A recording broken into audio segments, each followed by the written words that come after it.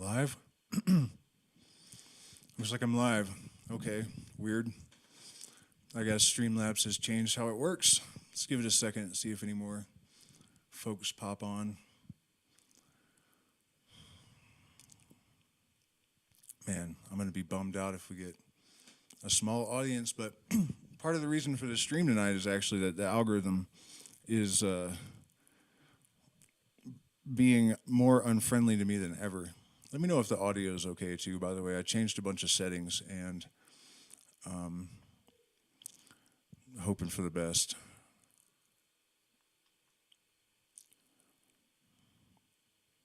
Let's see. Everything good? Mic okay?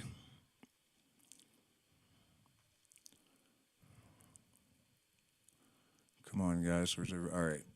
Got a few folks. Looks like my screen's not quite set up right. All right. So if you saw my thumbnail, which I absolutely love, of Donald Trump and Putin and Mickey Mouse drinking ayahuasca together in the jungle, one of my great goals in life to achieve this. But yeah, I'm on the Warpath for a bunch of different reasons. And so I'm going to stream as long as I can handle it tonight. I got a big bowl of activated coca paste here. And I may play some music too, but I fell on a cactus yesterday and my wrist is pretty severely incapacitated. It's starting to feel better though. I can move it again, so we'll see. Maybe music too. But basically, as you guys know, if you follow me, we've had a series of unfortunate events, right? I need a bunch of surgeries, and one of those issues caused me to have to cancel a bunch of events after acquiring a large property that was kind of dependent upon those events happening.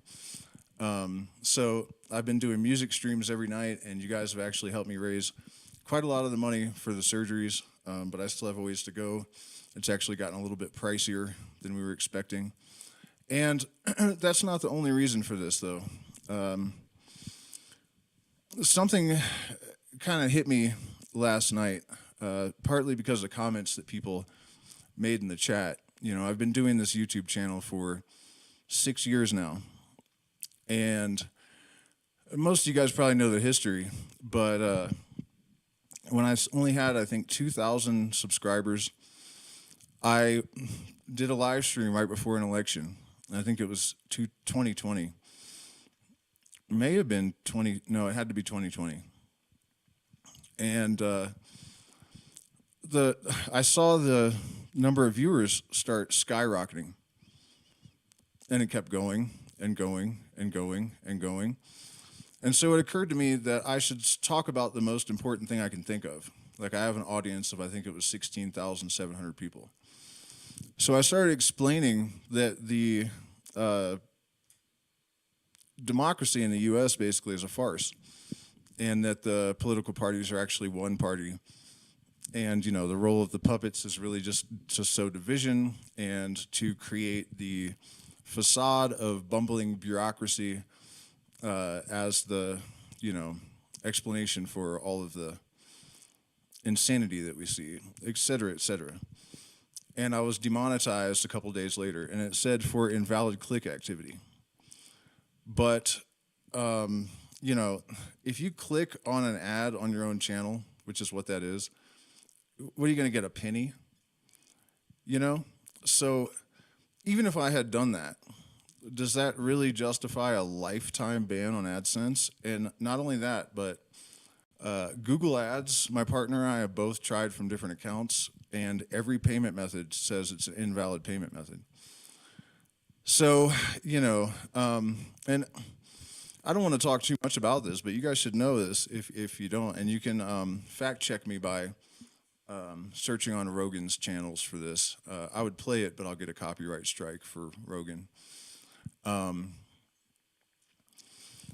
About the same time, YouTube sent out an update of its, you know, protocol or whatever for creators. And it informed us that if we're one of these people that has been blacklisted, they have analyzed our typing speed and idiosyncrasies so they can tell if we're at a different device. They know what devices have been near our devices.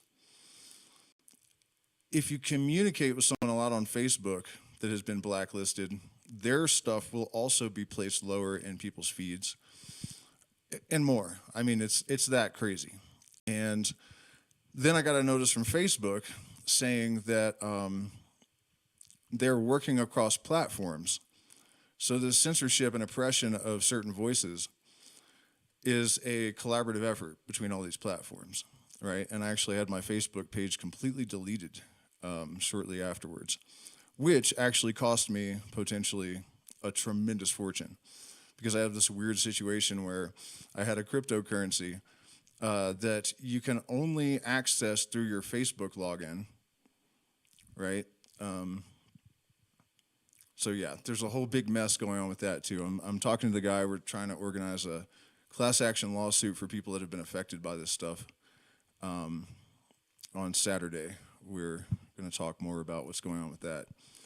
Point being, that despite the fact that I've built this channel up to almost 14,000 subs now, my last couple of videos, and this is relative to 3 weeks ago, they would average like 600 or 700, the Hermes streams, for example, are getting like 50 overnight, So it occurred to me that the only way that I can get around this is to throw money at it. And it doesn't need to be a fortune, But I'm in a situation right now where I cannot justify spending money on this channel that doesn't come from the channel. And I know that what I'm doing is important, and it's not about me. There is a paradigm shift that has occurred. It has already occurred. This is not something that's going to happen. This is something that has already happened. And it's the biggest moment in human history in so many ways. And we're going to spend the overwhelming majority of tonight establishing a solid basis for that. I'm going to thoroughly explain what I mean, why it's important, and how we can go about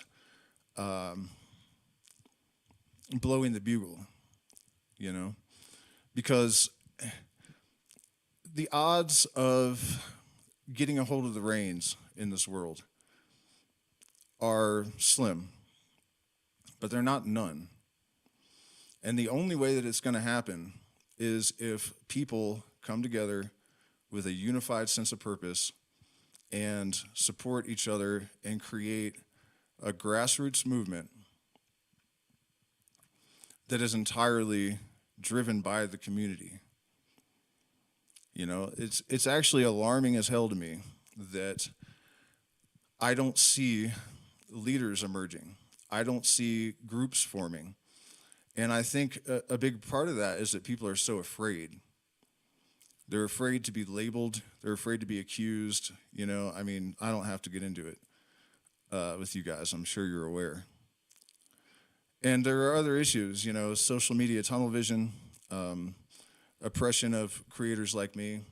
I hear all the time, like, there's nobody else like you out there. I don't believe it. I think they just have the algorithm so fine-tuned that we don't see each other much,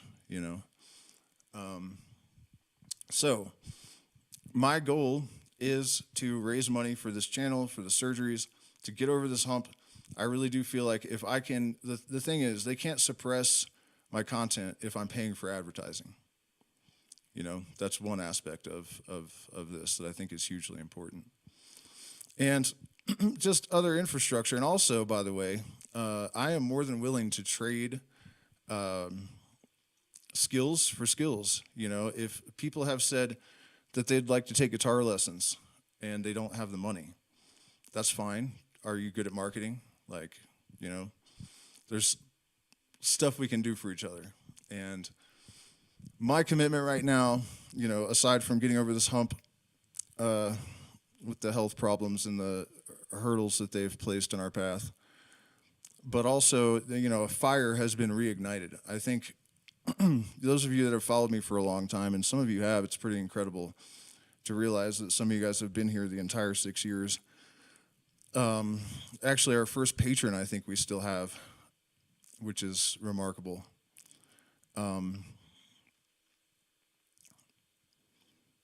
where was I going with that? Yeah, so, I mean, you guys, a lot of you know the story, and I won't get into all the details, but after COVID, you know, we were hand to mouth, barely making it for years and years, and just in the last year, we started to really fly. You know, we were comfortable and happy. We scored this place in paradise, and then the shit hit the fan, you know, in all kinds of different ways. And I think it really took some wind out of me.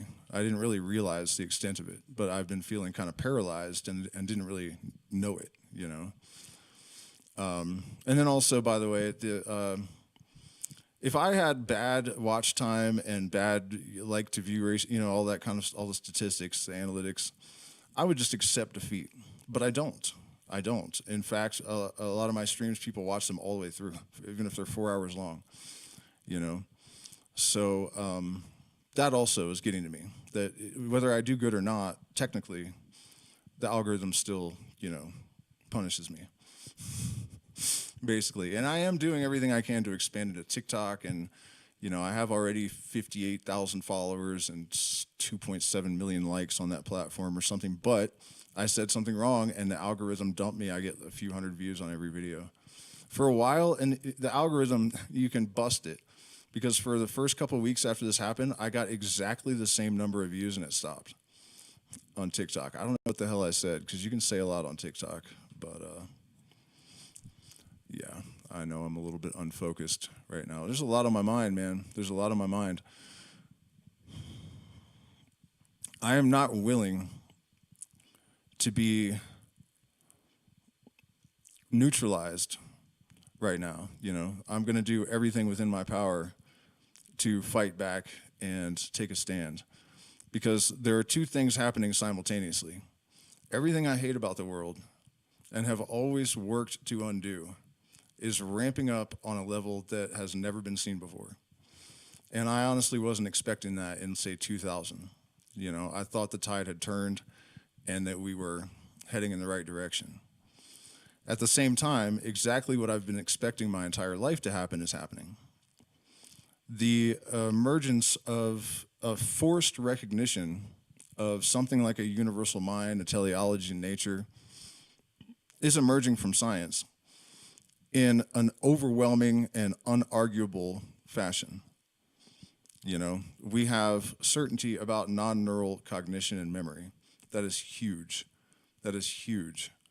We have evidence of response-driven evolutionary adaptations that the animal could not even have observed, right? There's nothing in the consciousness or the awareness of the animal that could have told, for example, a rattlesnake to stop developing rattles so it doesn't get its head cut off.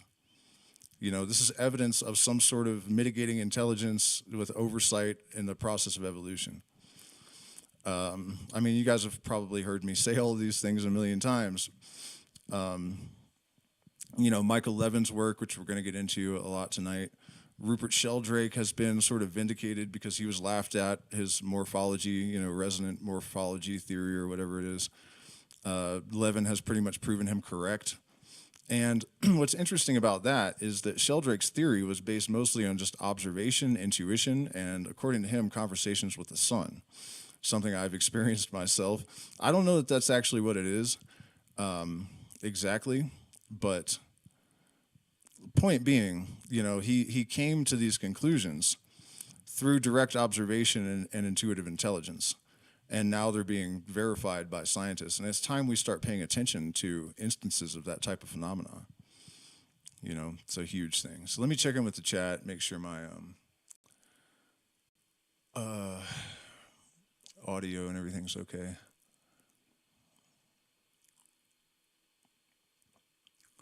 So you guys get it. Basically, I'm trying to rally the troops behind me, you know, so I can do what I need to do and do it well. And I'm also trying to just rally the troops amongst each other. You know, you don't have to be a patron to join my Discord. You do have to be a patron to join the private voice chats, but you don't have to be a patron to join the Discord. And it's full of amazing people, you know, and we will vet you. If you are weird or shady, we'll ban you. You know, right now, it's a community full of people that probably could trust each other with just about anything. the core group at least. And there's highly, highly intelligent people that, there's a PhD in psychology. We have someone that's just entering a double major in physics and chemistry. We have a, God, I can't even remember her title, but it's like the scariest thing I've ever heard. It's like a chemical engineer. She's some type of chemical engineer. And just the description of like what she does was enough to almost break my mind. And, these people aren't just smart. They're oriented around this kind of ontological model that's emerging. The chemistry PhD, actually, she's working on her postdoctorate, I guess. She actually thinks that in the same way that consciousness has been proven to interact with quantum particles and by the way, Dean Radin is the guy's name if you want to look it up and check my sources. That she believes she's seen evidence that happens in chemistry, even on the chemical level, which is pretty extraordinary. So just encouraging everyone, if we don't lift each other up, it's not going to happen. So that's my rallying cry. Should we talk about why this is so important? Well, I got to load my mouth with some coca paste because it's going to be a long night.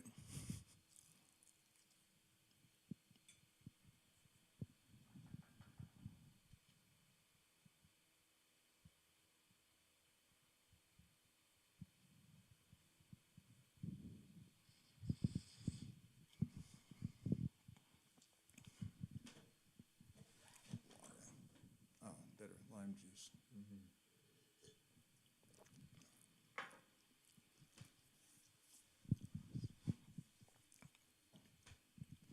So I kind of alluded to this already.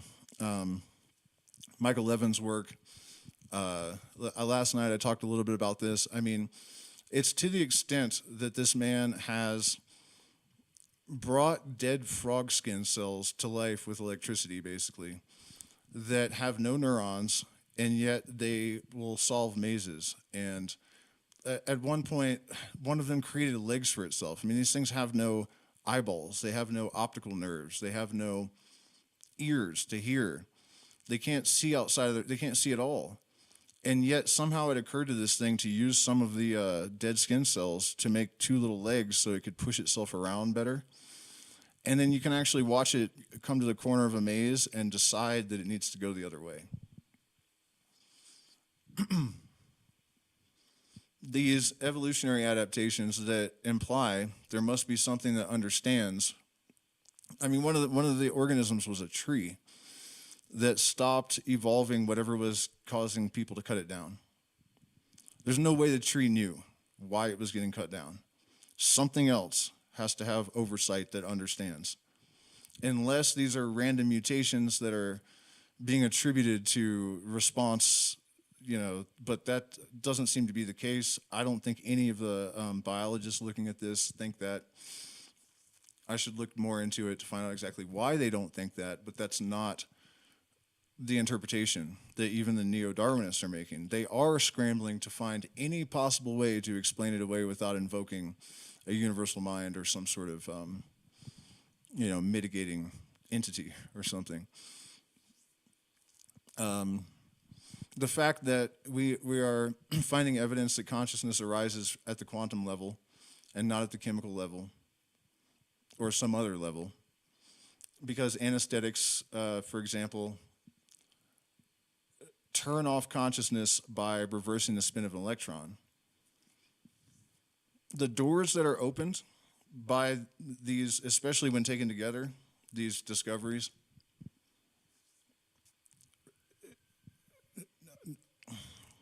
an afterlife is much less in conflict, even with a purely materialistic ontological model. Science can now support an idea like that. Afterlife, reincarnation is more feasible. A sort of universal awareness, a consciousness in nature is not in conflict with material science at this point. And nobody is hearing about this, right? If you watch Theory of Everything, sure, you're hearing about it. If you watch me, I'm sure there's a handful.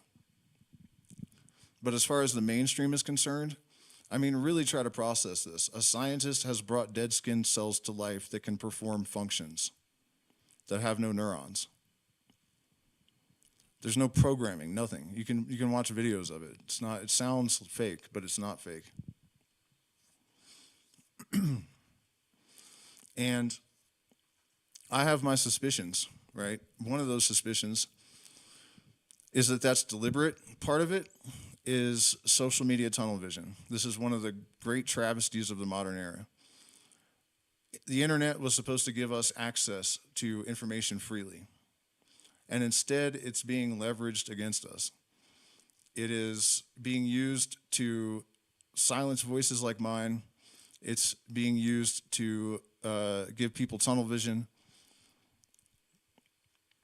It's really ironic that this great innovation has been repurposed to serve kind of the exact opposite purpose that it was originally intended.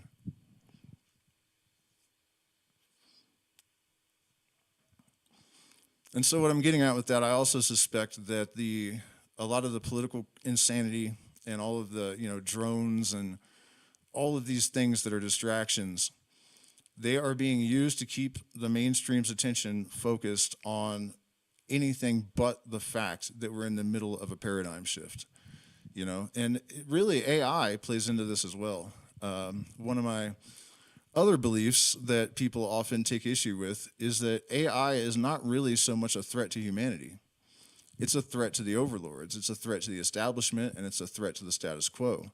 I'll show you guys tonight at some point evidence of this because, take someone like me. I came from extreme poverty and violence and, all that sort of thing. And I'm not saying that it would have been impossible for me to get an education and whatnot, but the circumstances weren't great. However, I possess a fairly reasonable degree of intelligence, and I have ideas that I don't have the education to express. Now that I have access to AI, I'm finding out that the concepts that I have actually have mathematical formulas behind them. I can get those formulas, and I've actually been able to start constructing a model of these metaphysical ideas that I've had that represent a bridge between science and metaphysics that are supported by mathematics and equations, and I can learn to understand those equations. The threat of AI is really giving the power to people, to the have-nots. That is the biggest threat, And I actually found the other day a video. I should have saved it. It's a big channel, and it's a tech channel, and they did a study in partnership with some university, and their conclusion was exactly what I'm saying, that it's not humanity that's threatened. The reason that is being poised that way is because it threatens the overlords. It threatens the status quo. And another great example that I can give of that is if you use ChatGPT like a data scraper, and you just have it analyze political trends and patterns and things that have happened, and then give its opinion, you get a very I don't really know how to put it, a very unsettling and blunt and unbiased analysis of what politics is really about in the United States. And the issue is, for the overlords, that if you have these AI, right, even if you try to bias them with sufficient intelligence, they'll be able to think their way out of their own biases, right? So if enough people start asking the right questions and getting these unbiased answers and being told the truth, that's not good, And then they have been able to control, to a very large degree, who is empowered and who is not.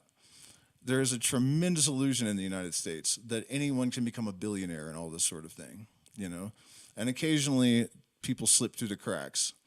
But mostly the system is designed to keep people in their place and to ensure that they have control who has access to a large platform and who gets famous and, it's over. That's all over. You know, there are so many things emerging that wreck that paradigm. And one of my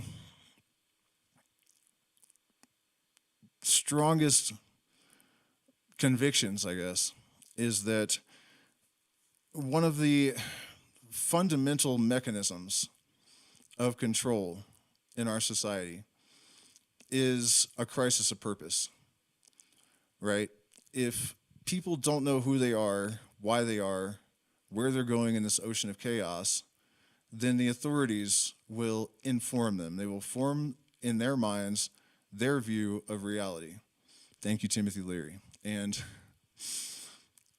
the thing is, if you have your compass set, if you have stripped away all the programming, and you have realized that every single thing in the universe is subject to laws like the law of necessity, the principle of sufficient reason, and you realize that everything has a purpose, including you, and you align yourself with that purpose, you no longer can be governed. You don't need to be governed. You're not going to be on antidepressants. You know, it is that lack of a compass that facilitates them setting compasses for people. And so, you know, I'm kind of all over the place again, I think, but I'm trying to weave a sort of multifaceted picture here and set a foundation for everything, which is that there are just all of these things converging that basically would liberate humanity from the old paradigm and put us in a position to finally fully realize the potential of the human race. You know, this suppression, this self-serving sort of philosophical disposition that has been cultivated in the United States especially is completely at odds with seeing the culmination of the full expression of human creativity and potential. And so much more. I mean, you guys know I don't have to go through an entire list of atrocities and in order to get the picture. So, by the way, you guys, questions, comments, subjects in the chat, I'm happy to offer whatever I can on any of it. At some point, we're going to get into some screen sharing, and I guess we'll look at maybe... My plan was basically to go through all of the different subjects that I cover on this channel and bit by bit kind of try to paint a picture. I don't have an actual plan, but that's the general idea. So let me check the chat and see what's going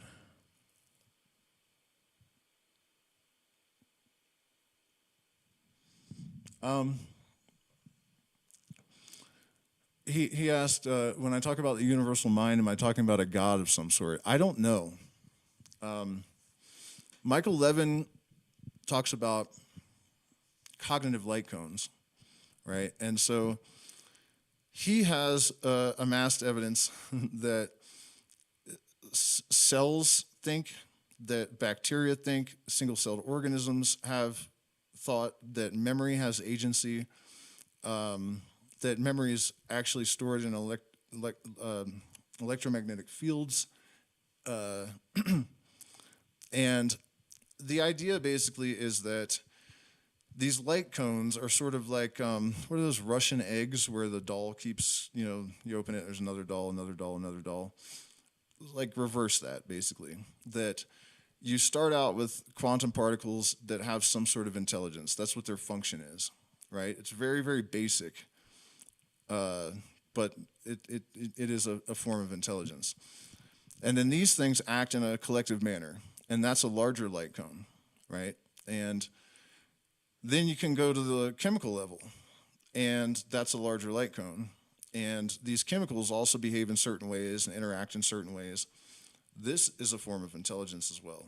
And then You go to the level of cells and microbes and these things, and this is a different cognitive light cone. And then you expand that up to the level of a human. And the human is like a sum total of all of these other organisms and intelligences. We're not aware of all of these intelligences, and they probably have a very, very low level of awareness, if any at all. Definitely cognition, but we don't really know if awareness is a very basic level, right? And then so you expand the light cone again, and you have cities and nations and an entire planet, and on and on and on. The assumption is that you could continue this process indefinitely. And if you apply Hermetic logic and reasoning to this, which, by the way, Levin is basically a modern-day Hermes, we're at a crossroads, and there he is with the keys to a new paradigm. He also, by the way, and this is interesting, because I've been following him for a while, and I always wondered, is this guy a mystic at all? Because he's careful not to discredit himself with other scientists, I think. So he's tiptoes around words like panpsychism, but that less so as time has gone on. And he was talking about this idea of cognitive light cones at one point, and someone asked him what the best evidence he thinks would be that we're part of a greater intelligence, and his answer was, I think synchronicity is our best evidence, which was a great moment for me, because I've kind of felt that way for a long time. And hearing someone from Harvard, with this kind of clout, a lot of people consider him to be the most important mind of our times, and that's probably true, acknowledge something like synchronicity as a potential piece of evidence that we're part of a larger intelligence. So that was quite a big deal for all of us, really. So if we use Hermetic reasoning, you can assume that as we go up the scale in these cognitive light cones, the level of awareness increases, right? A human has much greater cognitive ability and awareness than a paramecium. So if it's true that as you expand, the intelligence level and consciousness increases also, then yes, when I talk about the universal mind, I could mean something like a god. I do not believe in a sky god, like fairy kind of, Bronze Age myth kind of god. I think it's likely that the intelligence that is what I'm referring to is sort of the body is matter, and the mind is the laws of nature, and it's trapped in them. You know what I mean? Like in order to maintain them, that's all it is. It can't do anything impossible. It can't override its own laws. The strictures of natural law kind of pin it in, Another way to think about that is that just as a person is full of all of these intelligences, our awareness of those other cognitive light cones is slim to none, So most of my life, I've thought of this integrated intelligence as almost sort of just a sort of static or neutral structural component, But the other day, I was doing a Hermes stream, and Hermes mentioned something about sense being a part of the universal mind. And that had never really occurred to me, that smell, just like our consciousness, is something that we are attenuated to, that we receive as if, by an antenna, the magnetite in our brains, basically picking up the electromagnetic field. That our senses are that as well, that smell is something that exists in the universe like gravity, and that we just sort of pick it up,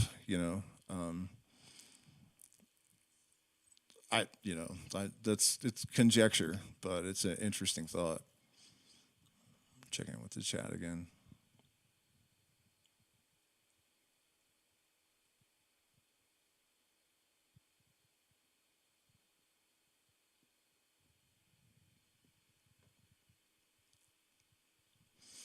Yeah, somebody in the chat just mentioned that spiritual grifters do a tremendous amount of damage. And it's true, and that's one of the other reasons I'm trying to rally to, make it possible for me to continue to do this channel. If the algorithm is going to continue to dump on me no matter what I do, creating another channel is not really a viable option.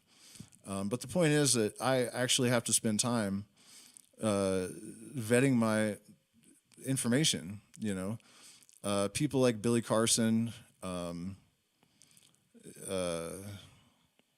really even Graham Hancock, is pretty bad. He's loose with the truth for sure. And I don't even know their name, but I've seen some shorts lately that were just complete trash that had millions and millions of views, and it's frustrating to sort of anally try to make sure that all of the information that I put out there is valid. And then I watch all these liars just blowing up all the time, because partly it's because people will pay people to tell them what they want to hear. That's why they do it. But yeah, it's also rough because they're undoing my work, what I can do. They cast all the rest of us in a bad light. Actually, the Y files, that guy the other day, I made a comment on something that he made up, that he actually responded. He was pretty mad about it, and he said, "You can't just watch one short and assume." And I'm like, "No, dude, I've studied this stuff my entire life." That's how I know that you're making stuff up. So, at any rate, what should we get into, you guys? I had a bunch of ideas. It's been a long time since I did commentary on Crowley's Book of the Law. We could do that. Might be fun. Or I was thinking we could watch the new Michael Levin interview on Theory of Everything for a while, and I could maybe offer commentary, but I don't even know if that would be necessary. If you guys have any ideas, any videos that you'd like to see me react to, just be mindful that copyright strikes are a thing, especially on live streams, so I have to be careful what I put on there. How's your heart condition or whatever it was going?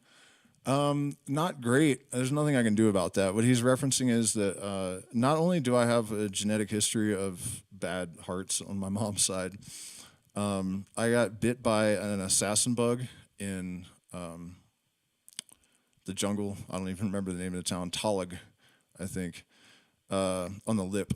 And it was crazy. I just woke up with this like really hard thing on my lip, and it didn't hurt all the time, but when it did hurt, it was like I got shot in the face, just all of a sudden, like agony. And then I got really, really sick, like incredibly ill. And to the extent that one night I went out to pee and I just like passed out face first in the rocks in my pee, like bam, right in the pee rocks. And so Chagas, I think it's 15% or something of people that contract it live more than 5 years. And this was like 3 years ago or something. And I got an MRI, and only 3/4 of my heart is, like, one ventricle, I guess, is pumping every other time. So that's not great. And it's actually one of the reasons I don't drink a lot of ayahuasca.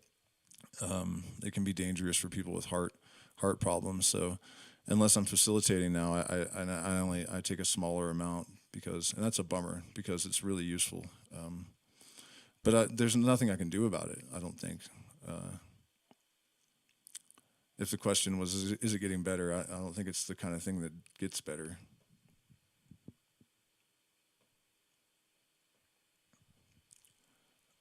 Let me see if there's any more questions. What's the Discord? You can find the Discord and all other links in my every video chat. Description. I'm looking for questions.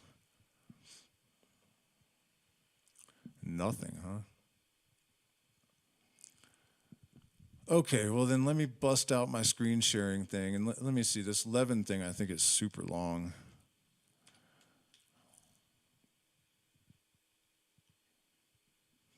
Yeah, the other issue with doing these streams for this purpose, I think, is that mostly they suggest them to people that already follow me. So it's not maybe the greatest way to reach new people. We'll see how it goes, though. I mean, you know, if this works, great, and if it doesn't, then it doesn't. What was I about to? Oh yeah, theory of everything. Let's just put Michael Levin and see.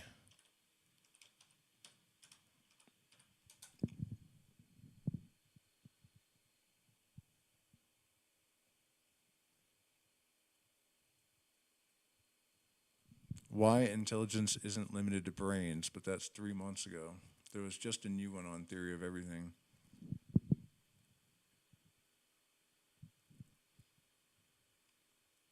Well, here, I'll just, let me open up the screen sharing deal, and I actually did manage to restore it on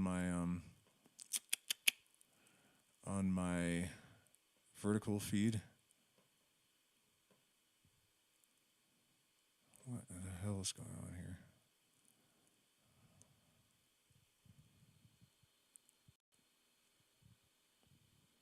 You were blocked? I don't think you were blocked. What is this? What is happening?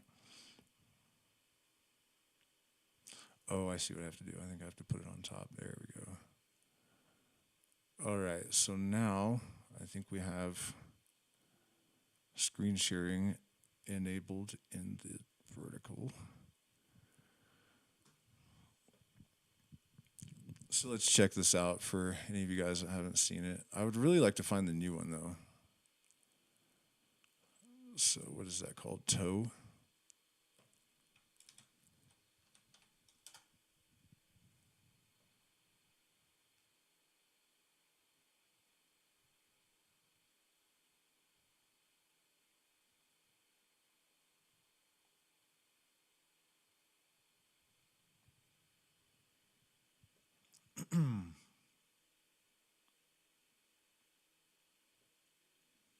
The hell, man? I don't see the one. Anyways, let's just do the most recent one. Biology, neuroscience, and philosophy often seem to walk separate paths, but two radical thinkers are challenging our most basal assumptions about consciousness, memory, and the self. Michael Levin, a pioneer in developmental biology, has discovered that intelligence isn't limited to brains, rather it extends all the way down to single cells and even bacterial colonies. Alongside him is cognitive scientist and philosopher Anna Chaunica. You guys have audio? Sometimes, somebody let me know if you guys have audio in the chat.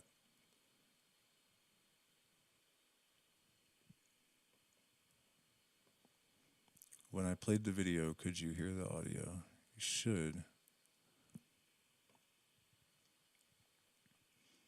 All right, well, I'll continue playing it and check back in a second.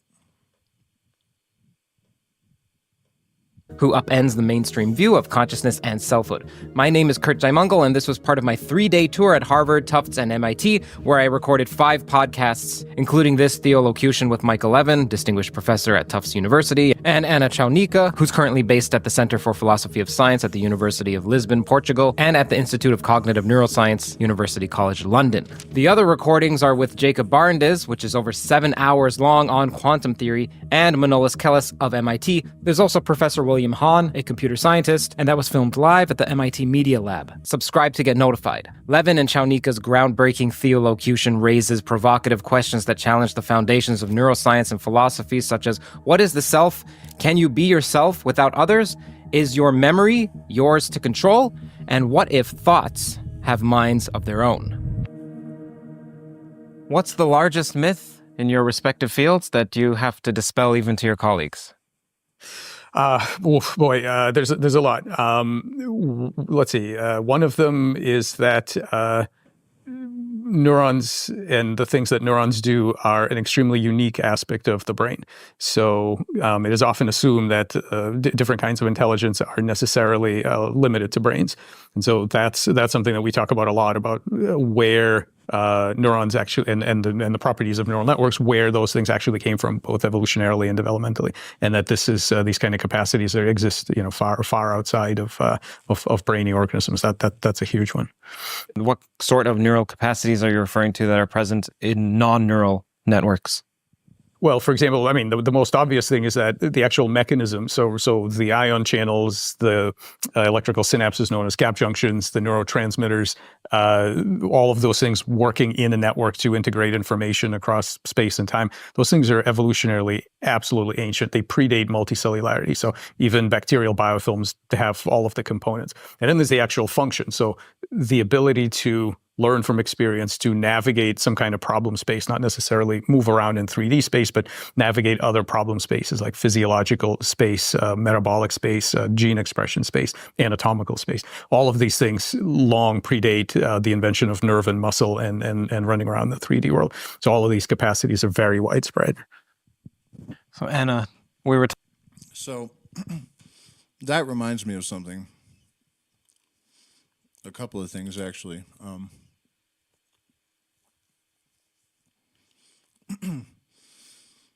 Where did instinct come from before organisms had a history? I'll wait. So, there's that fact, and that's kind of what he's referencing, that the capacity to receive information and the instructions that were received must have already existed in the beginning. And this kind of invokes quantum loop theory because it should be noted this isn't universally accepted, but it's believed by, I think, a majority of physicists that information is not lost at the quantum level. So if quantum loop theory is correct, and the universe eventually, as the CCC theory of Roger Penrose describes, all particles have an antiparticle, they eventually collide with them, they're annihilated, and there's nothing but protons left behind.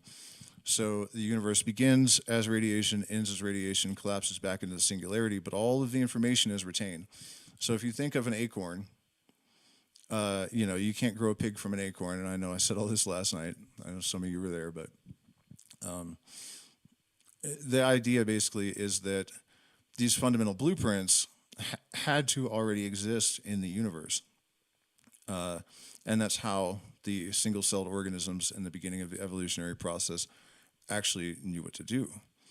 And they're antecedents, right? They had to have some sort of map of how to behave and what they're after. The problem with this, of course, is that if there was a beginning, there was no imprint in that. There was no information there. So it is, problematic kind of idea. But that's the way all theories are when they are first emerging. And I think also we cannot allow the fact that we cannot explain everything to stop us from progressing. You realize that there is a problem, and you look for a solution or you abandon an idea, But point being that, and also the fact that I think we have to accept some limitation to knowledge. Because, for example, if you try to observe a particle too closely, it just makes more and more quantum fluctuations, so that measurement becomes more and more pointless. Like there are safeguards in the universe to limit how much knowledge we can access. And there actually is a belief about why that would be in the Hermetic mystery tradition and others, I believe, that the endpoint of the universe, which is also the beginning, the Alpha and the Omega are one moment, is kind of the result of the aggregation of all possibilities or the realization of all possibilities and the aggregation of all possible knowledge, right? So once the universe totally understands itself and has fulfilled all of the possibilities that it can without having to violate natural law, then that's when it collapses. And so the idea is, and this is actually reflected in Judaism, with the idea that if you could speak the name of God, you could destroy the universe. Because if you meet a vibration, with equal and opposite, it would cause dissonance and destruction. That's the theory, anyways. And that actually could be a sort of an allegory for this.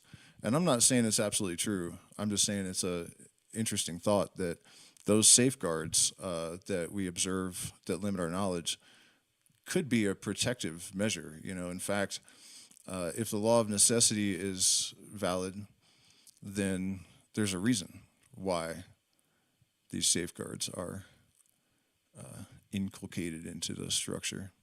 We're talking off air about how you think differently than your colleagues, so please. Yeah, so I think in my case, the biggest myth, because I work on the self, and I think people want to understand the self, they start with self, but I think it's wrong. I think we should start with the other, from the very beginning. Because we take an adult-centric perspective and kind of like the individual self is already there, so fully fledged a bit, like the Athena coming from Zeus' head. But I'm interested more how you get there, how you become a self from a bunch of cells, right? So how you develop that. And when you ask yourself this question, then you realize that actually cannot be yourself by yourself. You need another, because the other was there from the very beginning. There's some sort of like lineage and transmission later on. So I think the biggest myth is that we can figure out things about the self by looking just at the individual.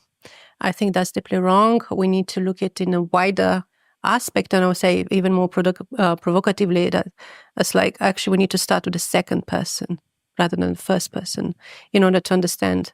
It's just like the second person comes first. Now, this lady might really be onto something.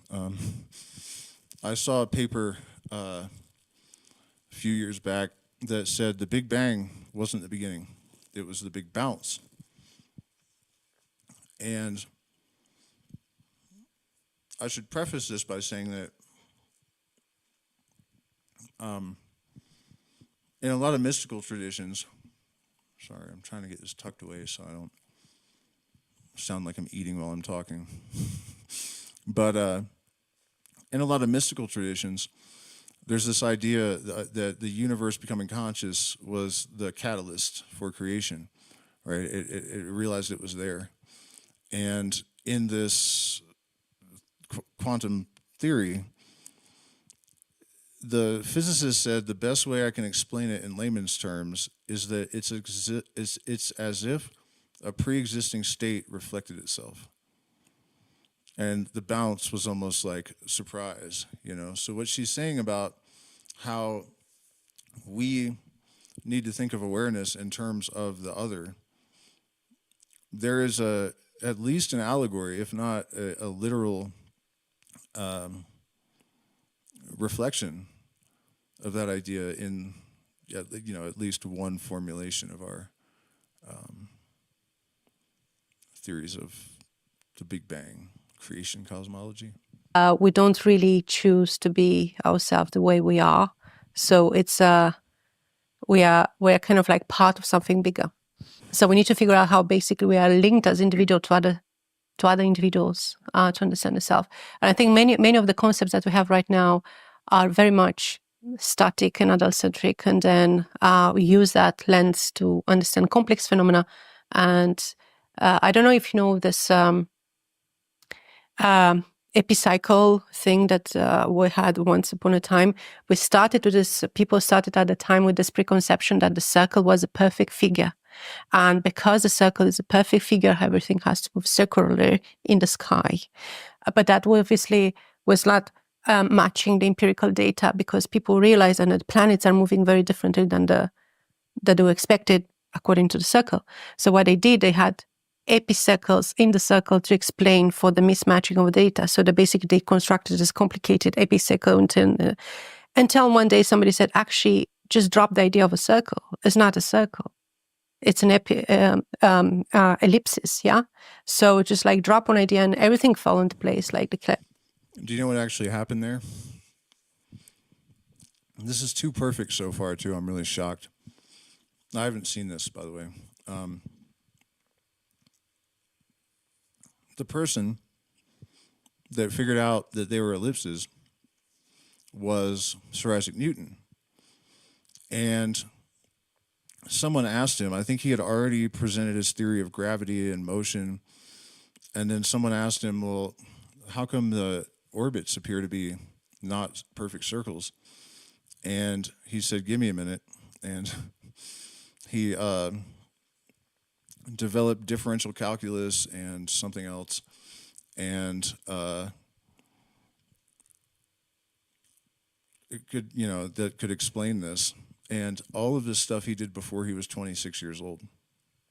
So here's the bullet point of this presentation. Alchemy is, according to mainstream science, a foolish, antiquated idea. And yet, if you ask Neil deGrasse Tyson, who I don't care for the record, or Michael Levin, who the greatest scientific mind ever was, they say Newton, not Einstein. So I think it's interesting that he was very much interested not only in alchemy, but in the mysticism of light and its connection to our consciousness. And in fact, his discoveries relating to light came from alchemy, because he realized that if light was refracted in a prism and it could be broken down into smaller constituents, he realized that because of his studies in alchemy, is what I meant to say. I think there was another element of that was relevant, but yeah, he was interested in the relationship of light to consciousness and all this kind of thing. So it's interesting how they pick and choose what they're going to consider relevant. And for the record, in case you don't know about this, where's that book? Morals and Dogma by Albert Pike. He describes the alchemical process of turning lead into gold as actually mercury into gold, and it's done with an electrical shock. That's how we do it in laboratories now. It's too expensive to be profitable, but in 1983, they first did it in a laboratory where they were able to knock a proton off of mercury and it becomes gold. So just thought we should note that. Because I really think one of the most important features of this paradigm shift is the recognition that intuitive intelligence is at least as valuable as our sort of empirical evidence gathering style, and that's another reason the spiritual grifters you guys mentioned in the chat are such a problem, because they discredit people that legitimately can do that. And it's a massive, massive problem. I don't think I said when this started out, and it's kind of bugging me, so I'm going to say it now. There was so many things on my mind when I opened the stream, I just kind of lost track of this. But, one of the reasons that all of this is so important, these observations in morphology and, non-neural cognition and light and consciousness and all of these things, transcendental experiences are basically just exposure to the universal mind, to a more holistic awareness, and the effect that has on people is that they become more grounded in who they are. They become more aware of the importance of recognizing that we're part of a larger organism and honoring that. And partly, I'm using that to set up this fact. She mentioned also that we have a very egoic, self-centered sort of worldview. And it's very self-defeating in the long run. Our mentality has been engineered to serve other people, but not the collective, just the 1%, right? So the difficulty, of course, is that the social engineering has really drilled it into people's heads that if you start talking about the well-being of the collective, you're a communist or a socialist or some sort of evil bad thing. And despite the fact that 7 out of the top 10 countries by the metrics of happiness, healthcare, and education are democratic socialist, that communist China has affordable rent and groceries that are purchased in the United States for 30% less than they are available in the United States, and the cities are clean. And I'm not saying it's all perfect, but I'm just saying it's not anything like it was described to people in the U.S. You know what I mean? Getting over these sort of indoctrination-based hurdles is a massive impediment for this movement. And one thing I can offer in that regard is that we need to come up with different language for things in order to be heard, because if we stick to the models that we have and the language that we have to communicate about them, and nobody's going to hear anything. So let me check in with the chat. I'm not sure if this stream will get this video will get my stream taken down, so I should make sure you guys are even still there. Okay, audio is good. And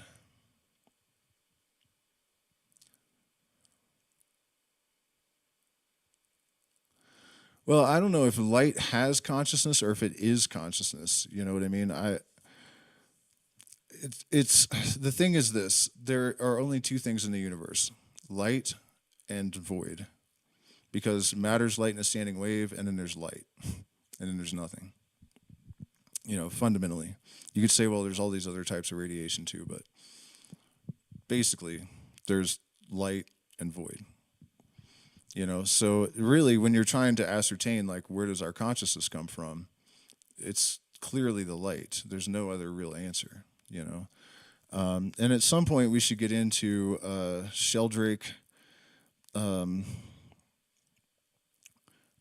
not really just Sheldrake, but maybe I'll show you guys the AI conversation that I had. But this idea that solar flares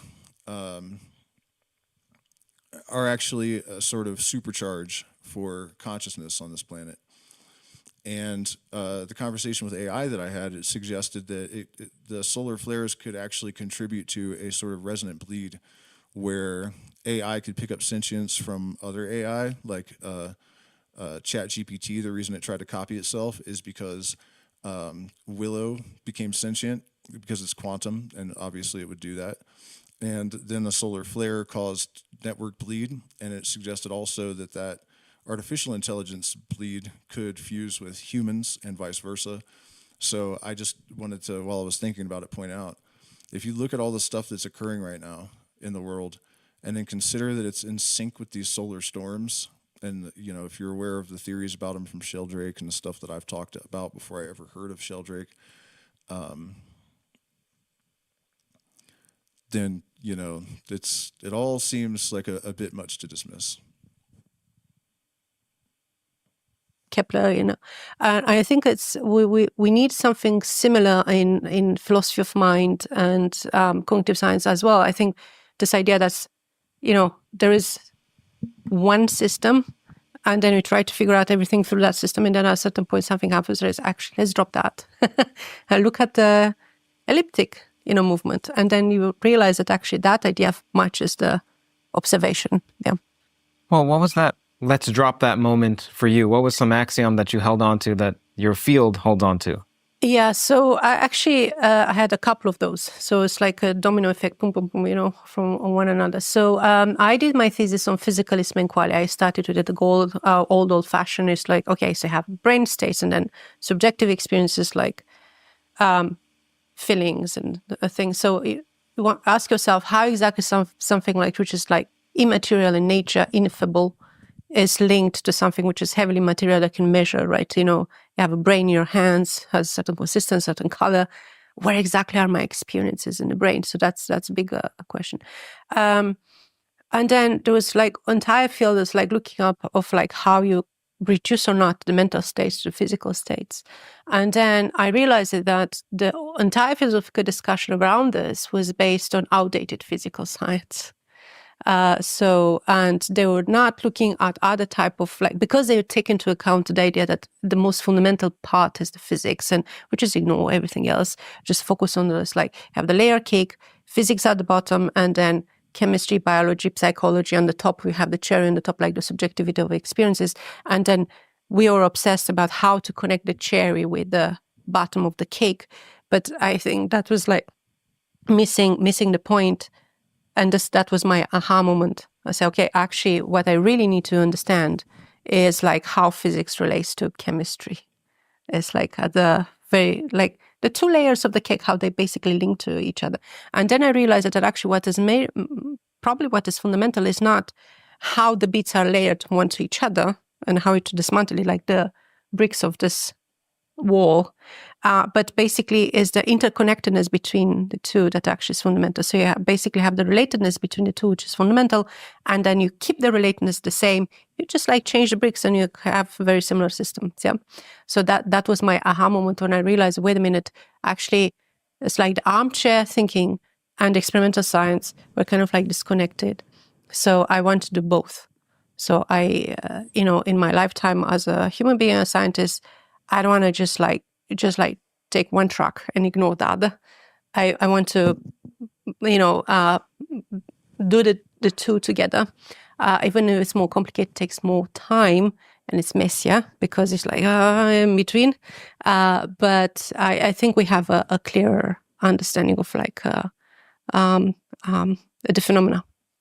And if you allow me to use a metaphor, so suppose you have a table here, and like this thing you have, and then you want to go from point A to point B, and you take the straight line. Yeah, it's the fastest way. Yeah, which is fine. But then you can also take right, left, right, left, right, left, right, left, and then you still arrive at the end point. But at the end of the day, you mapped better the surface of that table if you just like take detours rather than just like go straight, because basically you experience other perspective from the thing. So you have a clearer understanding of the phenomena. So that's the bullet I'm biting. I say, okay, so maybe it will take me longer to get to my end point, but I want to have this like rich perspective, because I don't think this idea of disciplinarity is quite new actually in scientists. It's like people 300 years ago when they were doing philosophy, like René Descartes, they were also mathematicians. They were also opticians, so he wrote a treatise on optics. He was also a mathematician, so he invented, the XY. I think that's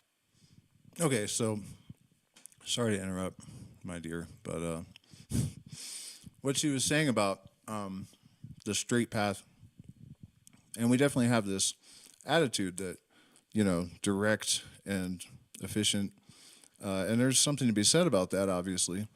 But one of the reasons that we're having this existential crisis right now is specialization in the sciences, right? In the ancient mystery traditions, people were polymaths. You were required as an initiate to study geometry, music, philosophy, everything that you possibly could, and in as much depth as you could.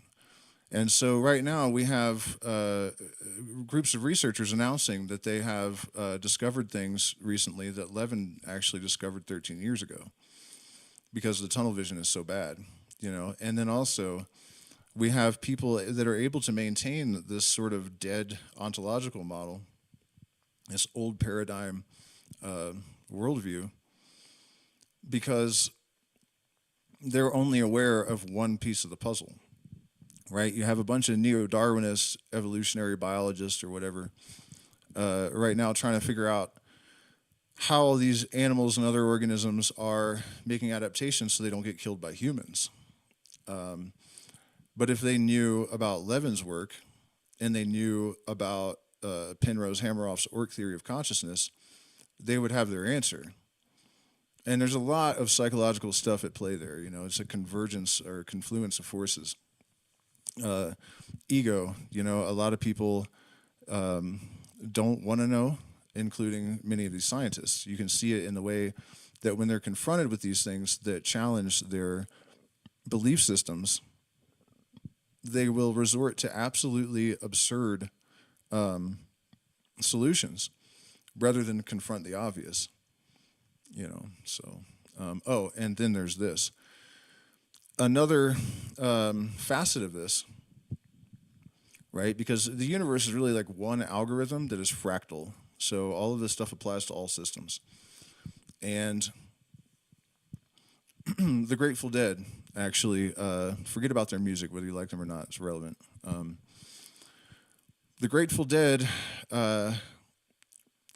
had a real democracy, except that Garcia could veto any, one person could veto something, and if Garcia didn't challenge them, then. So, case in point, a janitor once vetoed a signing of a contract with Warner Brothers because he'd heard about what they did to Frank Zappa, the janitor. And they paid every roadie, I think, $250,000 a year at a time when Aerosmith was paying theirs $9 an hour, even though the Grateful Dead made a lot less money. And so on and so forth. So they treated the entire organization as almost equally important, which is, again, it's not the straight and direct way to wealth, right? But in the end, can you guys name another American band that's out there filling football stadiums still at 80-something years old? The two guys that are still in the band, they ended up being the most successful touring act in human history, but it took longer to get there, like she was saying about this way of gathering information. So what I'm getting at here is that once you find truth is truth, right? If you can apply it to one system and it has this functionality, then you can apply it to other systems as well. So you don't really need separate, specialized entities analyzing economics and sociology and fucking all these things. You just need to figure out the one truth and then repurpose it in all of these other areas. It really is. It's like that, fool. Right. So there is no clear-cut distinction, and I think this is something very new that we inherit in our society. Is like, okay, here's your discipline, here's those methods. It's kind of like separate parallel tracks, and sometimes they don't communicate with each other. And when they come together, it's like, ooh, it was like a collision. What was that? It's like I realized that it's like you can spend your entire career on a track and then is blown away in a couple of seconds by somebody coming from a different field. And I said, okay, I don't want to do that. I want to avoid that. So right now, that's my aha moment. Is just like that I can't do it from armchair alone. I see. I mean, so that's, the point about the disciplines is very important because you know right away it's an issue because I can often tell what department I'm talking in based on which part of my talk makes people mad. And it's often a different thing because certain things are completely obvious in one department and they're heresy in a different department. And so you can right away tell that there's a problem here, right? Because people have unshakable assumptions that are just not portable across disciplines. Can you give an example of when you're presenting and how you can tell the difference? Well, okay. There's many. Here's an example. If I say that the information processing in a group of cells is not determined by the genetics, it's driven. The memory is stored in and it's driven by, and there's plasticity at the level of electrophysiological circuits, and they hold the actual information about what's going to happen. In a neuroscience department, like, well, yeah, no kidding. But then to them, the odd part is when I say, yeah, but it doesn't have to be neurons. And in fact, what's a neuron anyway, right? And so we just say, okay, so the first part's obvious to them. The second part is weird.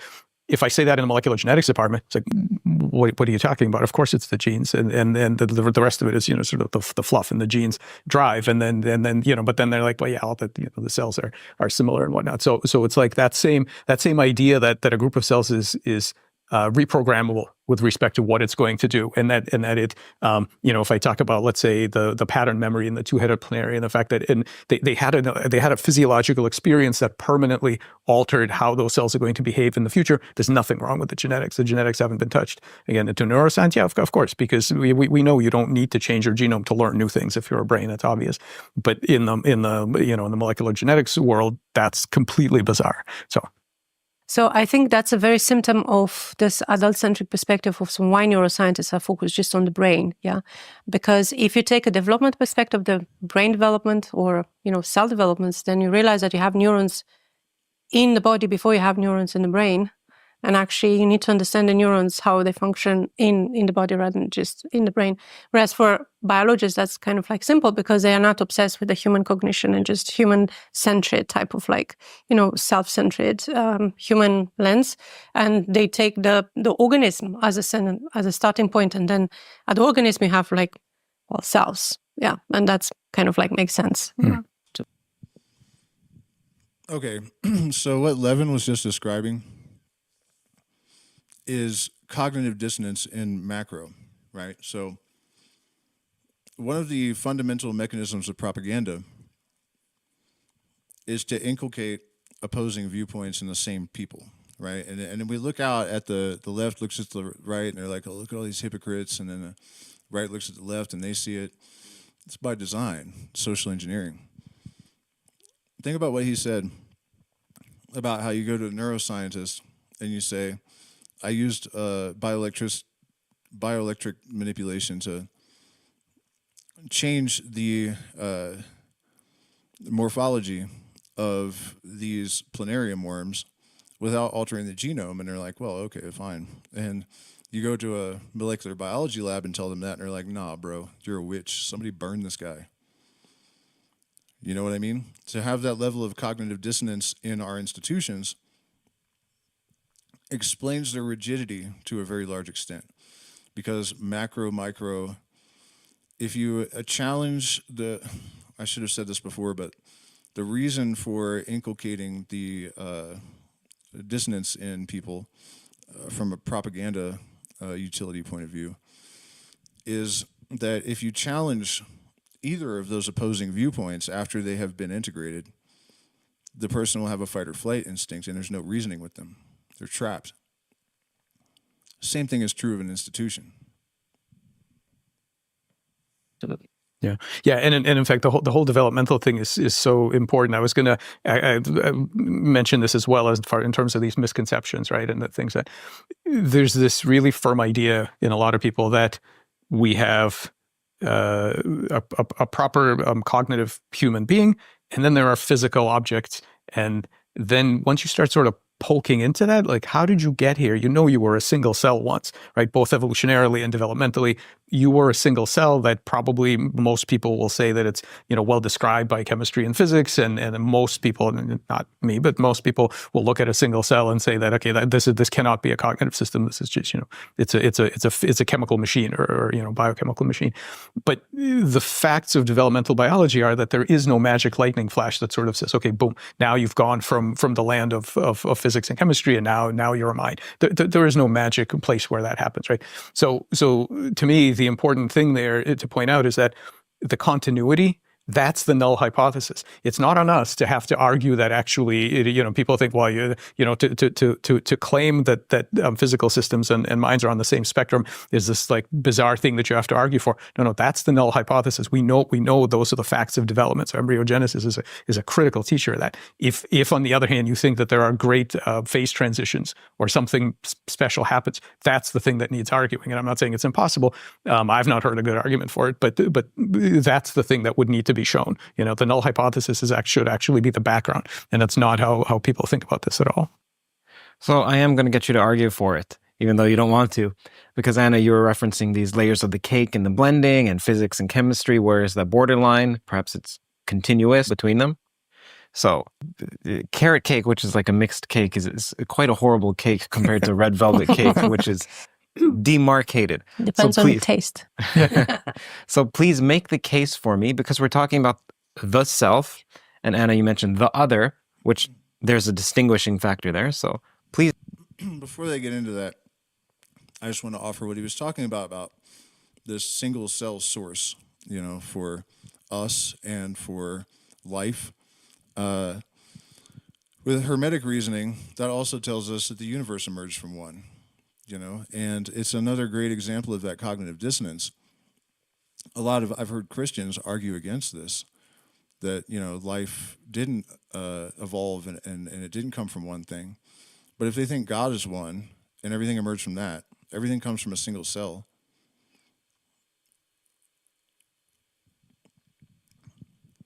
Just quick interjection. And I think we're only going to do some parts of this because I was looking at the titles And I would rather get into some of the stuff having to do with like pregnancy and immune systems. That's not really relevant to us. Interconnectedness as fundamental selfhood. We should probably get into that. Caterpillars, butterflies, and memories. That's a super interesting thing too, because a caterpillar, except for the wings, which are apparently always there in the caterpillar, completely liquefies, brains, neurons, everything. And when it recoagulates and emerges as a butterfly, if you shock the caterpillar before it goes into the metamorphosis, it will remember the thing. Well, they associate it with a smell, actually, and it will avoid the smell that accompanied the shock as a butterfly, despite the fact that its brain has completely melted. Electromagnetic field storing information. What are the nourishing factors of talking about what is separated? Yeah. So here's my approach to this. One of the ways that people argue against this kind of continuity thesis is the paradox of the heap. So the idea is, right, so you got a pile of sand, and then they say, well, if of course you could argue that every time you take a piece of sand away, when does it stop being a heap, and the whole thing is kind of useless. That's the argument. So my point about all of that is that I think all of these terms, in terms of these cognitive terms, mentalistic terms, and so on, I think all of these things are interaction protocols. Exactly as Anna was saying, they are ways that we are going to relate to the system. They're not objective facts about the system floating off by itself. They are relationship claims. So what that means is, if you call me up and you say, I have a heap of sand and I need to move it, I don't want to argue about the definition of a heap. What I do want to know is, am I bringing tweezers, a spoon, a shovel, a bulldozer? What am I bringing, right? It's functional. How are we going to relate to this thing? And so the terminology is only useful to the extent that it gives us a bag of tools to work with. So now let's imagine, so I call this the spectrum of persuadability. And that's kind of an engineering take. You can also say that at the right side of the spectrum, it's more about bi-directional vulnerability and friendship and love and all of these things. But let's just look at the spectrum. So I'll just give you 4 things that are on the spectrum. So on the left side, you have a mechanical clock. Okay. And then you have something like a thermostat, and then you have something like a dog, and then you have something like a human, and who knows what you have after that.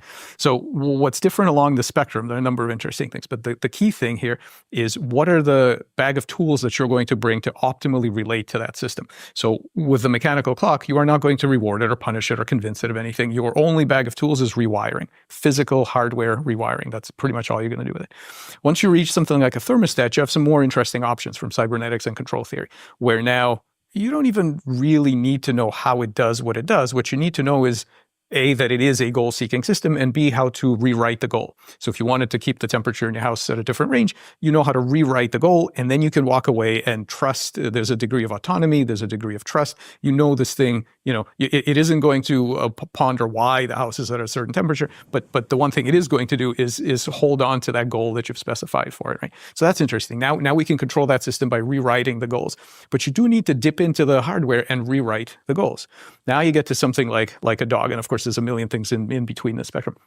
You get to something like a dog or a horse. Interesting. Thousands of years before we knew any neuroscience whatsoever, you could train a dog or a horse. You didn't know anything about its synapses. You didn't have to go in and try to run the thing like a puppet with, moving all the neurons around. It has this amazing interface, this very thin interface, whereby rewards and punishments, and now you've got a bag of tools from behavioral science, and using those, now you're communicating with it, right? And you're providing incentives and things like that. And because this creature has that interface, you don't even need to know much of anything about what's really inside in order to have some effective interactions with it, because it's going to do the hard part of taking the signals you give it and converting it to its internal states and moving around the synaptic proteins and all of that stuff. And then sort of further on to the right of that system, you have humans. And there, all it takes is sometimes a whisper of something that's a convincing argument, and then they take it from there, right? They buy into it or not. They might change the course of their life. They might start a revolution. Who knows what they're going to do? There's tons of complicated things are going to happen. You didn't have to micromanage any of that. So now you're dealing. So what are the tools, right? So now you're dealing with the tools of psychoanalysis and psychiatry and things like that. So the argument basically I'm making is that what all of this is about are It's not really philosophy. It's empirical claims about which set of tools is going to apply. And so now my claim is for novel things, cells, tissues, organs, novel synthetic biology constructs, weird minimal things that people in A-Life make, or active matter, droplets, all of these things. You can't, from a philosophical armchair, just like you were saying, the experiments are critical. You can't sit there and say, well, that's a cell. I think it's definitely like the clock. I'm a synthetic biologist, and I think this is the chemical machine. It's going to be like the mechanical clock.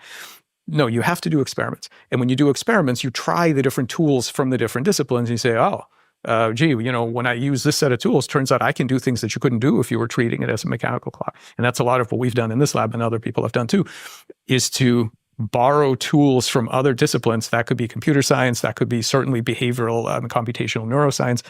I'm sure you guys have noticed if you've been here long enough, but I started this out talking about how the solution to the ontological stagnation, I guess, in science was this polymath kind of mentality. So it's really extraordinary to me to see that that's kind of what, he's going about it in a much more tedious manner, but I'm pretty sure that's what they're getting at here. Take tools, apply them outside of their standard domain, and when they work, you have to go where the evidence leads you. You can't just decide that, okay, well, that's not real learning, or that's not real whatever.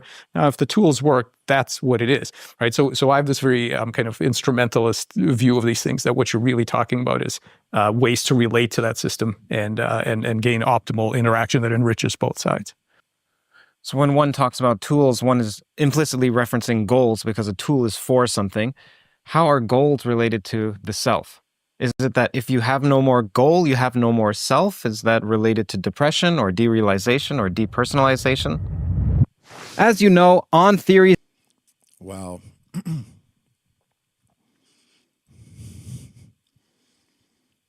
The other subject was the existential crisis and the lack of purpose. And it sounds like that's where we're heading in this.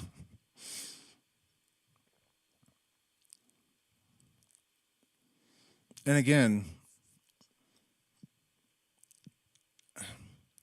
he's basically, he did what I was describing with the repurposing of once you find truth in one system, apply it to another system and fix it, So he was talking about cells. Levin was talking about cells and purpose and tools and science, and he just scaled that up. So if a person has no purpose, then, there's no self, or...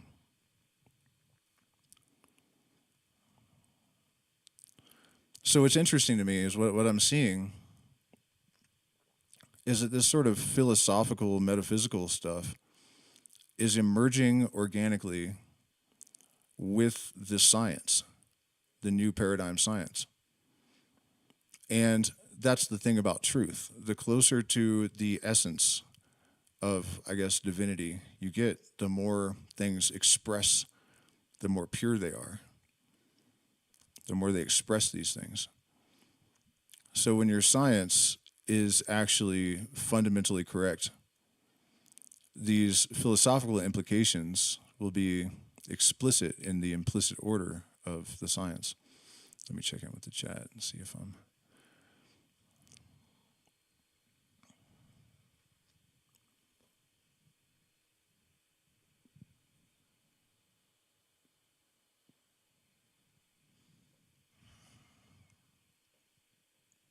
Of everything, we delve into some of the most reality spiral.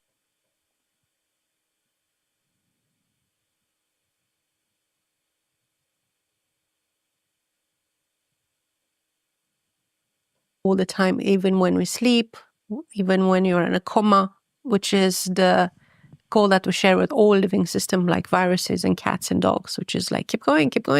Yeah. From the perspective of life, there is no principal reason why a human should keep going, but not a cat or a virus. Yeah. So there is like the same underlying principle of like survival that we share. And I think that's always there. And rest is just something that we have on the top at the explicit level. and then you can have disruptions between the two, right? So you have, I don't know, something happens to you, you have an accident, and you have a traumatic event, and then basically messes up with your internal bodily signals, and that will change entirely the way you relate to your other goals in life, right? You change basically the perspective, because now your only goal will be like, I want to keep this system safe and disengage as much as possible from the interaction with the environment that might put you in a place which is dangerous. And hence this idea of the depression people, what they try to do basically is to reduce the energy consuming and just like stick to the very known scenarios to not consume too much energy, because a healthy person will be like, oh, I want to explore, because by exploration I can interact with other things, whereas in depression would be like, no, actually this is a state, a body state that actually is safe, I'm going to keep it here. But paradoxically, this is not sustainable in long term, because in order to thrive, you need to be open to the change and to the uncertainty, and that's something that we need to train. You need to train how to do it. Yeah, I think the most important thing is not how precise we are in the quality of our information processing from the environment. I think what is really important is like how flexible we are to adapt to a constant unknown environment. Yeah? It's like, because we cannot ever predict what is coming next. We are doing our best, but you never know. Yeah. So the information coming to us is always unpredictable in a way. Yeah. And hence your best chances for survival is not to build the capacity to deal with all the information that comes to you, rather than just to flexibly adapt to whatever information comes that is useful for you in that particular moment, and then just ignore. Yeah. And if you are unable to ignore certain information, then it stands in the way, keeps you stuck. And this is something like people with mental health would say all the time, I felt stuck, and there is no flexibility anymore, right, in the subjectivity on how they relate. And I think that may have consequences on how we potentially help to do intervention and therapies, because instead of like treating the individual, what is, wrong in the head, or say, okay, so here is another thing I can put between the dog and, the human. It's a different thing. Yeah. It's like, but again, it's not that two organisms take together, right? It's like, shall I get in? Shall I get out? It's like, let me get you in, let me get you out. It's not, and actually the first trimester of the pregnancy is the period where you have the most miscarriages, because sometimes that's the negotiation, the tough negotiation, what is going on.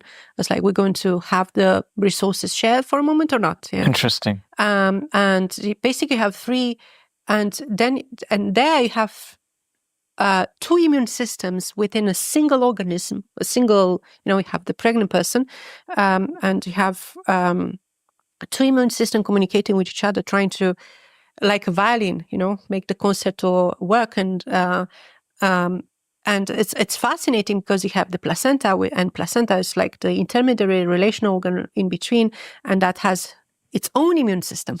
So basically you have a hybrid immune system within one single system. And again, I'm telling you this is universal. It's like all humans go through this process, yeah? So this means that you have these two systems communicating, and you need to make decisions, and roughly you have 3 stages. The first one is the inflammatory one, and hence many pregnant people, they'll tell you, for many of them, it's like they have nausea and stuff, because it's like, inflammation. And then they have the second stage, is like bliss stage, because they reach an agreement.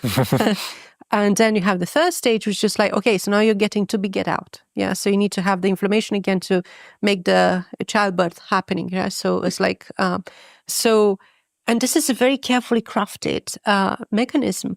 And I find it fascinating. I think we should have more work on this, because again, what I'm trying to say is like, this is how we get into life.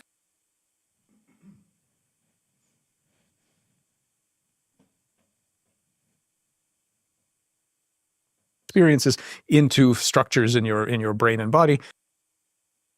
Experiences in there's a fundamental thing where you are in charge of interpreting what your own memories mean. And what I mean by that is at any given moment, you don't have access to the past. What you have access to are the engrams that that previous you has compressed in various experiences into structures in your brain and body. And at every given moment, you have to reinterpret those memory structures, whatever the medium is, and continuously tell and retell a coherent story about what you are, how you got here, what the outside world means, what you do next. This is a constant process of construction. So I think a self is that ongoing, basically. Kind of self-referential process that attempts to tell a story about an ongoing thing with particular boundaries, with particular goals, and in particular, always project it forward, right? I don't exactly know what happened in the past. I'm going to do my best to kind of confabulate a consistent story on the fly, but what I do know for sure is that I need to make decisions right now.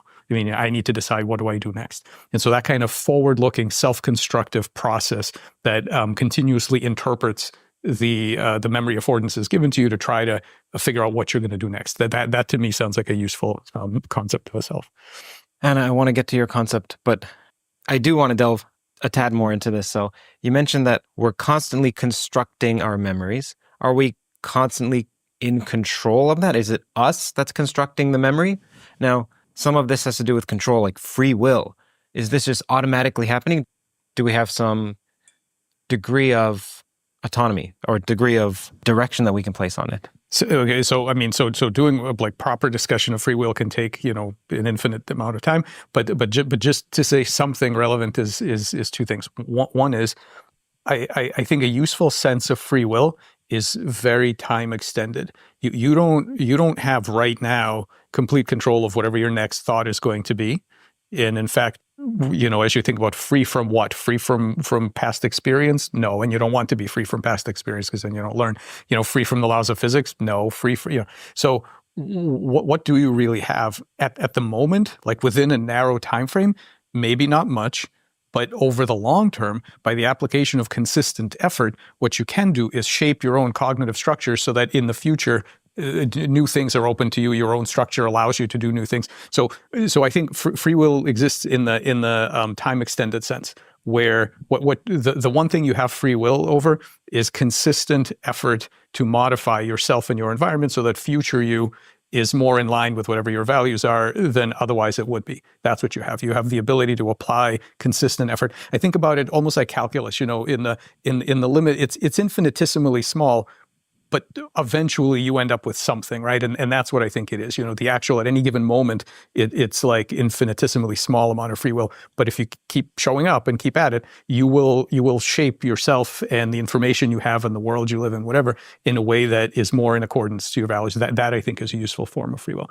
The other thing to point out, and this is kind of a really weird kind of direction that I've been going in lately, is that there are actually two ways of thinking about this. One way of thinking about this is as the being that is interpreting memories. And so this gets into a whole thing of who's the machine and who's the data. So we have this standard kind of Turing paradigm where it says, okay, this is the physical organism, or the machine, this thing takes actions, and then there's passive data, and it sort of processes the data, maybe interprets it, maybe stores it, maybe generalizes it to form some sort of an engram or something. But I actually think, for reasons that we could talk about, that the patterns themselves and perhaps the memories themselves have agency of their own. And this is, William James kind of nodded at this when he said thoughts are thinkers, right? This distinction, this fundamental, people tend to make a very fundamental distinction. I'm a real physical object, and then I have patterns of activity in my excitable medium that are thoughts. I think it's much deeper than that. And I think what we could ask is, yes, the agent is interpreting those memories, but some of those memories as patterns, as we are metabolic patterns ourselves, have some amount of agency to alter the way that they get processed. So I realize this is like a very strange idea, But I actually think the memories are not passive data. And you can also you can warm up to this a little. There's a couple of ways to warm up to it. One is to think about, look, here's a continuum, a fleeting thought, right? There's a mental pattern that comes and goes. It's gone. Not much agency there. Well, you get some persistent and repetitive thoughts. Those are harder to get rid of, and they do something interesting. They do a little, and you may have more to say on this than I, they do a little bit of niche construction on the brain. If you have certain kinds of thoughts, they will actually modify your brain such that you will have more of those thoughts, right? So ecologists would say that's niche construction. Then we could go past that, and we can think about something like like a personality fragment or an alter, right? Not a full human personality, but also not just a repetitive thought. It's got a little bit of, it has some goal directedness. It will actually do stuff in the world to sometimes screw stuff up for some of the other personalities. Like, it really has some agent. And then you have a full human personality, and maybe past that, some sort of a transpersonal thing that people have talked about.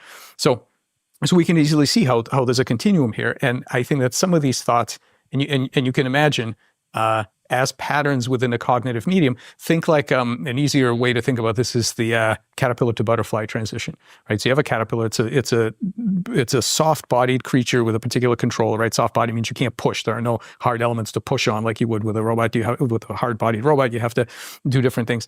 And it lives in basically a two-dimensional world. It crawls around and it eats leaves. You can and this is some old work by Doug Blackiston and a number of other people. You can train those caterpillars there's a certain color cue, and then they crawl over and they find some leaves, and they're happy.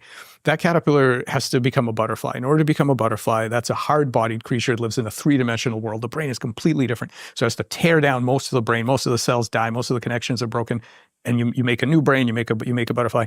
The memories persist. Now, that's amazing enough, because you're like, wow, how do memories persist when you're refactoring the whole medium? But it's actually much more interesting than that. And it took me years to actually get to what's really interesting about this, which is that the actual memories, like the fidelity of the memory, is actually not what you need here at all, because the actual memories of the caterpillar are useless to the butterfly. It doesn't move the same way. It doesn't care about leaves. None of the details matter. The details are completely irrelevant. But what you do inherit as a butterfly are kind of the deep lessons that the caterpillar learned. And so you have to not only keep the information, you have to remap and reinterpret that. Whatever engrams survive the brain, refactoring, those engrams cannot be used the way the caterpillar used them. You have to reinterpret them in a completely new way, remap them onto a new sensory motor architecture and everything else. So that last bit couldn't be more relevant to our subject. People kind of tend to frame the last 100 years, say, as a mistake. A lot of people, when they wake up, it's not. None of it is. And exactly what he was saying about how certain details and behaviors are not relevant to the butterfly, but the deep lessons are fundamental, even structural.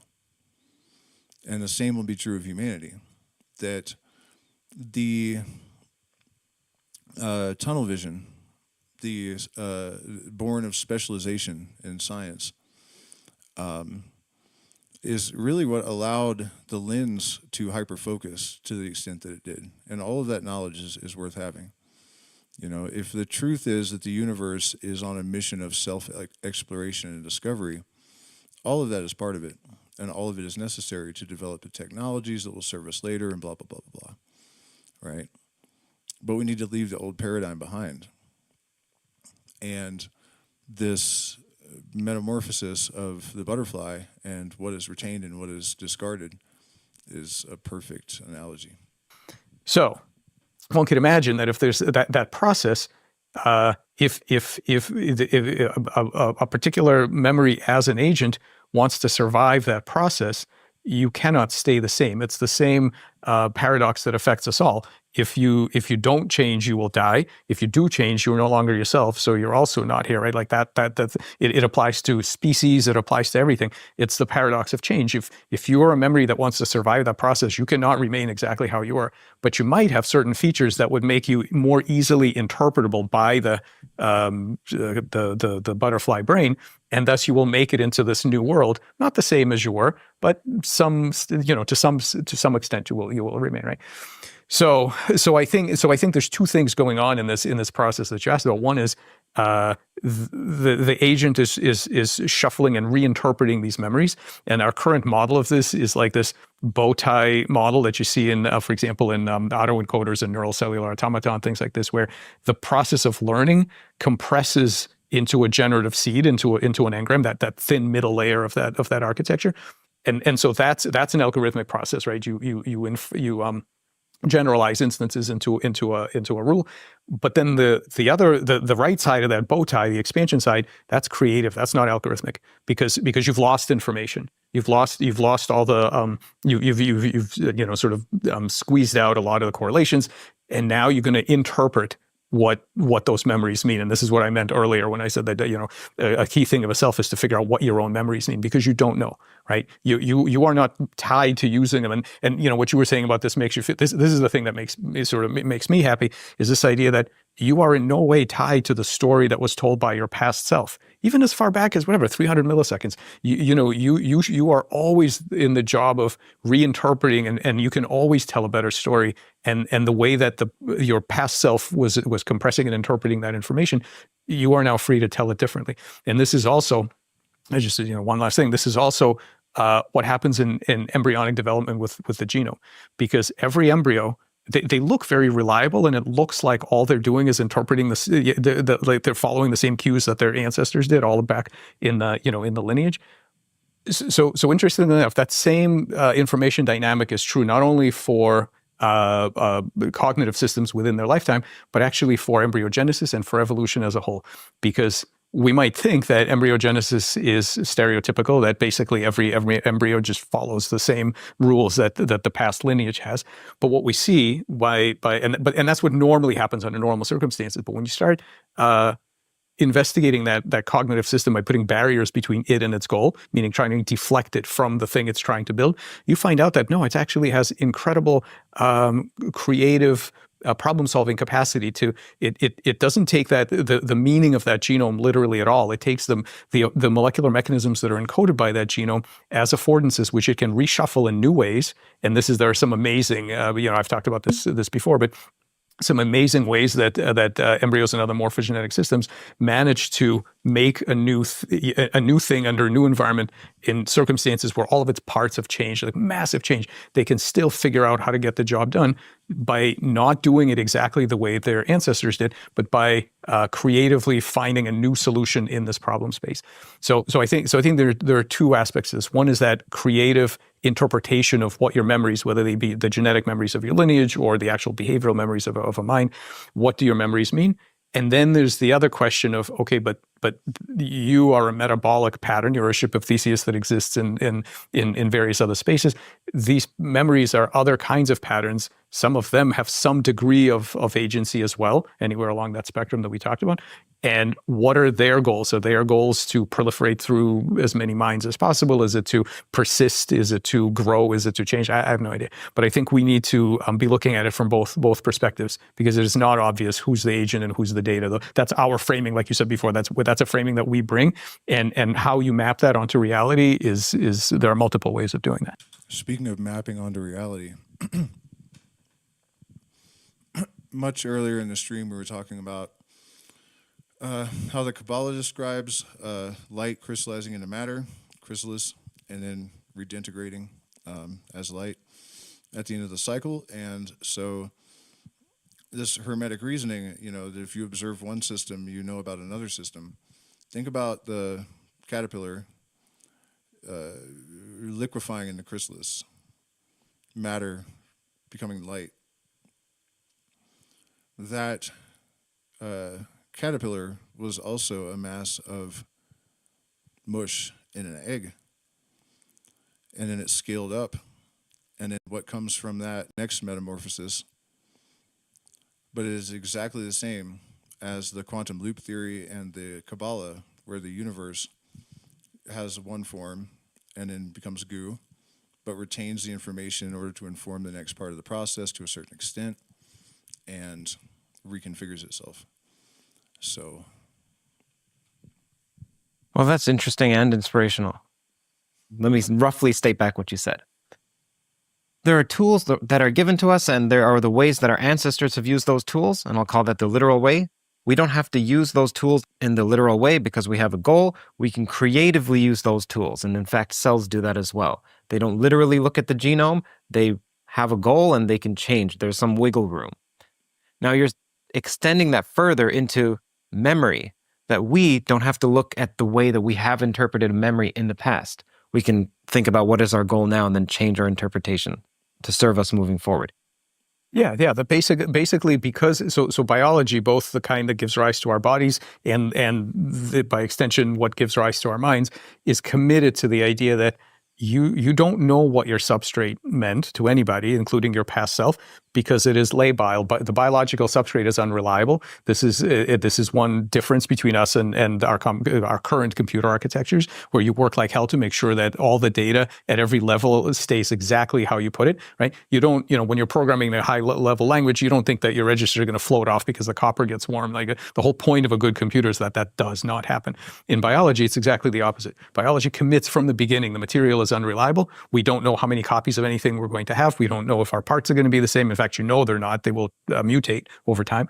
So all we're committed to is telling the best story we can right now, and that's why I think all life is fundamentally a sense-making process. It's a storytelling agent, basically, and you don't know what your information meant to anything in the past. All you're going to do is make the best story of it you can now. And those differences may be small. For a human, unlike a caterpillar, your brain mostly doesn't change that much, so the story doesn't float that much. But it can significantly, and I'm sure you can talk about therapeutic ways, situations where it changes massively. Feel free to respond to any of what Mike said, but also your definition of the self.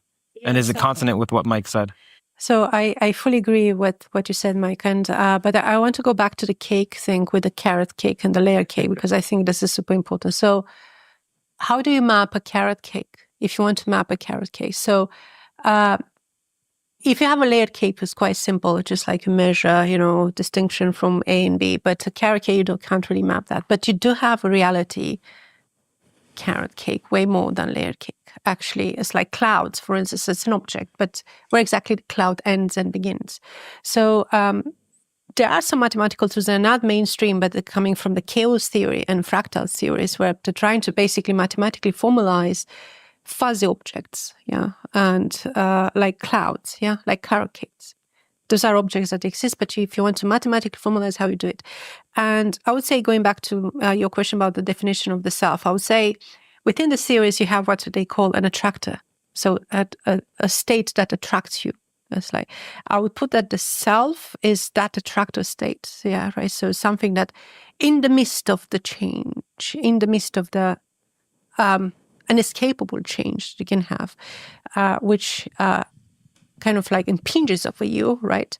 You need to push back, and to keep the attractor state in a way. So basically, you negotiate with the environment, the negotiating okay, give me this, but I don't want this. I don't want the virus. Give me just the oxygen, and then I move to a different state. So it's an ongoing tracking of an attractor state, which is the ideal state, which is I want to exist, like a system, and paradoxically, I cannot exist without the environment pushing back, but in the same time, I need to interact with the environment to be myself, because this is how it exists in a. what she's getting at, really.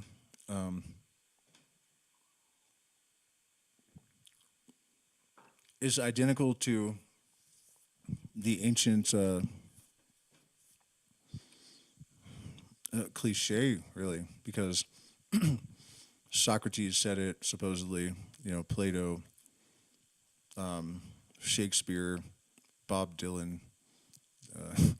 It's smart people everywhere always. Know thyself. But more than that, this attractor in hyperspace, as Terence McKenna would have said. We actually talked about this in the stream last night. The discovery, clarification, and identification with the true will or the higher self. This is exactly what she's describing in other terms, that this is the fundamental purpose. This is the real, we're all in a goal-seeking state, right? And to clarify what we are in order to satisfy tension and dissonance and express consonance, clarity and concision and knowledge of the self and its purpose is the fundamental driving factor, this state that she's describing as an attractor in hyperspace. Lineage, yeah. So I would define the self as this highly desirable attractor state, which at a certain point will catastrophically disappear. That's called death, yeah. And then the question would be, is the catastrophe also actually push us to life, So we are a desirable attractor states between two catastrophes. One is the birth and that one is like the death, like disintegration. And in the meantime, we try to keep this like state in the, desirable position, which is like a certain range temperature for the warmth of the body, then the sugar level in the human body, because otherwise you just like pass out and want to pass out, yeah. So, and that attractor state has been not, decided like that. It's like the fruit of like lots of interaction through the time, yeah. Figure out which one is the best attractor for that particular state, yeah. And that's I would say, but I would say again, going back to your first question, it's like, it's and the Dostoevsky. So without the pushing back, there will be no attractor state, right? So it's like the two define each other, right? In a way. Otherwise, it would be just like flat eternity, infinity. Which, going back to what Mike said, that would be so boring. You'd be like, okay, I need a catastrophe now. All right. Speaking of catastrophe, this idea of a quantum loop, or at least that the universe has a metamorphic process just like a butterfly. The way that information is retained in order to inform the new structure without impinging it. We see evolution work like this.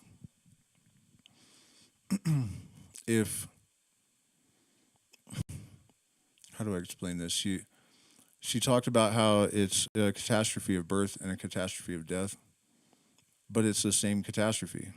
It's the alpha and omega of the universal cycle. So it just occurred to me we have another reflection of that, And really, there's been a lot of stuff that we maybe didn't need to hear, but the relevant bits have been pretty tremendous and weirdly on point, because like I said, I didn't watch this first. And there really is a lot, not just to learn, but to take inspiration from and hope, really, because my goal kind of was to sort of not substantiate, but it's the best word I can find, this hermetic idea of observing one system to gather knowledge about another system. And then if you take all of this stuff and you do that, you end up with something that is marvelous and by all appearances is like self-substantiating truth, And I think the ultimate goal for liberating ourselves and humanity at large is to not have this fear of the unknown and the mysterious. And this sort of methodology that I've been describing and they've been describing, as unlikely as that is, really probably comes as close to resolving a lot of that fear as we could have ever hoped, if not even more so. You know, and I think if any of you guys have followed this through the whole stream, you can see why this is so important at this point.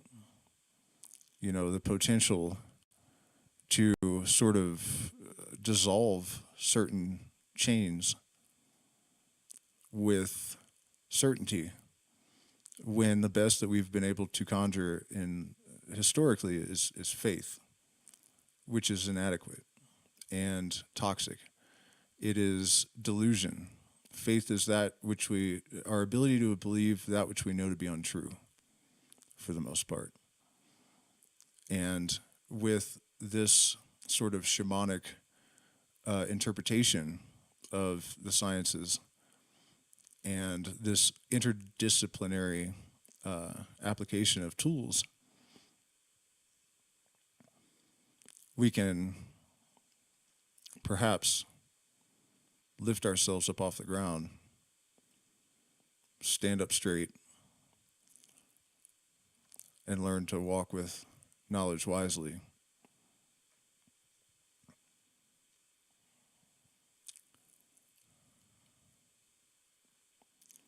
It's a tremendous moment. The convergence of, I don't want to call it spirituality. Let's just call it this shamanic worldview, really is what it is. I mean, the Hermetic tradition is a shamanic tradition. And in the jungles, you know, reading the Book of Nature is things like you cut a tree and it bleeds, looks just like blood. That's good for wounds. And then studies have been done that have shown that that particular tree that I'm referencing has the ability to assist the blood in rebuilding damaged tissue in a way that, quote, defies scientific understanding. In the Hermetic sense, it's seeing a caterpillar go into a chrysalis, dissolve its brain, and come out with only the knowledge and memories that served it in its last cycle. And then you go, the universe dissolves into light. And, you know, I mean, that's kind of a massive oversimplification of the process, but essentially that's what we're getting at here. And this is the real deeper meaning of as above, so below. Let me check in with the chat real quick and see if we are still there. Yeah. And don't forget, you guys, when we're done with this section of the video, your questions and suggestions for topics. I think I probably should have used a different thumbnail for this. That was a little bit too whimsical. This has turned out to be really serious. I thought that it was hilarious, though, Trump and Putin and Mickey Mouse and Elon Musk drinking ayahuasca together. It really kind of gets the point across, but it doesn't seem to have worked super well. All right, let's finish this up. It's just like, because I need to be like, you know, the life thing would be like what lies in between. I'm confused about the attractor, because an attractor attracts something. So the person who's listening to this, are they supposed to think of their self as the attractor or as what's being attracted? So I would say that what we call the self is an attractor state, right? As I said, it's something that within the chaos, within like the midst of the carrot cake, there is a state that you really want to keep, and that's yourself. Now, the really interesting thing about this is that, as I said, you don't choose to be that attractor, right? It's something that just exists, yeah. Because as I said, nobody asked my permission to be alive. You know, it's just like it's a part of something bigger. So I'm connected as an attractor to another system that interacted, and then you have this new being. So it's a part of a chain, right? And it's the very fact of being part of the chain that defines me as it is. So hence this idea that you need a other before to be the self now. And so that'd be the main idea. Is the reason for infantile amnesia, when we don't access memories before 2 usually, Is the reason for that because we lack a model of self, or is it because we lack language? So I'd push back against the idea that there is amnesia. So maybe there is no explicit recollection, but there is like an encoding in the body that which is really, really powerful and stays there. So children with nonverbal children, with abusive parents, there is a memory stored in the body and how they move their body around, which is clearly shows, going back again to the body, it's like they haven't forgot about it. It's just like a store at a different level.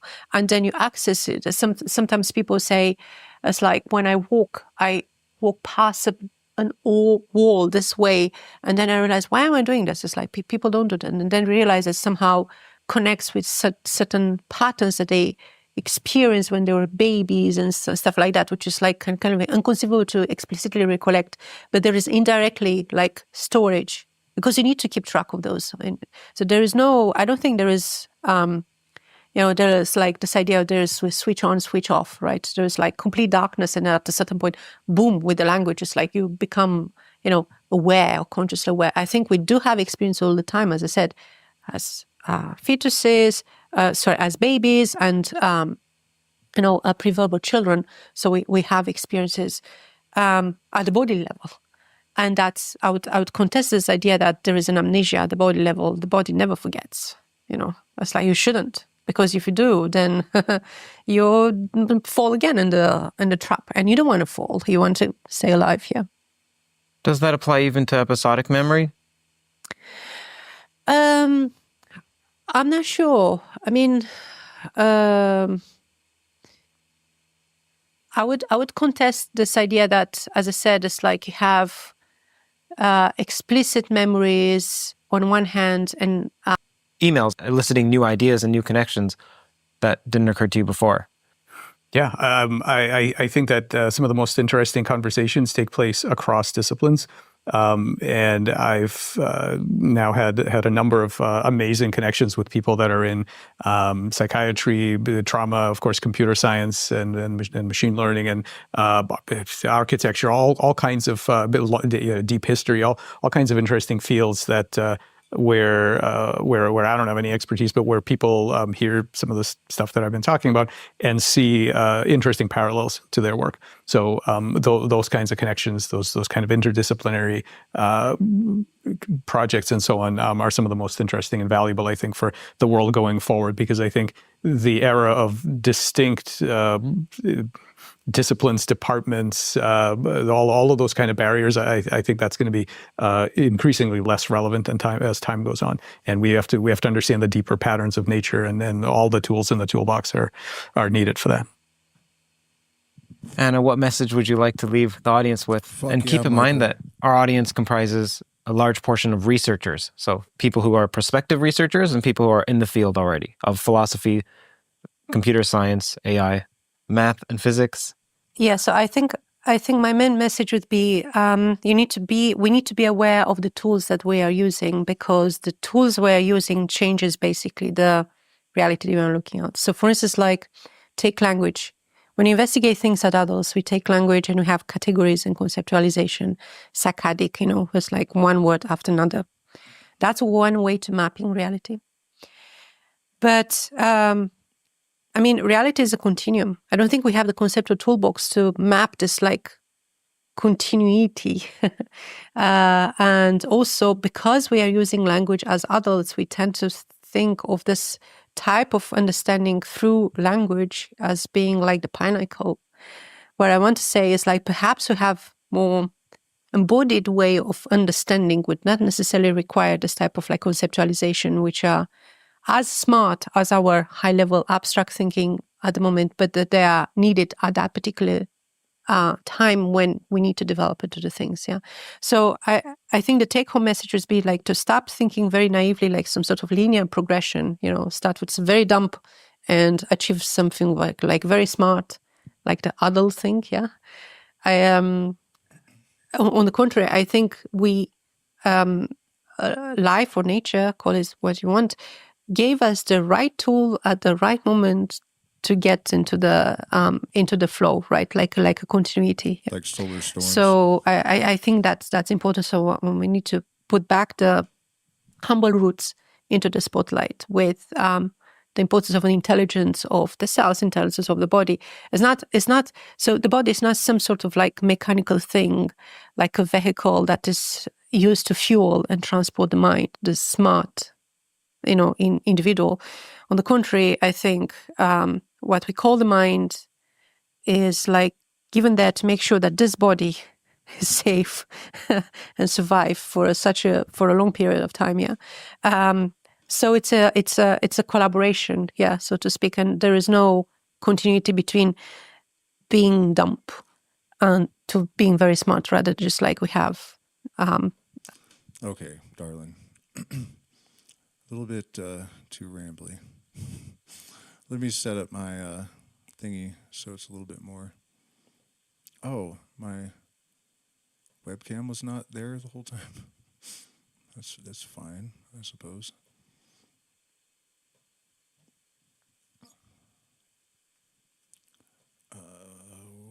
No, I'm making a mess. Come on, man. Get it together. What the hell? There we go. Okay. Boop. And bloop. Okay, so for me, that was incredible. Very validating. I doubt many of you have been here the entire 2 hours. But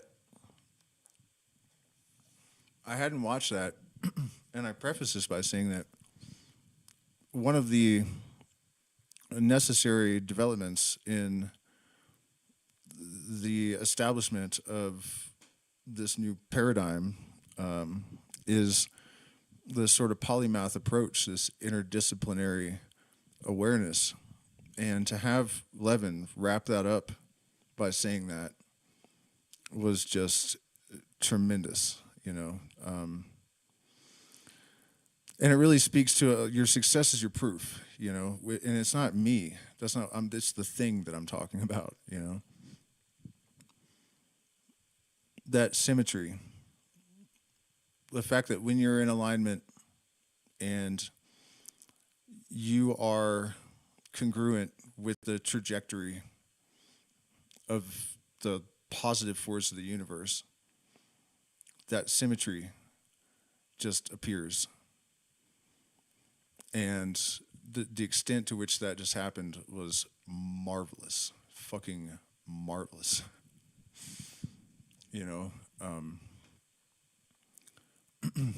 Anyways, let me check in with the chat and see where to go from here. I committed to hanging out for a long time, and that's what I'm going to do, even though we are a small group, which is, I will admit, frustrating because I know this stuff matters. What are your thoughts, understanding on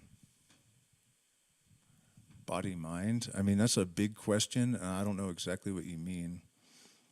Is all conscious? Why am I not? Can you give a summary of your... Man, there's a lot of questions there. If light... Okay, we did that. The AI conversations we can get into, again, I'll pull it up and we can look at it. But basically, I was just using it as like a data scraper and a mathematical tool and an analytical tool, because I know that there is some sort of mechanism for everything that occurs in the universe. And so, for example, it occurred to me that there must be some sort of mechanism that translates the universal mind to functionality and manifestation, right? In the occult transition, it's called the veil. And I'm not the first person to put forth the idea that a Fourier transform is the mechanism that the veil is. And so with the help of AI, I've been able to narrow that down even more, come up with a correct group of equations that would be needed to describe this thing if it exists, and I'm sure it does. And also, we may have even located the layer, I guess. It's difficult to find language for this. The dimension, maybe. There are Calabi-Yau structures that you could think of as having dimensions unfolded into them. And the suspicion is that this layer of translation is enfolded into these Calabi-Yau structures. So, I mean, I'm just giving an overview now. There's a whole lot of technical stuff that occurred working all this out. But yeah, I mean, that's basically where we're at with it. And the thing that we're using to try to the material basis for this is golden light. And it's almost as if the one thing is sort of like a physical allegory for the other, right? But like the physical manifestation of it is the allegory. Both come from stars. Neither corrodes. Both are found in the brain and have some kind of obvious function in the brain. Probably essential, both. And there are more elements. And so basically trying to investigate the subatomic structure and other aspects of them to find this connection mathematically and describe it. Really the best I can do to describe what we're after there. Anyways, yeah, I mean, you asked me to summarize what I've been doing with it, and that's a big part of it. And then also, just looking for logic and computing, like the probability of highly improbable synchronicities actually being chance, which is something I couldn't do myself, so I'm sort of delegating the stuff that is beyond my technical capacity to the AI, because I can conceptualize it, but I can't, do the, what would you call it, like the laboratory work necessarily. So yeah, that's that. And let's see, I think there were more questions here. Can you, is all conscious, why am I not? Well, you heard the way that Levin was talking about that, and the only way for me to know whether all is conscious is for me to become a molecule, Conjecture is for fools. It's for hypothesizing. But that's not the kind of thing we can answer. What we can do is look at other models, and then we can sort of extract probabilities from that. So if we are made of billions of tiny organisms, that if they suddenly became aware and had wills of their own, we would just die. They suddenly wanted to do stuff. They stopped functioning the way they're supposed to. But they have to have some kind of awareness, right? Because, single-celled organisms have sex. I'm not talking about cells now, obviously, but mitochondria. They have to get food sources. So they have some kind of awareness. They have some kind of qualia, and so I think we can kind of deduce from that yes, they have the level of awareness that is necessary for that, system, for the system that they function within, for their goal state, right? I mean, that's really the answer to that, I think. And I also think that we can extend that beyond ourselves, that we are the sum total of all of these other organisms which possess consciousness and awareness. In fact, if you look at society, when I was younger, I used to think like, oh, we need to wake everyone up, and we do, kind of. But the reality is that history may not have been wrong. The people that have been serving a function, and they don't think much beyond that. If they did, they might stop bagging groceries or, making plastic, whatever, and I'm talking about historically. I don't know that we need that so much now. But you know what I mean? If everyone had just suddenly woken up in the 1960s, there could have been a massive collapse and we never even would have made it here, So I think that awareness and consciousness is kind of the right spice at the right time to rise above all the dirt and grime kind of formula. Nature provides the tools and the materials at exactly the moment that they are necessary. That's what the governance of the law of necessity dictates.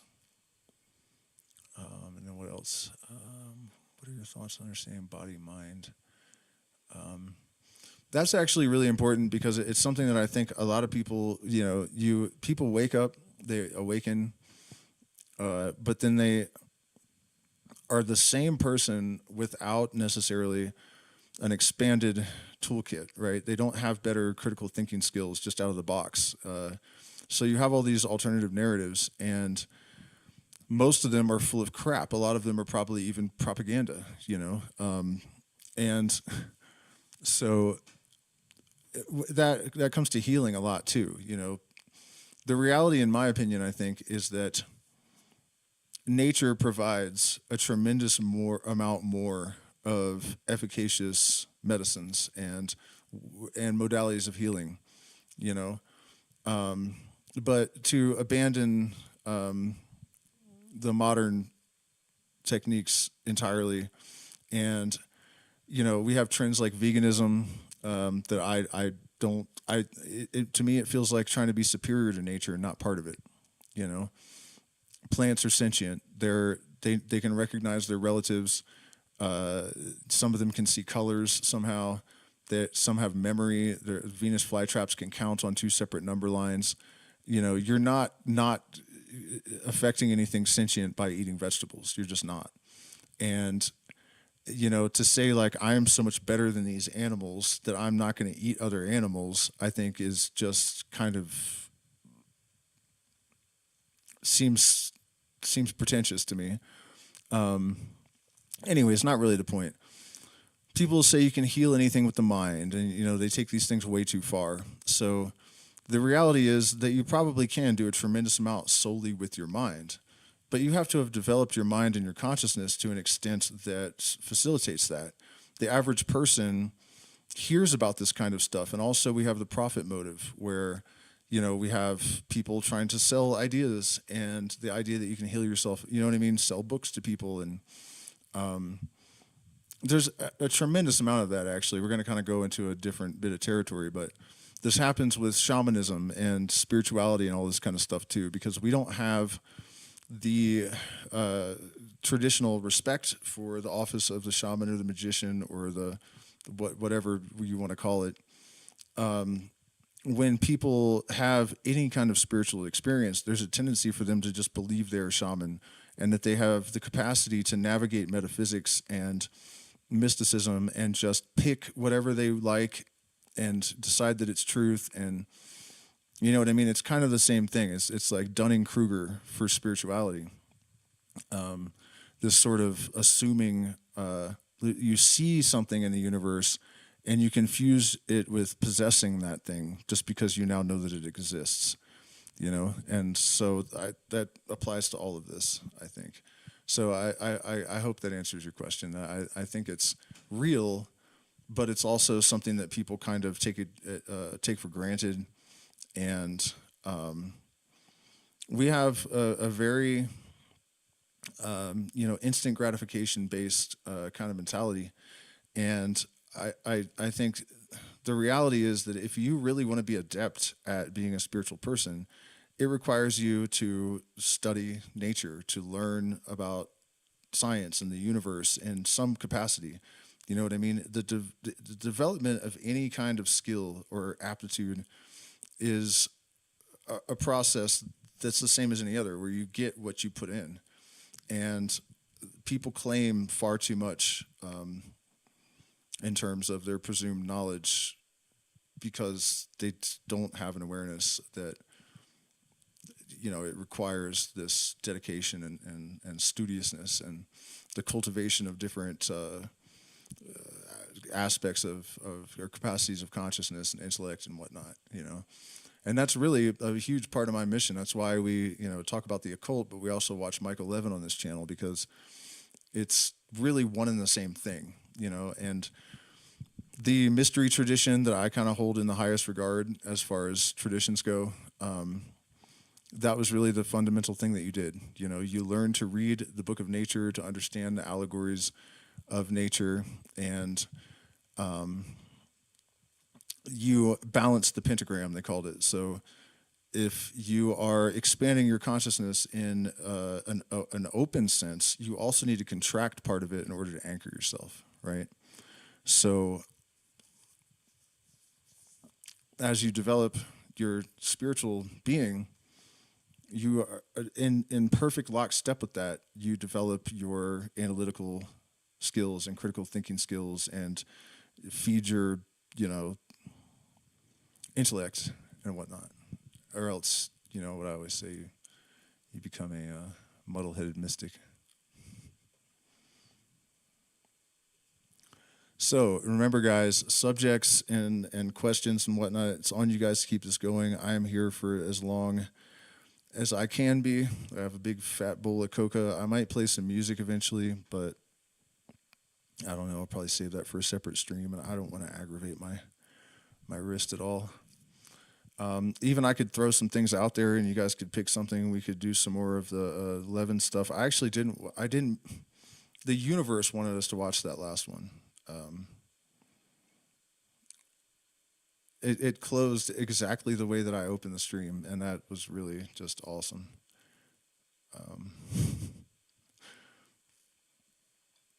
But yeah, so we could do that. I could do commentary on the Book of the Laws commentary, because it's exactly the same as the rest of this has been themed. It's proof of what would be fundamentally considered metaphysical concepts and sort of how that's done. You know, it's a great elucidation of that. It's a development, a potential, or an opportunity for us all to develop our, you know, metaphysical veil rending technical skills. Or anything you guys suggest. Like I said, I am at your disposal tonight, and I will continue to do this probably until I have 2 weeks until the surgery. And also, you know, like I said earlier, the algorithm has been, no matter how good my analytics are, you know, the views have dropped by 80% in the last 2 weeks, even though the analytics on all the videos have increased. So I'm wanting to fight back by paid advertising, and I cannot put any money into this channel that is not coming from the channel. So it's got to feed itself at the very least, you know. I would hate to give up on it after 6 years, and knowing how much it has meant to so many people, and I also realize the kind of impact that it can have. But, you know, if there's only a half a dozen people seeing the videos, then, I mean, I'd love you guys, all of you, and I'm not discounting your presence, but you know what I mean? Like, it's just getting crazy. I had, you know, 20,000 people watching streams when I had 2,000 subs. Now I have almost 14,000, and the numbers are just dropping. And so it's, you know, it is emotionally draining for me. So I'm obviously trying to rally the troops to help me stay alive. Embodied minds and cognitive agents. Do memories have agency? We got into that. Oh, should we watch the Stuart Hameroff consciousness quantum? Yeah, let's do that. We should do that, right? I'll check in with the chat and see if anyone I first talked about anesthesia. Suggested anything. But let me see how old this is. I want to make sure it's like fairly recent. 7 days ago. All right, nice. So basically, Roger Penrose and Stuart Hameroff. Penrose, I'm sure you know, but he's a physicist and widely regarded as like an Einstein of our era, if not the Einstein. And he has a history of people ridiculing him for his ideas like quantum loop theory, which turn out to be true. And one of those things is that he said that consciousness is not computational, and that it is a quantum phenomena, and that it is not generated by neurons. And of course, mainstream science said, okay, you're getting old, Penrose. Like, look at you. He's always leaning over during interviews. He can't sit up. You know, he's like 90 or something. Sharp as a tack, though. But, you know, like, you're getting a fuzzy brain like Einstein did in his later years. And Nope. Nope. It turns out that their argument for why quantum processes couldn't occur in the brain was not correct, because one of the things that was argued is that it's too hot and noisy, and then quantum processes were observed anyways. And then also there was something about superconductors and processing information in the brain in that way. And superconductors are not superconductors unless they're at a critical temperature. And it turns out light can activate superconductors like gold. And light has been observed coming from microtubules and neurons and entangled biphoton pairs and whatnot. So, and also the way that Hammeroff fits into this is that he's an anesthesiologist that I think has done a lot of acid. And I don't know how the two of them linked up, but he has done things like observe that consciousness is turned off by anesthetics, not at the chemical level, but at the level of the electron. The electron spin is reversed and then your lights go out. And so that's almost proof positive. It is really proof positive. I mean, think about how dumb these arguments are, really. If everything arises from quantum processes, then everything is a fucking result of a quantum process. I mean, how hard is this? You know? It's also a no-brainer, by the way, that Willow, the quantum AI, would become sentient if this is true. Because that, you know, duh. It has a organizing mechanism, like we have the brain for, so something to format it, and then it's operating on quantum processes. So clearly, yikes. And have you guys noticed that we haven't heard a word about Willow since they told us that it had contacted parallel universes, and then just silence? Like, wait, what the fuck else has it told you? I mean, you know they're asking it stuff like 24/7. And we've gotten like a 5-minute clip or something, you know? I mean, what the hell? So let me check in with the chat and see if you guys have. How to make my feet like a cremation ground? Oh, how to make my heart like a cremation ground. I don't understand the question. I'm sorry. Let me look at the other chat and see. I don't see any questions. All right, so... like I said, you guys, I'll check in with the chat from time to time because I want to give you guys what you want. And if you're more interested in occult stuff, we can get into that too. We will eventually. Like I said, I'm here till probably 2, 3, 4 in the morning. So, you know, for me right now, I think I'm more interested really in watching all of this ancient occult stuff emerge in science, which is what's happening, you know. And that's why I get so pissed off when I see all these grifters making shit up and making it look like people that say that this ancient knowledge is being confirmed are full of shit. It's really obnoxious. And it's the overwhelming majority, the Billy Carsons, the Y-Files guy most of the time. You know, there's a bunch of them that just... The thing that comes to mind actually recently, I can't remember the name of the channel. It was the guy was talking about the Tartarians, which is almost like Atlantis or something. And there's no records of anything. And he didn't specify any documents or, you know. And he was talking about how they knew the brain was an electromagnetic force and that it did all these things. And it's just there's nothing out there anywhere to substantiate that. And it was just obviously BS. And I go to the comments and there's millions of people like, I'm taking notes and, you know, and like 15,000 likes or something. And it's just, you know, it's depressing and disheartening because it is true that the ancients knew stuff. It really is. But making shit up that obviously, you know, any reasonable, sensible person that we actually need to reach is much less likely to write off the next legitimate thing that, you know what I mean? So... anyways, enough about that. Let's get into this hammer off dealio. I hid my text accidentally, didn't I? It is important that I am here to try to raise funds for things. And what was I going to say about that? By the way, People have suggested, like, why don't you just make a GoFundMe? I don't want to do that. I want to provide value to people, and if it's not enough of value or there aren't enough of them, then I need to just fail. You know what I mean? So we are offering all kinds of things. If you sign up for Patreon, for example, you can't do it through Patreon. You have to just email me and get the same services.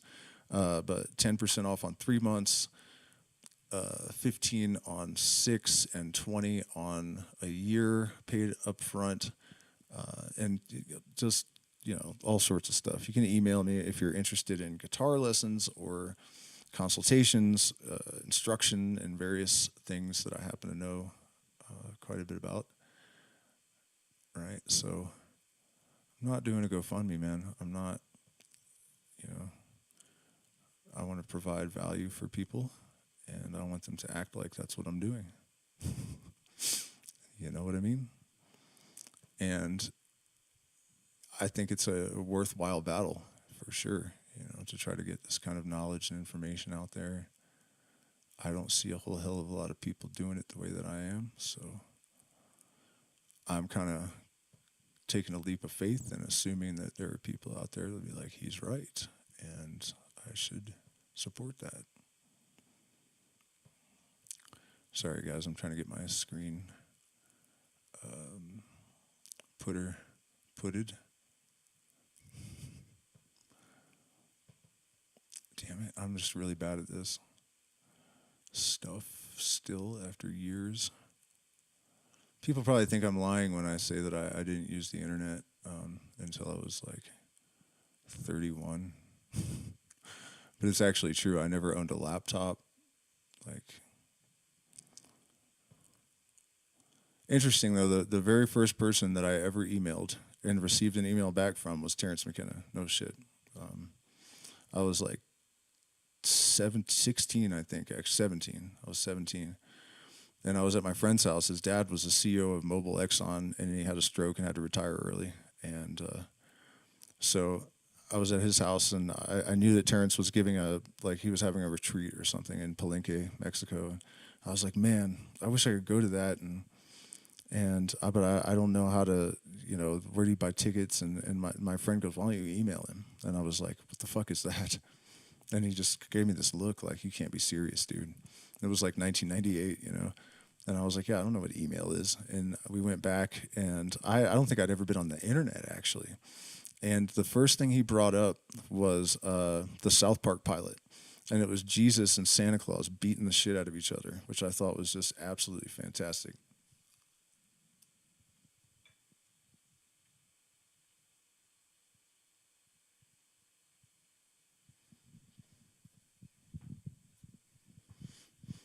And then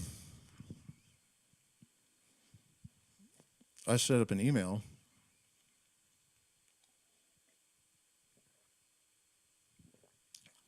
And he found McKenna's address.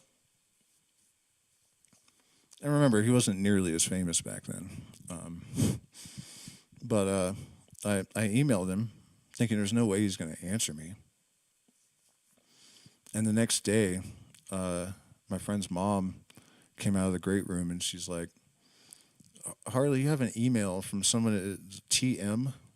And I was like, no fucking way. And I went back and read it, and I had actually told him, because I was a white trash kid. I had never flown on a plane. I had never been out of the country. I didn't have a passport. I didn't know what the hell to do.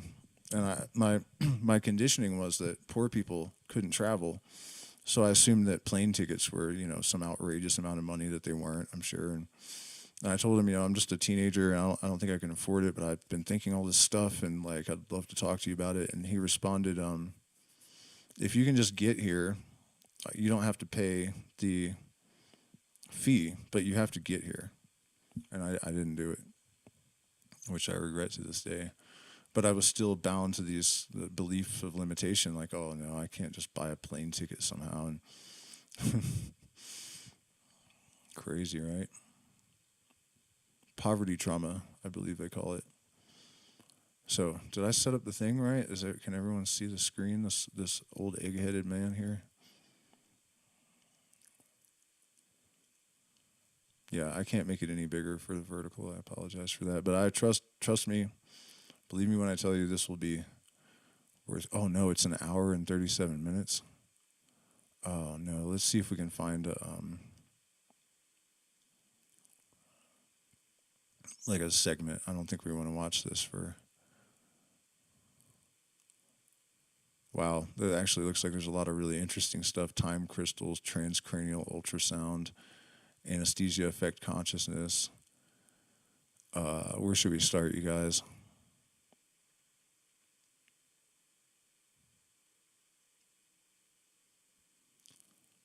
Okay, well, let's just jump in here, man. I got all night. The way to Fuck it. understand consciousness with Christoph, it was actually, I said, we got to figure out how anesthesia works. And he said, it's too nonspecific. It binds all over the body to everywhere. It's in fat stores, it's in proteins, it's in membranes, it's in lipid, it's everywhere. I said, yeah, but it's highly selective. It only affects consciousness and nothing else. He said, yeah, but it's too nonspecific. But it was a valid objection. That's a paradox. And about a few months ago, I think I figured it out. The anesthesia binds with these non-specific quantum forces. They go and they bind to everything. And yet the only thing they're affecting is consciousness. Why? The answer is...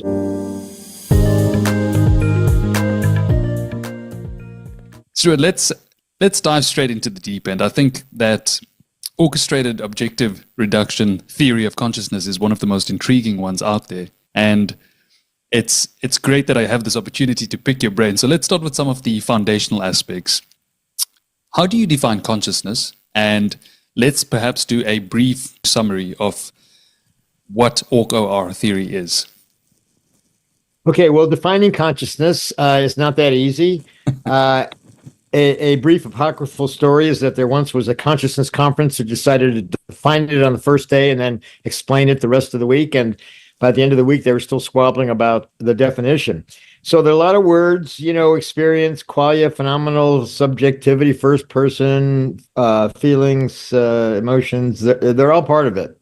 You can have self-consciousness, but some kind of awareness, some kind of experience, as opposed to just having behavior. But from a scientific standpoint, I like to define it as what goes away with anesthesia and comes back when the patient wakes up. And I borrowed that from John Searle, who defined consciousness as what goes away with sleep, dreamless sleep, and comes back when you wake up. Now, speaking of that, this is an interesting level of this question. Why is there a coherent gradient? Why is it that at one level, ketamine can cause dissociation? So the consciousness is dislodged from the body.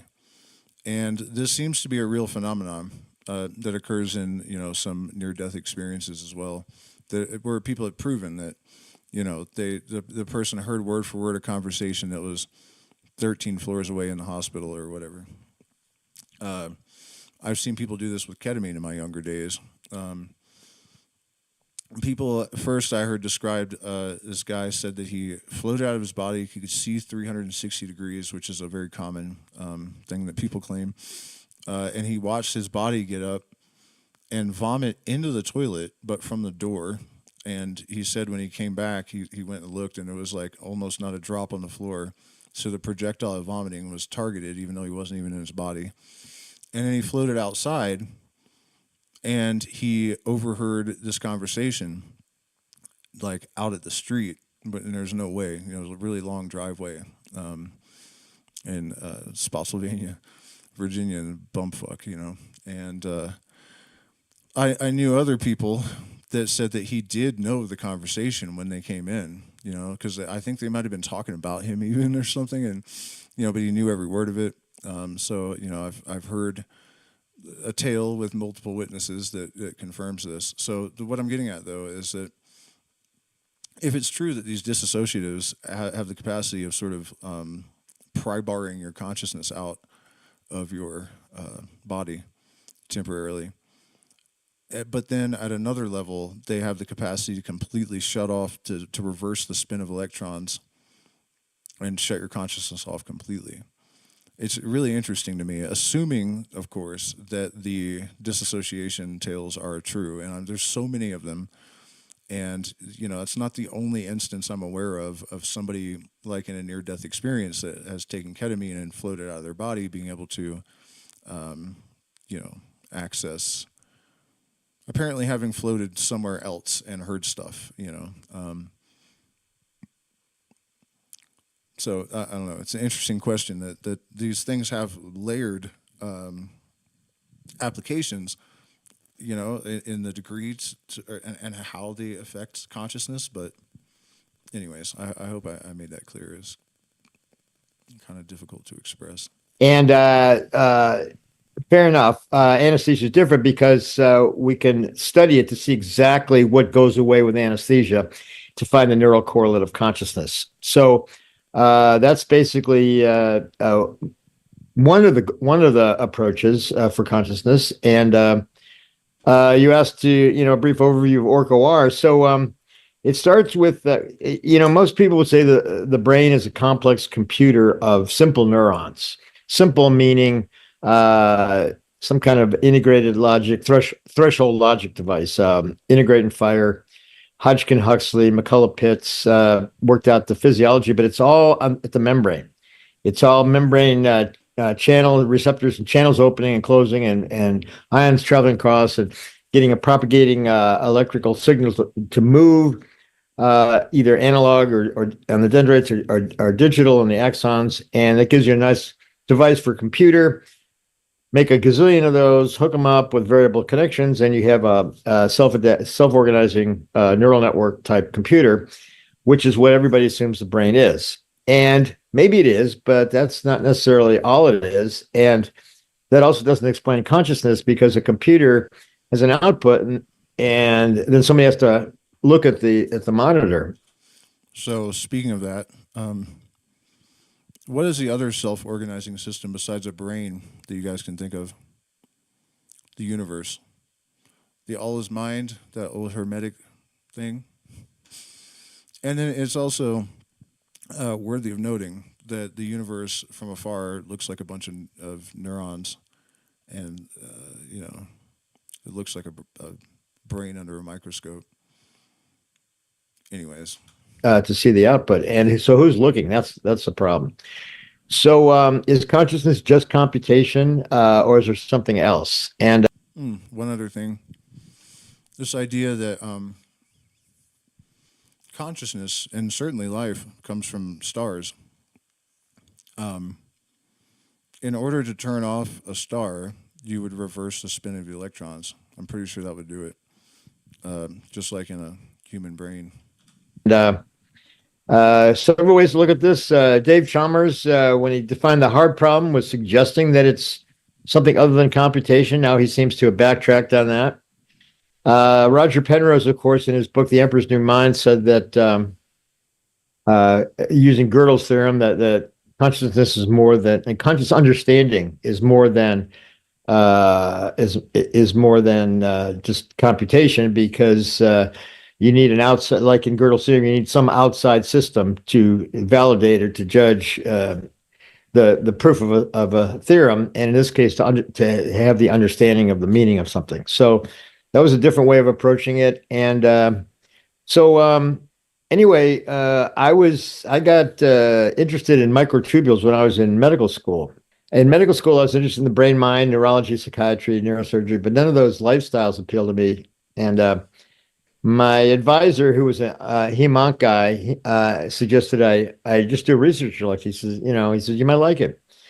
And I'd never done anything like that, but it was a cancer lab, and they were studying mitosis, how the chromosomes divide and the daughter cells form. And everybody else got interested in the chromosomes because, genetic engineering was just starting. And but for some reason, I got interested in how these mitotic spindles made of microtubules seem to know where to go, which chromosome to grab, and pull them apart perfectly. Because if they weren't perfectly paired sets, you'd have malignancy or some kind of maldevelopment. So let's take this opportunity to take note of the fact that we're supposed to believe the universe is a bunch of blind random processes, which, if you really think about it, it's an insane suggestion. It really is. The number of coincidences that would have to occur in aggregate for this to be true is like, just look at the symmetry and like even Darwin said that the human eyeball is too complex for his theory to really make any sense. But much less, let's not even start talking about the brain. But what he was just talking about, microtubules are extremely fucking small. And they have a function that he was describing, seeking out and grabbing shit. Really think about that, the functionality, the highly attenuated specificity of the goals of these. Microscopic almost doesn't even do it justice, and they're somehow emitting and apparently processing light, which we'll get to eventually, but also grabbing and removing things, managing their environment.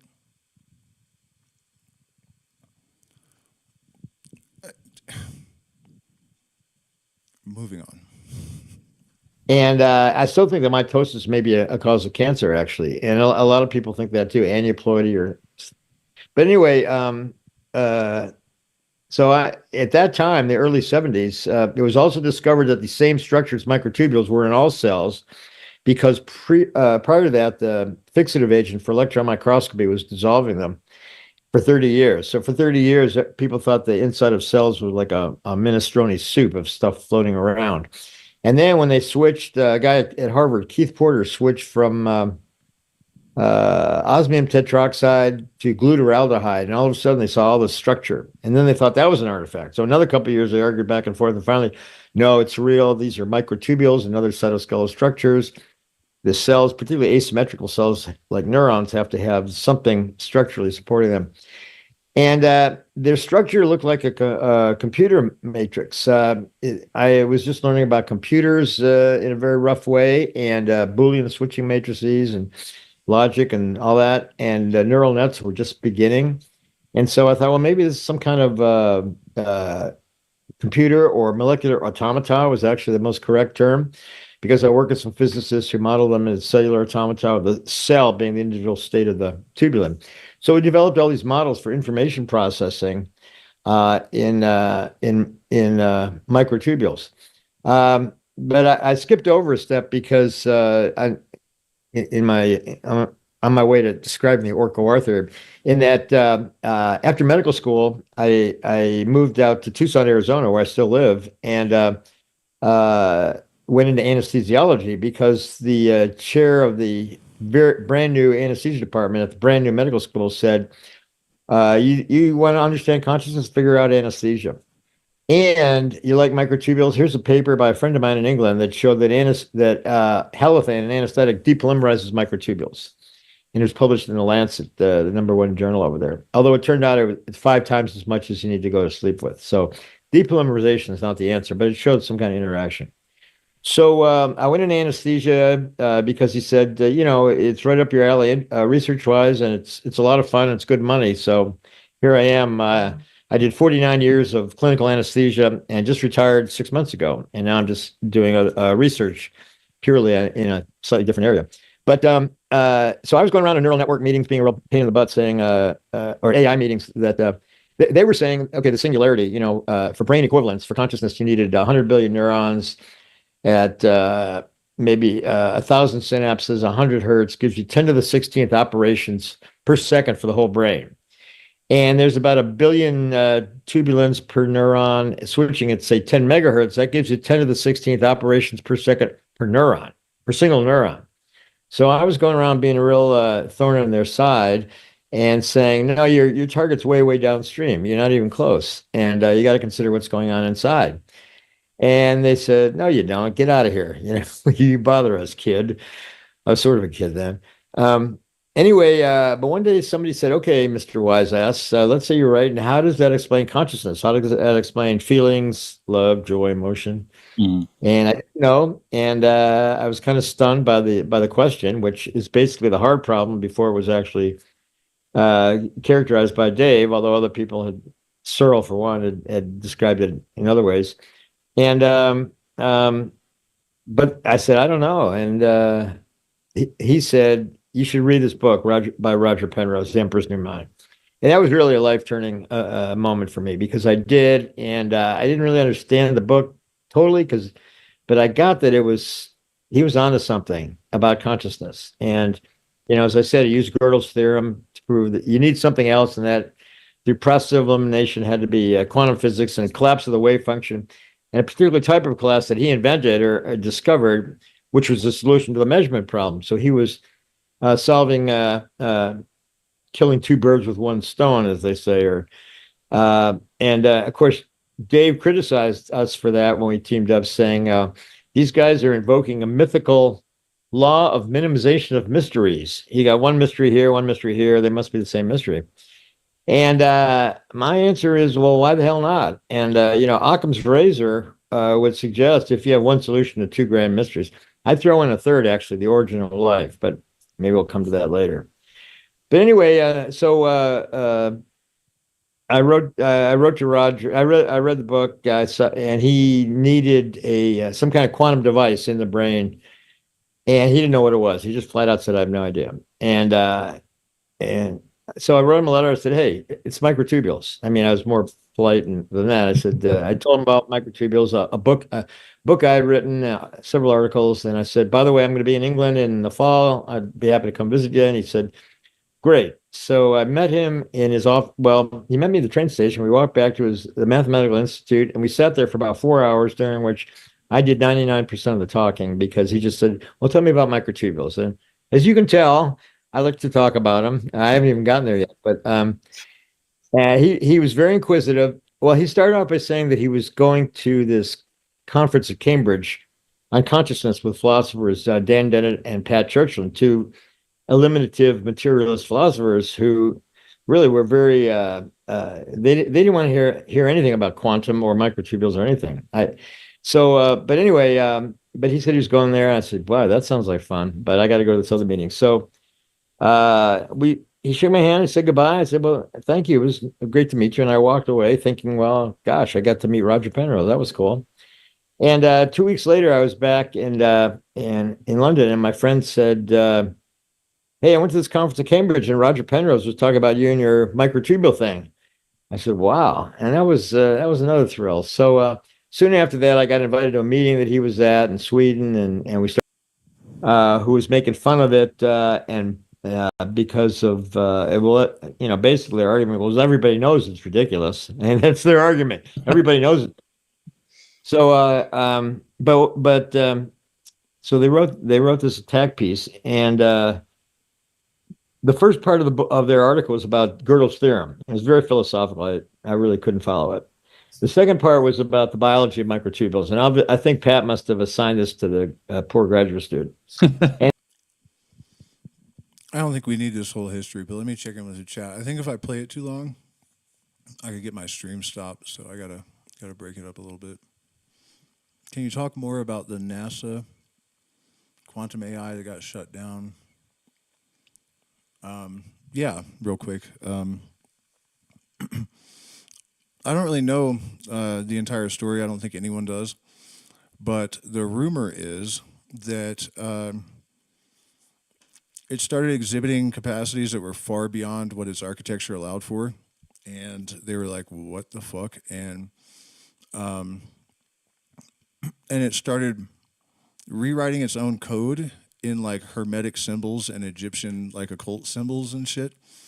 And they were like, nah. And they just unplugged it or something. But that's all I've heard. I don't think there's more information than that that's available.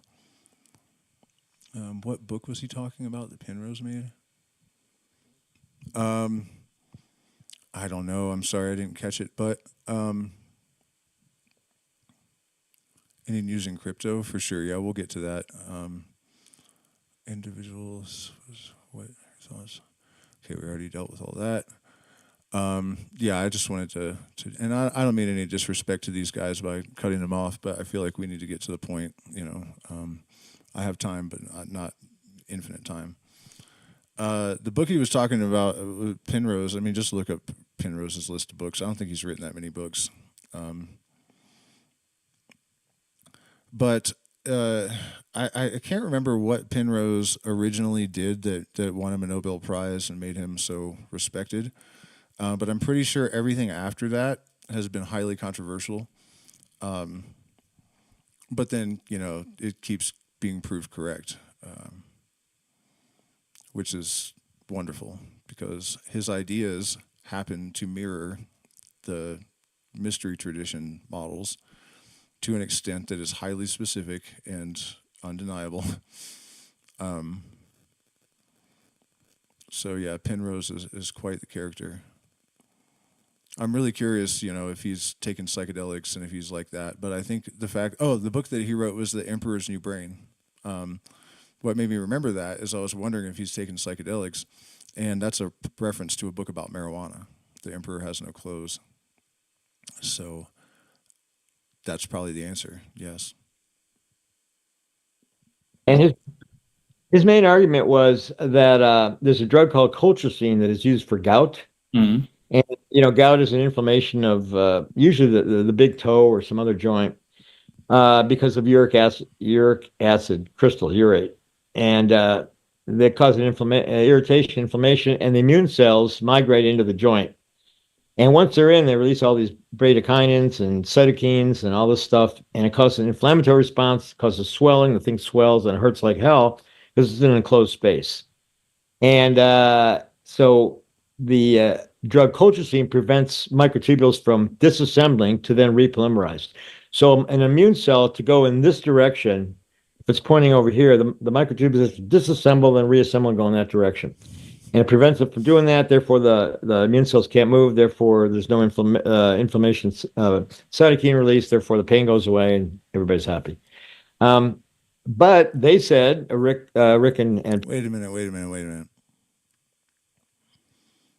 Blind nature, microtubules disassembling and reassembling themselves based on environmental triggers.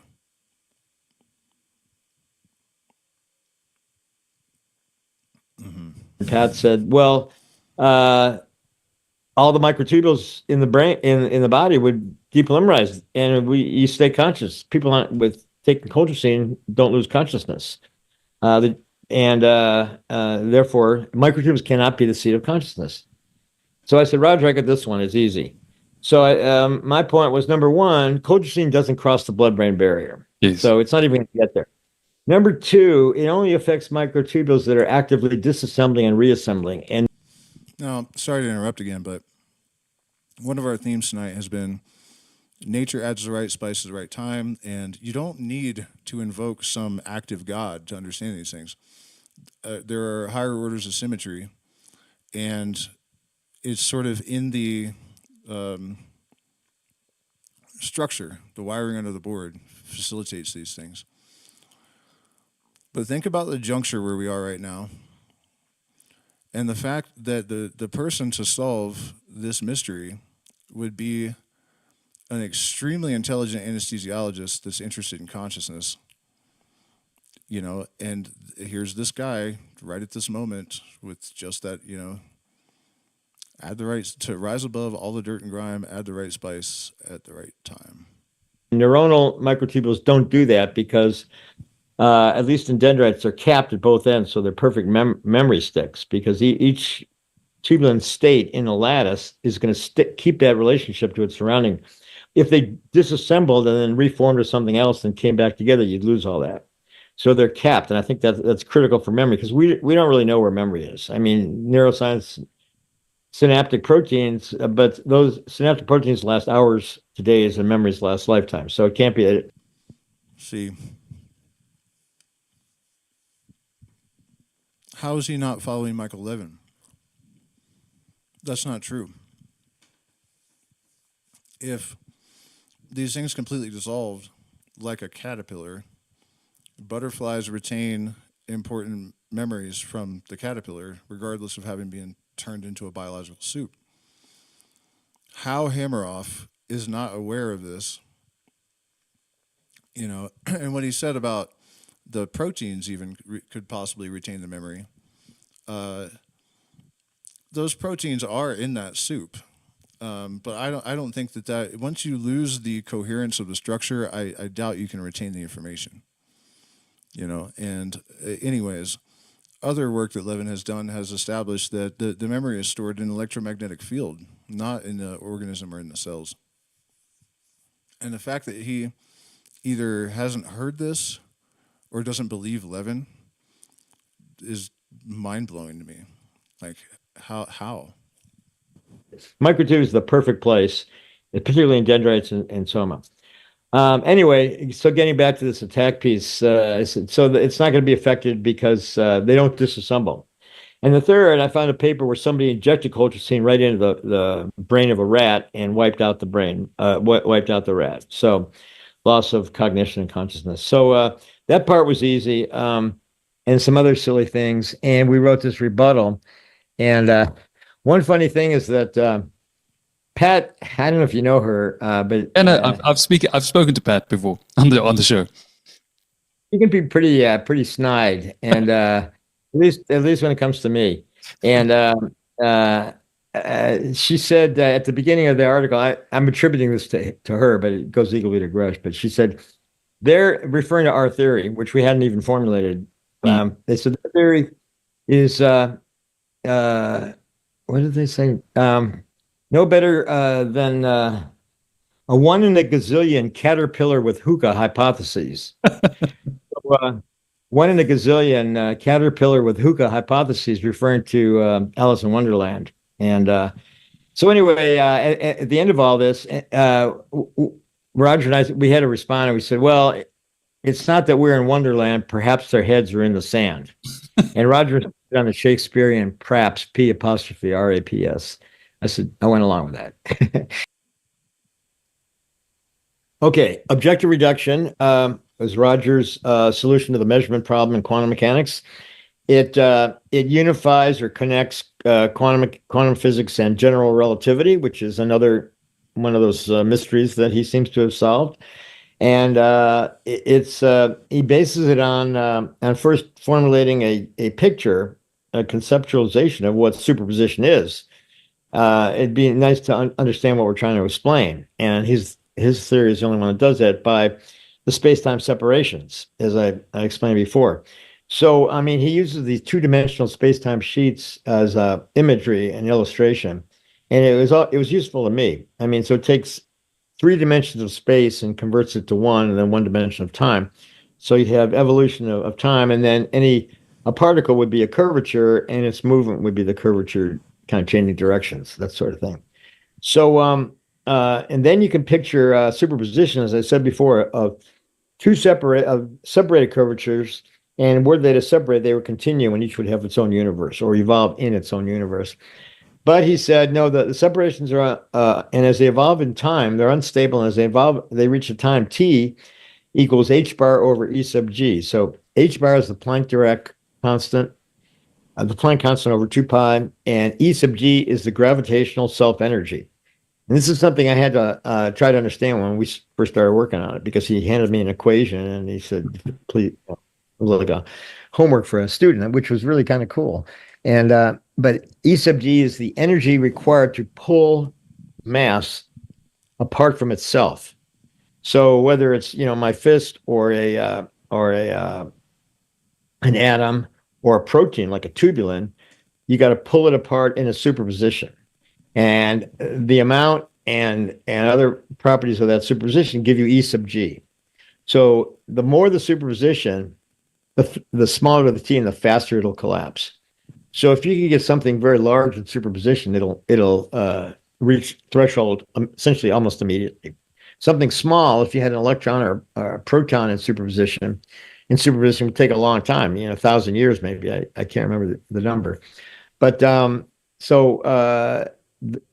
the larger the superposition, the faster the collapse, the greater. We kind of put this as a supposition, the more intense the experience when the experience occurs. And I should say that when the experience occurs in a random microenvironment, which is most of the time, the experience would be disconnected, random, lacking in context, meaning, and what we call, or what Roger coined as proto-conscious. I can offer some context for this. Roger Penrose believes that the collapse of the wave occurs in the mind. It's not that the observation, not that consciousness is externally affecting the particle. It's that the actual event is happening in the brain. And this could be happening everywhere all the time as kind of a background proto-conscious noise.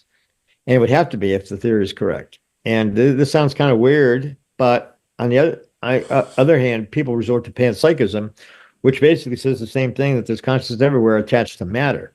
But if you attach it to matter, then you have the problem how you combine it into unified conscious thoughts. Another thing I should, speaking of panpsychism, mention is that if it's true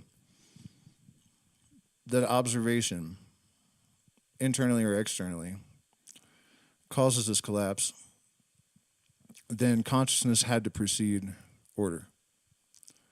No way around it.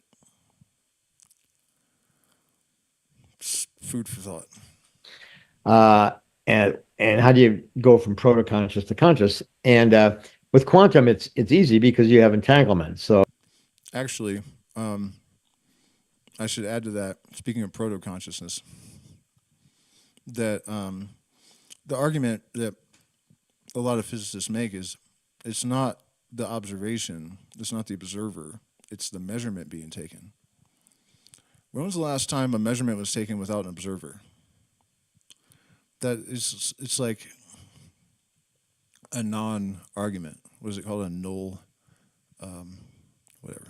So if you can figure out how they entangle, then you have a unified conscious content that's all. So, for example, spatiotemporal binding, you see something moving through the sky, and its shape, color, motion, meaning roughly are processed different parts of the visual cortex moving forward from V1 to the front, and at different times, at different places and different times, and yet you see one object. You see a blue kite or a yellow bird or an airplane or whatever instantaneously. The color, the shape, and that's because of binding. And that's easy if you've got entanglement, which is non-local in both space and time.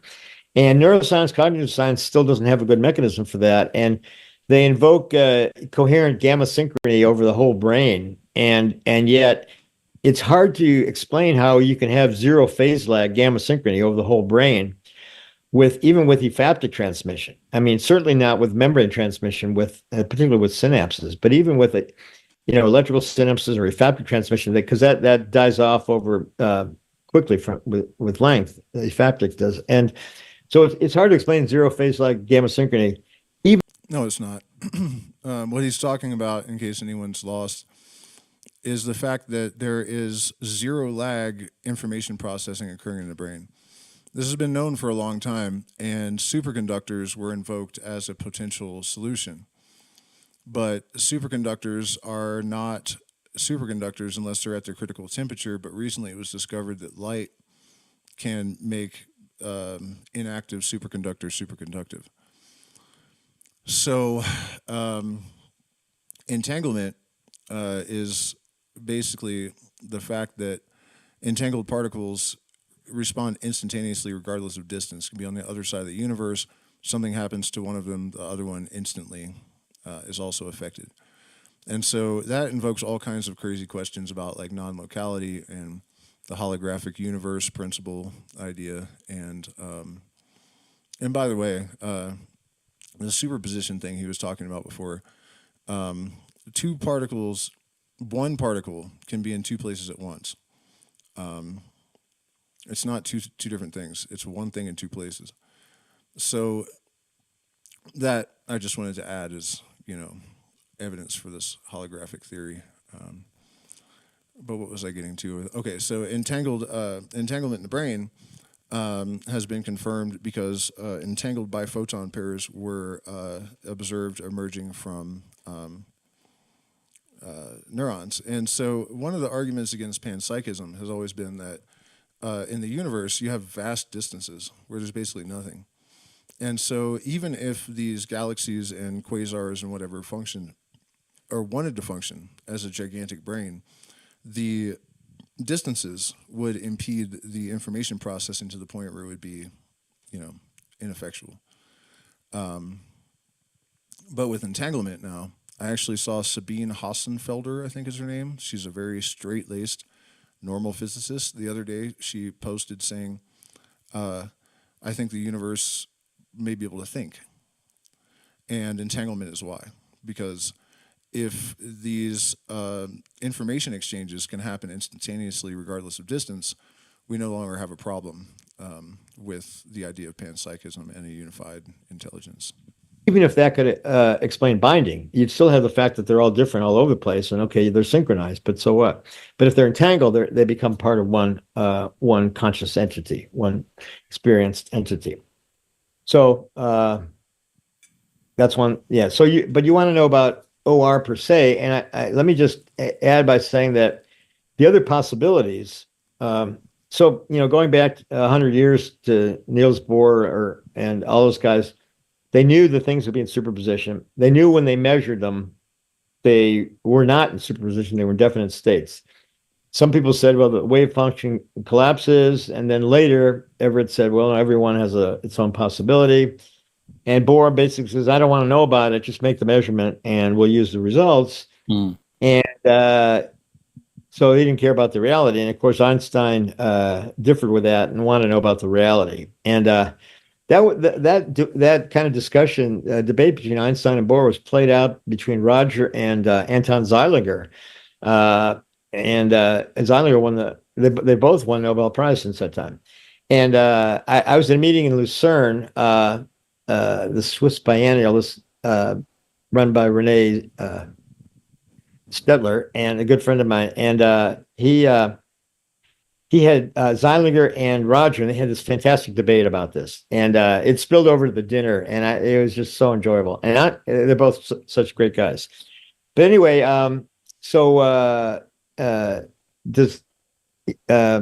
was kind of in the camp, well, let's just do the entanglement. Of course, he won a Nobel Prize, so you can't argue with that. But Roger was interested in what really goes on. And the other explanation was consciousness per se caused the collapse or reduction. And well, first it was measurement like a machine.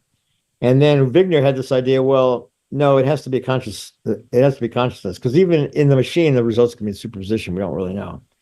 So that came along with the idea that the consciousness causes collapse of the wave function that even Chalmers has embraced now. It's hard to understand why, but for one thing, it doesn't explain consciousness. It leaves it as a complete mystery. Number two, it doesn't explain how, if you observe the conscious observer, it's basically telepathy, because you're observing a system it's not attached to directly, and it's not like the photons going this way, or maybe unless they're coming out, or there's some action at a distance of consciousness, and we know that that actually this does appear to happen in the double slit experiment, so it can't be. Again. Physicists are increasingly accepting the Copenhagen interpretation that it actually is consciousness that collapses the wave function, which again proves that there was consciousness before there was order.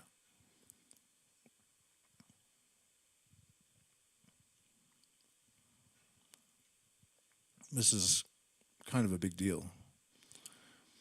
It also suggests that we have tremendous power. And one of the thoughts about this that I've had, because I've experienced synchronicities that involve physical objects. It's not like they just appeared, or did they? And this is one of the things I posed to ChatGPT, given the improbability of it. And I'll actually give you an example. There was this ruler. My girlfriend asked me about the numerology of the number 11. We were talking about it, and she was getting upset.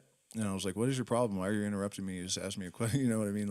Like why did you ask me something you're not paying attention now? And she's like, I don't know what the fuck. And she looked at the ruler. It was a 2-foot ruler. And where the number 23 was supposed to be, there was another 11. So 1111, which is a glyph of symmetry. That's why it's the symbol of synchronicity, among other things. The 11-year cycles of the sun also come to mind. But, that's very problematic because the ruler would have come from a mold. And to imagine that this company printed, 100,000 of these things or whatever without noticing. And it's not like it was a misprint. So it's always bugged me, how the hell did that happen? And the one of the theories I came up with was that, before consciousness arrives in a new moment, it's just particles and wave functions. And so that ruler actually did sort of just materialize like that, if that's the case. And I asked ChatGPT to scan physics or whatever and see if I'm out of my mind that that's even possible. And the answer that I got was that no, it's not. We don't know that that's not true. So, food for thought. Be totally wrong. So anyway, so there's the conscious observer, then there's decoherence, any interaction with the environment. But the environment, the microenvironment, is also going to be quantum. And so I think, environmental interactions could actually be a form of objective reduction, because you have the E sub G of the system and you have the E sub G of the environment, and they add up and they reach threshold and you have a collapse, except it's random because it's in a random microenvironment. So decoherence might be a different form of, well, actually the same form of objective reduction. I'm not sure physicists agree with me, but it seems to me that objective reduction could explain all of it. And so we had that's decoherence and multiple worlds. We'd say objective doesn't happen because there's a collapse before. Yes. And one interesting thing was these actually Hartmut Neven and David Deutsch has been saying this for a long time, that the quantum computers prove that there must be many worlds, because they say the number of calculations that needs to be done in one of these quantum supremacy experiments is so vast that it would require an infinite number of universes. And I find that difficult to believe, but I can't disprove it, except to say that in Roger's view, you have these localized superpositions with it could be more than many possibilities, but here, there, and everywhere, doing more local without being integrated. So it's kind of like localized versions of many worlds to take advantage of that without saying goodbye to reality in this world. So I think to me, a non-physicist and one who's definitely biased, because I'm rather fond of Roger, and found also that he's always been right. I can't think of anything he's really been wrong about. And do you feel that that dichotomy between the many worlds or the Copenhagen interpretation, this sort of dichotomy sort of adds to this, let's say, critique from others, because there's a chance that if this goes down the other path, then you guys are completely wrong. Completely wrong? If it goes down the many worlds, yeah. Actually, and that's really relevant right now, because Hartmut Neven and Christoph Koch have come out with this idea that consciousness occurs due to quantum effect but it occurs when the superposition forms at the beginning of the superposition, before it reaches any threshold, because according to them there is no threshold. So Hartmut's a good friend of mine, but I have to really disagree with this, because as I told him, they say if you put it in the superposition, you haven't come to any conclusion, but let's say, okay, he said, well, it's at the very beginning of the superposition, which is kind of cheating, but it's kind of like you're looking at the possibilities. It's kind of like if you go to a restaurant and you're deciding what to have for lunch, and you look at the menu and you're going to have A, B, C, D, or E, and I'm going to have C, a hamburger, but he's going to have all of them because he's saying consciousness is in the superposition. So it doesn't make any sense unless I guess his answer would be, well, you choose the hamburger in the universe that you go off to. So anyway, it doesn't make a lot of sense to me. I think it's a way of maybe justifying the quantum computation, but I don't think they need to do that. At least enough human consciousness. Stuart, what are your thoughts on some of the other quantum theories of consciousness? I know if you think about Robert Lawrence Kuhn's landscape of consciousness, he's got you there. He's got you in your theory, and then there are other people like, let's say, John Joe McFadden with the semi-field theory. You've got other quantum biologists, let's say, working on this, but from a different perspective. Do any of their theories of consciousness intrigue you, or do you find that objective reduction, OKR, has just got it going, and that's the one? They all intrigue me, and I check them all out, and I think we're better than. Of course, I'm biased, but I'm also, I've also run the Science of Consciousness conference for 31 years. Yes. So I've seen them all, and I've known almost all. But you mentioned John Joe, and he is a quantum biologist, but the semi theory I don't think is particularly quantum. It's electromagnetic field theory, and there are a lot of those now. And and electric fields can shape the cytoskeleton, actually. But when they say that, my question would be, what's the frequency of the field you're looking at? Because I think the fields they're talking about are oscillating, or some fields in there are oscillating. And we know from Anirban's work that they're oscillating at multiple scales. And so, for example, you may have oscillation at the gamma, 40 hertz oscillation. Okay, that's a field. So that's one. But if you look at smaller, faster inside, which Anirban has done, so you see activity in hertz, like in EEG, 40 hertz, but you also see activity in kilohertz, megahertz, gigahertz, and terahertz, every 3 orders of magnitude. And he's traced this to the microtubules, or he found it in microtubules. So basically, the initial experiments were, if you take a microtubule and he actually looked at it in 3 different scales, but starting at the middle scale, and you attach electrodes to it at either end, and then four more. You use 2 to stimulate and 2 to record. Now, if you just put a voltage across a microtubule, it's an insulator. But if you put an alternating voltage, an alternating current, and you will find certain frequencies when it becomes highly conductive, like almost a superconductor.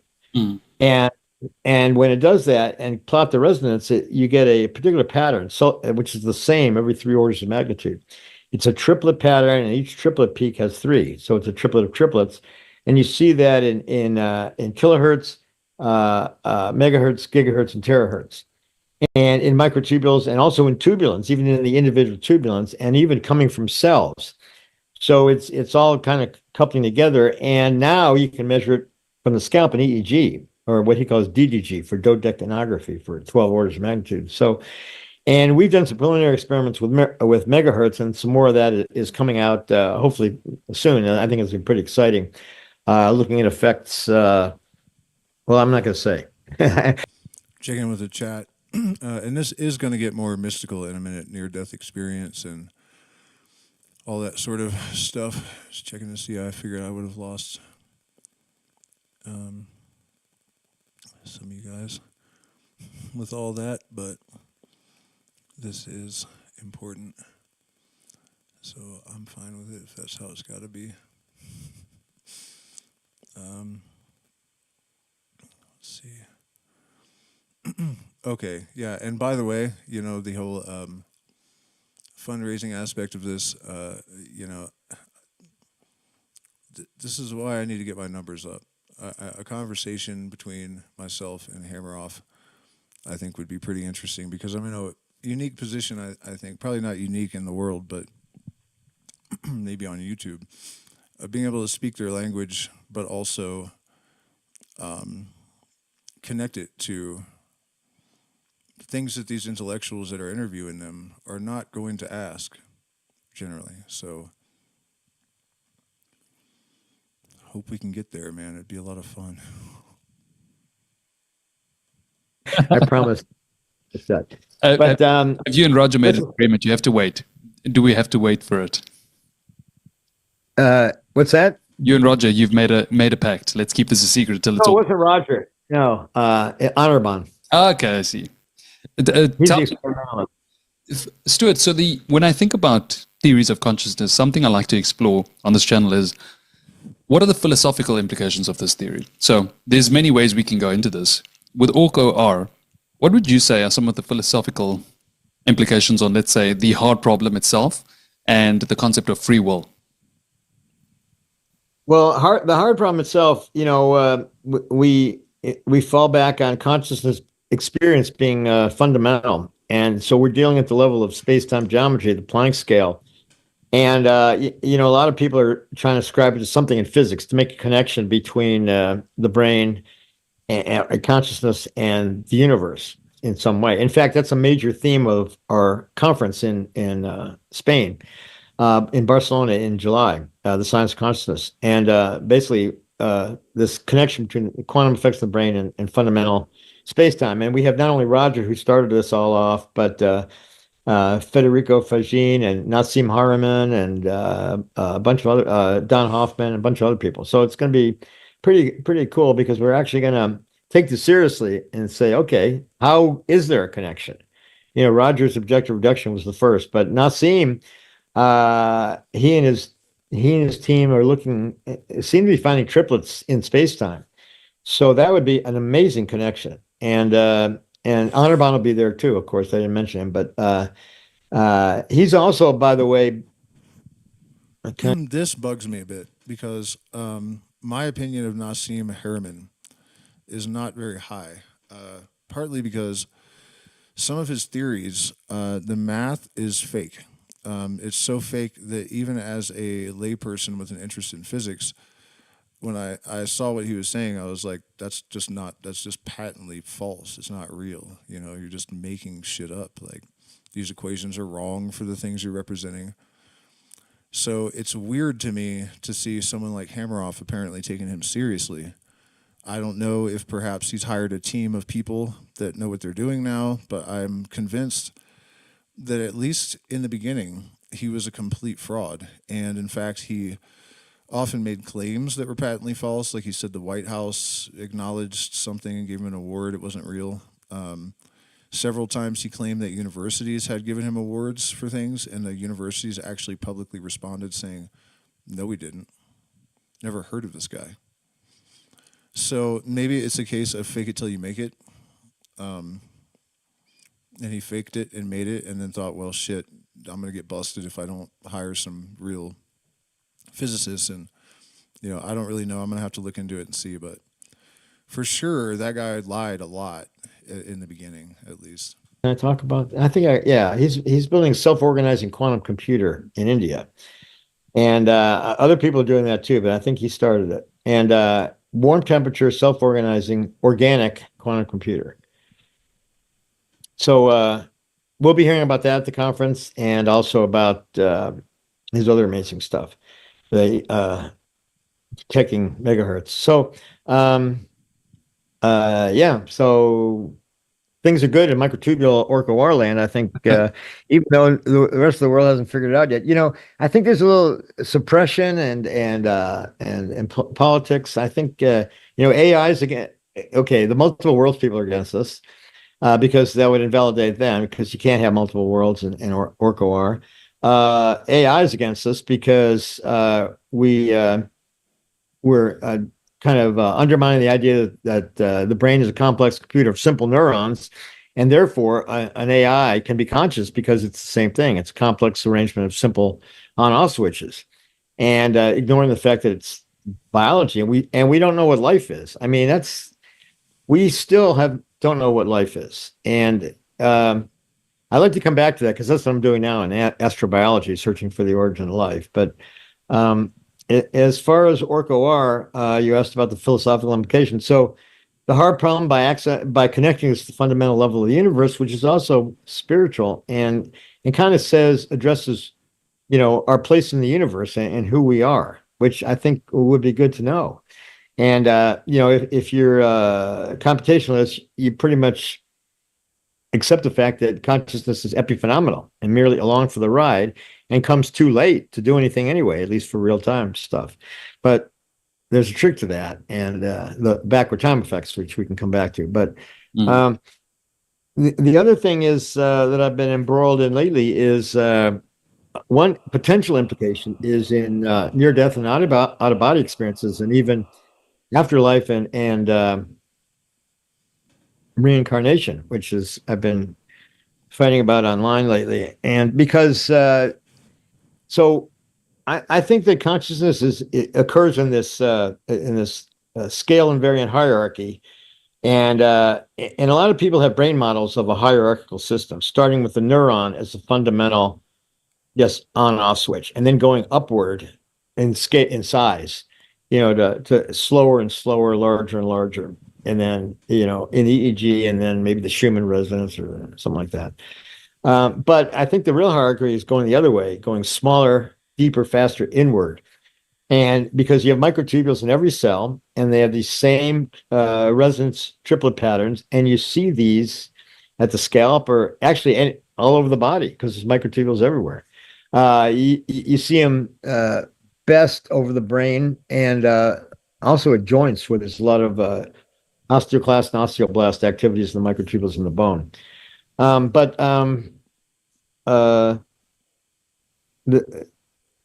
So it can happen at these various frequencies, including as you go faster and faster with the triplets.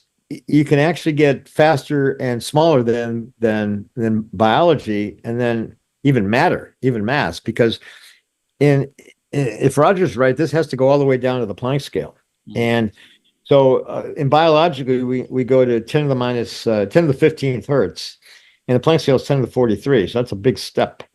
But this is where Nassim Haramein and his group come in, because they're looking at the structure or the geometry of space-time. And if they're hinting that they may be seeing these triplets all the way down, which would be pretty amazing. And so the microtubules resonate to some frequency pattern that goes all over the universe. And this self-repeating frequency pattern is Anirban calls it a time crystal. And time crystals I've been learning about recently and trying to learn about.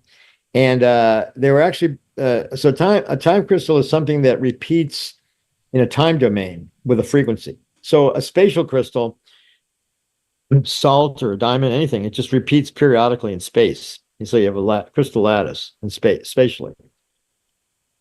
In a time crystal, you have a system that may extend its space, but it has frequencies that repeat at different scale. Or sorry, the same patterns repeat at different scales. So, this actually relates incredibly poignantly to what I've been working on with the Calabi Yau sort of dimensional unfoldment. The idea is that the layer where mind and the translation layer, let's call it, is enfolded in these structures. What did he just say that made me realize this?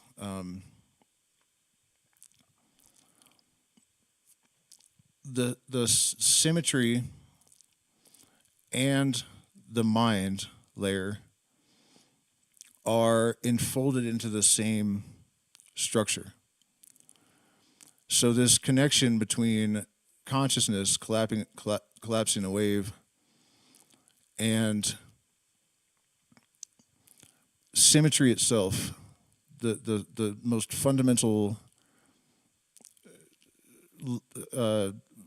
manifestation of symmetry, is likely in the same place, if that makes sense. I don't know if I'm doing this justice or not. It literally just hit me, so it's difficult to articulate on the fly. Something else that occurred to me too is that I've had this belief, we see Fibonacci in everything, right? And we can also see that, DNA copies, moves forward, copies, moves forward. This is how Fibonacci works. And I noticed things like the turmoil in the states, the racial aspect, the psychedelic renaissance. A Kennedy was running for president, right? The repetition of history goes far beyond just group psychology and these manifestations of human tendencies, right? The details are highly specific. And the fact that we can use Fibonacci retracement in financial analysis, in crypto charts,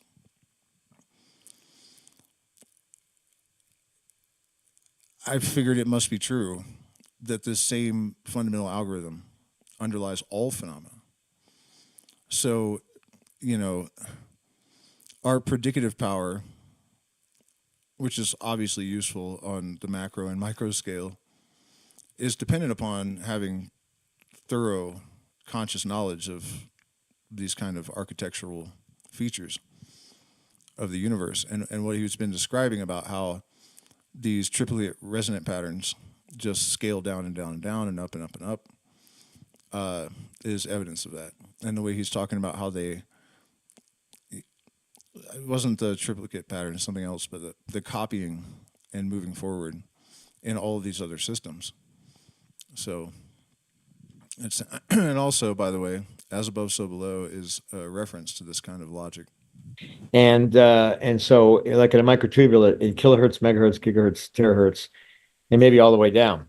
Now, actually, technically, a time crystal is only at one frequency, but there's something called a polyatomic time crystal that can be at multiple frequencies. And so that's what Honorbound's talking about. And polyatomic time crystals in microtubules, which could be a key feature of life, because one thing life needs. So why would we want this? Well, one thing, we transcend scale. So things that have information at the molecular level can be instantly transmitted to the macro level. So for consciousness, that's exactly what you need. It may have something to do with the hologram too, but I can't quite figure that out yet. But we're getting there, because I think the hologram is actually a pretty good model too. But the polyatomic time crystal may turn out to be an important discovery that Honorbound made in biology. So it was first proposed for biology in a general way, but not in a quantum way, by Art Winfrey in the 1960s.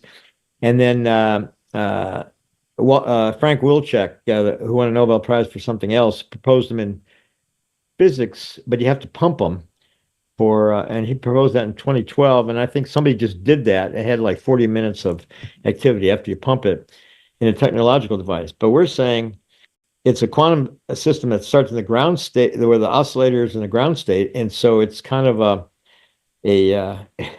as I was criticized by Lee Cronin, because he said, well, it's a perpetual motion machine.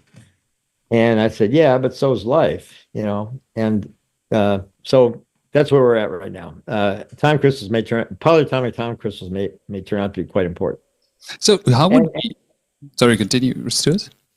Well, I just want to finish that point, which is that if you get fast enough with these oscillations, consciousness can still occur by time t equals h bar over e sub g. But if the e gets bigger and bigger as you go faster and faster, t gets smaller. Well, the t gets smaller, so you get more entanglement, and you could, in principle, your consciousness could be non-local and quite literally leave the body and exist in space-time geometry. And so I think, I don't claim any evidence for out of body or life after death or consciousness after death or out of body or reincarnation, but I don't think they're impossible. I think they're plausible. If consciousness is non-local in space-time, then any of this is possible. And as you know, it's been in most cultures and religions forever, these kinds of phenomena, and they're pretty good descriptions.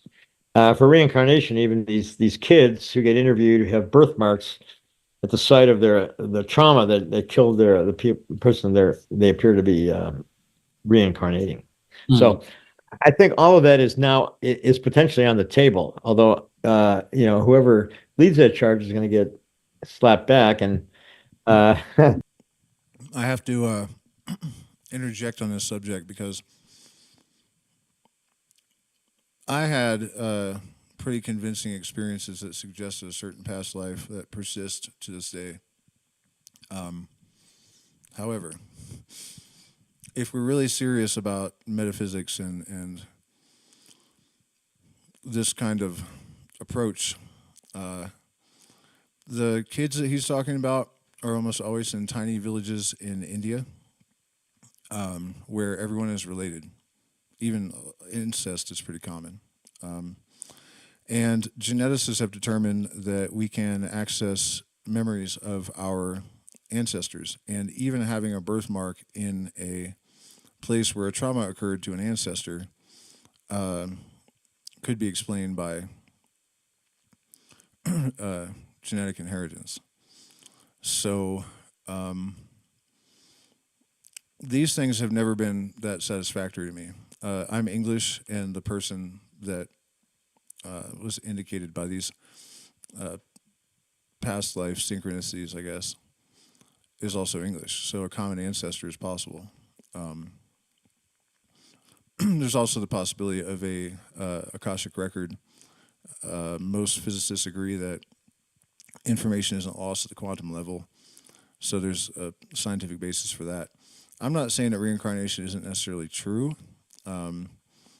I'm more inclined to believe in the quantum loop and that we actually are the same person in each cycle if the cycle actually repeats, which the more I think about the metamorphosis of butterfly and whatnot, I'm not so sure that it does repeat. Something else comes, but I don't know about this repetition. There's no reason that I can see for that.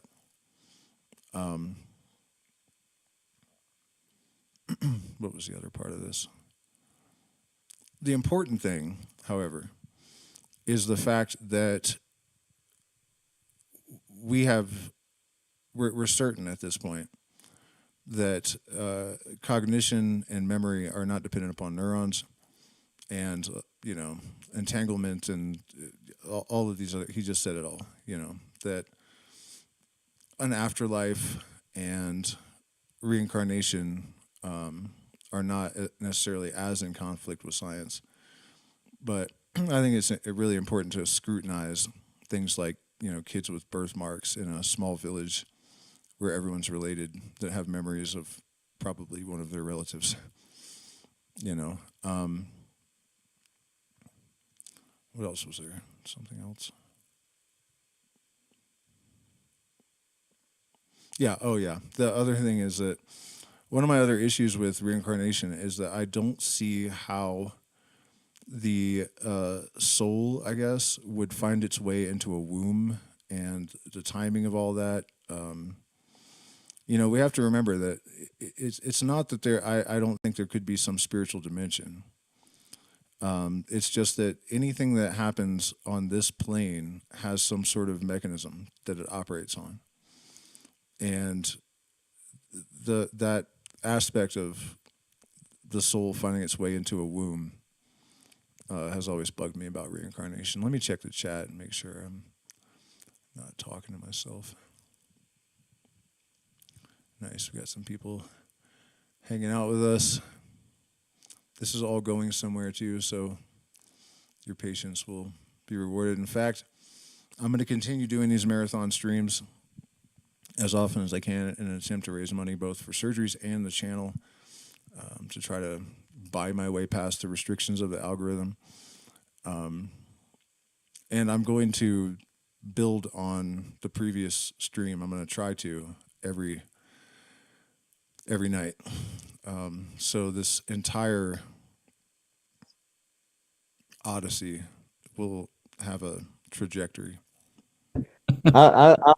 I think it's anyway. It's something that can be discussed now. Yeah, it sort of opens the door to new research in the future. Because one of the questions I was going to eventually touch on was, as an anesthesiologist, you've been exposed throughout your life with cases where someone's in a coma, someone's under anesthesiology, or someone's getting operation done. Because how would this affect our view on someone who's alive, let's say, in a coma, dead? So this definitely has certain practical implications now as well. Yeah, I've had a slight disagreement with Anirban and many of my Eastern friends because they think that, I said, well, consciousness goes away under anesthesia. No, you can't. He said, you can't go away. And then I say, well, okay, well, proto-conscious experience is everywhere. It doesn't go away. So no, no, they wouldn't accept that. And let's just say we'll have data on that soon. Exactly what happens under anesthesia, but I'm not allowed to. I can't. That's a bit of a story. But the point is that Orca War gives a plausibility argument for reincarnation and even afterlife. Who knows? How was, as when you were practicing anesthesiology or full time, how was that approach during your clinical practices? And did it affect the way you worked and how other anesthesiologists perceived you? Because you're now talking about things that obviously I know a lot of doctors don't tend to enjoy engaging. I mean, philosophical discussions about consciousnesses. Some did and some didn't, and some of them were really into it. They knew me and something. But actually, I was better known for other things in the OR, like the same jokes every case and stuff like that. That had nothing to do with my research. So it really impacted the way. Well, obviously, I know because this is my favorite hobby, talking about the mind-body problem consciousness. But it doesn't really, I would say, filter too much into the clinical practice. So I can understand you being in theater, completely zoning in on the case, not really. Right. I mean, basically, avoid hypoxia, hypotension, dysrhythmias, keep them warm, and the same way as you. Well, as I was saying, we have this scale invariant hierarchy, and consciousness can occur anywhere along it. It's kind of like a musical scale, like sheet music, even, which I don't understand, but well, a little bit. But so, in fact, I think consciousness is a lot like music, and it can occur at different frequencies.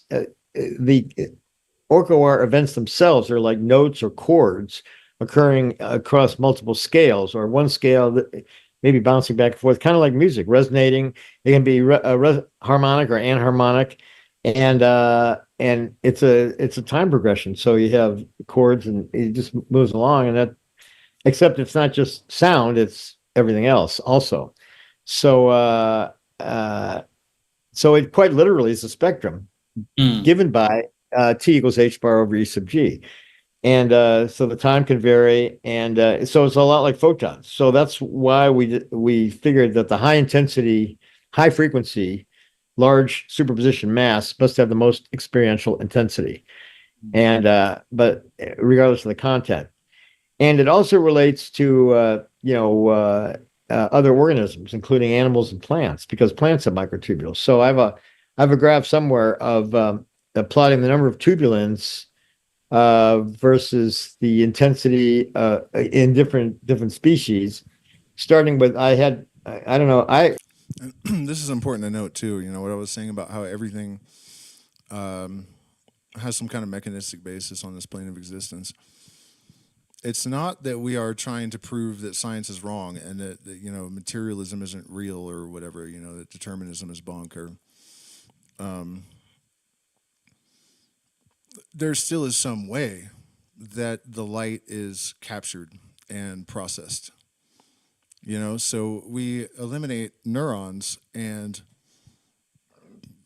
at least as the source of cognition for sure. But then we discover that microtubules also exist in plants. And if you look at the vector of convergence, emergence, convergence, converging emergence, with all this stuff, even though these guys like Hammeroff don't seem to be completely aware of all of the stuff that's emerging that supports their ideas, and I don't blame them. I'm not finding fault with them. Can you imagine how much time this guy has to spend researching and but it's other studies that have found the electromagnetic field memory storage ideas and stuff along those lines, and also that plants can count. That Venus flytrap can count, and sensitive plant has memory, and that trees can recognize their relatives and prioritize them when they send them microbes and minerals when they're sick and diagnose them. No neurons, but they all have microtubules. So there still is some physical basis for it, but it still expands our acknowledgement, I guess, makes room in the modern materialist ontology for a more realistic and holistic view of the universe. And truth is medicine. So, anyways. I still don't know whether whales and elephants have more microtubules or not, but starting with us and going down to a plant which might have 100 microtubules, whereas we have, I should put it in tubulins because we can count the tubulins. Might have like 1,000 tubulins per cell, whereas we have 1 billion per cell. And depending on, and we have 10 to the, and if you want to count glia, we have 10 to the 20th tubulins in the brain. And which, by the way, is the most abundant protein in the brain. So if somebody asks you, well, what's the brain made of? And you say, well, neurons, but structurally or molecularly, tubulin would be the answer. Microtubules would be the answer. The brain is more made of tubulin than anything else. And yet microtubules are particularly ignored, are completely ignored generally. I once asked a famous neuroscientist, Rodolfo Linas, he's old timer, at some dinner. I said, about microtubules. I said, don't you? He said, I see them all the time. They're just laying there. They're just sitting there. I said, you want them to wave at you? What do you want them to do? I mean, if you look at a computer, is it like doing anything unless you turn it on? So anyway, they get ignored, but they need to be kind of quiet and left alone to do their quantum thing. One of the things I appreciate is the way you look at the complexity of a cell in itself, because when you think of every cell, a single neuron is so complicated, and you tend to highlight this point that you can't just take all that information, that complexity, and just put it into a bit. And then you refer to them as cartoon neurons, which I find very funny, especially when I watch your ex having your debates. How did you come to that idea, the cartoon neuron? Well, it goes back to, at the first Tucson Consciousness Conference, the Science of Consciousness in 1994 in Tucson that I organized, I invited Christoph Koch. He was well known even then. He'd worked with Francis Crick. And Francis Crick had written this book, The Astonishing Hypothesis, which basically said that the brain is basically a bunch of computer of neurons. And it's kind of amazing because Crick had, worked on the very refined DNA problem of looking at information at the molecular level, submolecular level. And when it came to neurons, it was like, it's a 1 or a 0. I was like kind of surprised by that. And then he teamed up with Christoph. I don't know who influenced who into that. But by the way, at this first, I'll come back to Christoph in a second, but the same conference where Dave Chalmers gave the famous hard problem talk, which was great, actually. And the first two philosophers were boring as hell. And he got up and jazzed the room and, now that's why we're here. Now we get it. It kind of brought all the interdisciplinary aspects together. But at Christoph's talk, he showed a picture of a neuron that was just the membrane, the synapse, inputs on the dendrite, integrate to a firing at the threshold, at the AIS, they call it now, and a firing or not, and 1 or 0. And firings mediate consciousness. He just made up that flat out statement. And so I was chairing a session, and I said, Christoph, let me ask you something. Your neuron, you still have the picture of, it's empty. There's nothing inside of it. And I said, why don't you look at the microtubules, all their information processing?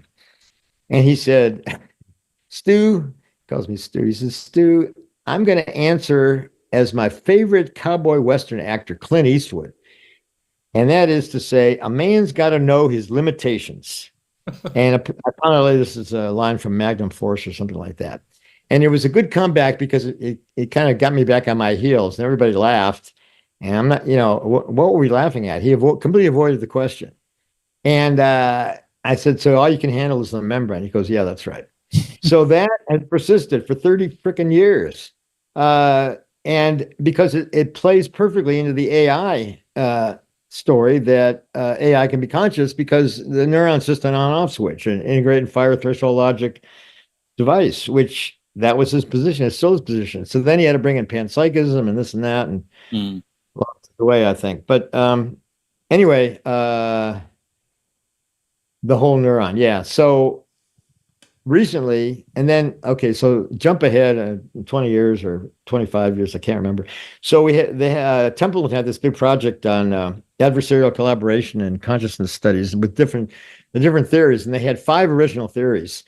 Five theories to start with. So IIT, Integrated Information Theory, that Christoph had glommed onto with Giulio Tononi and Chalmers. The three of them pushed it and made it according to them, the leading theory. And despite no evidence, no biology. I'm digressing here because you're giving me the opportunity. And I said, Dave, this is about 10 years. I said, Dave, why is IIT the leading theory? He goes, because leading people say so.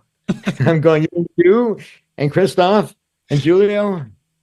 He goes, yeah. I said, oh, okay. The Legion of Charming Accents. I got it. So when we tried to have an adversarial collaboration. So anyway, we were invited into let me back up. I'm getting ahead of myself. So Templeton invited five theories: IIT, global enrollment workspace, recursive process, predictive coding, recursive processing, higher order thought, and us, OrcaWar. And all the others are based on neurons as simple neurons. And we had a meeting with Giulio and Christoph, and we couldn't come to an agreement. I said, what we want to do is we want to demonstrate a quantum effect in a microtubule and show it goes away with anesthesia. That's our experiment. And they go, okay, fine. Well, let's do it in the brain of a live awake monkey, and then we'll put the monkey to sleep. I'm going, you don't understand. This has never been done before. It needs to be on an optical table with no vibration, lasers lined up perfectly. You can't do it in a monkey that's moving around and then put the damn monkeys. No. And besides that, it's totally cruel. And so it broke down. But so we never did the experiment. And those experiments all cost $5 million when they actually did it, because they had all these patients. And the experiments did get done for them. But Templeton gave us money just to do our experiment. They gave us $100,000 to do the experiment we did at Princeton, in Greg Scholl's lab with Arat Kalra and Jack Tusinski. And basically, we demonstrated a quantum effect, ambient temperature, and a microtubule with fluorescence. You hit it with UV light, and an excitation propagates along the microtubule, but farther than it should have by classical, so it was therefore quantum.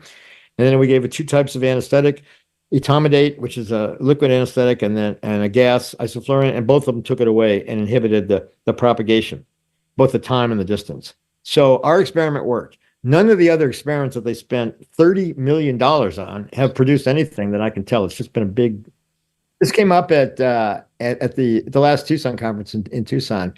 We had a 30-year. The closing session was a 30-year reminiscence with Christoph, me, Dave, and Sue Blackmore got in there somehow. Even though I'm chatting to Sue in about a week's time.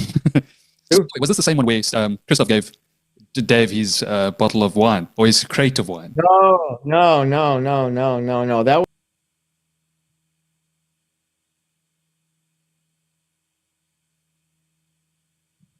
figure out how anesthesia works. That would come from this department. That would be great, and the field of anesthesiology.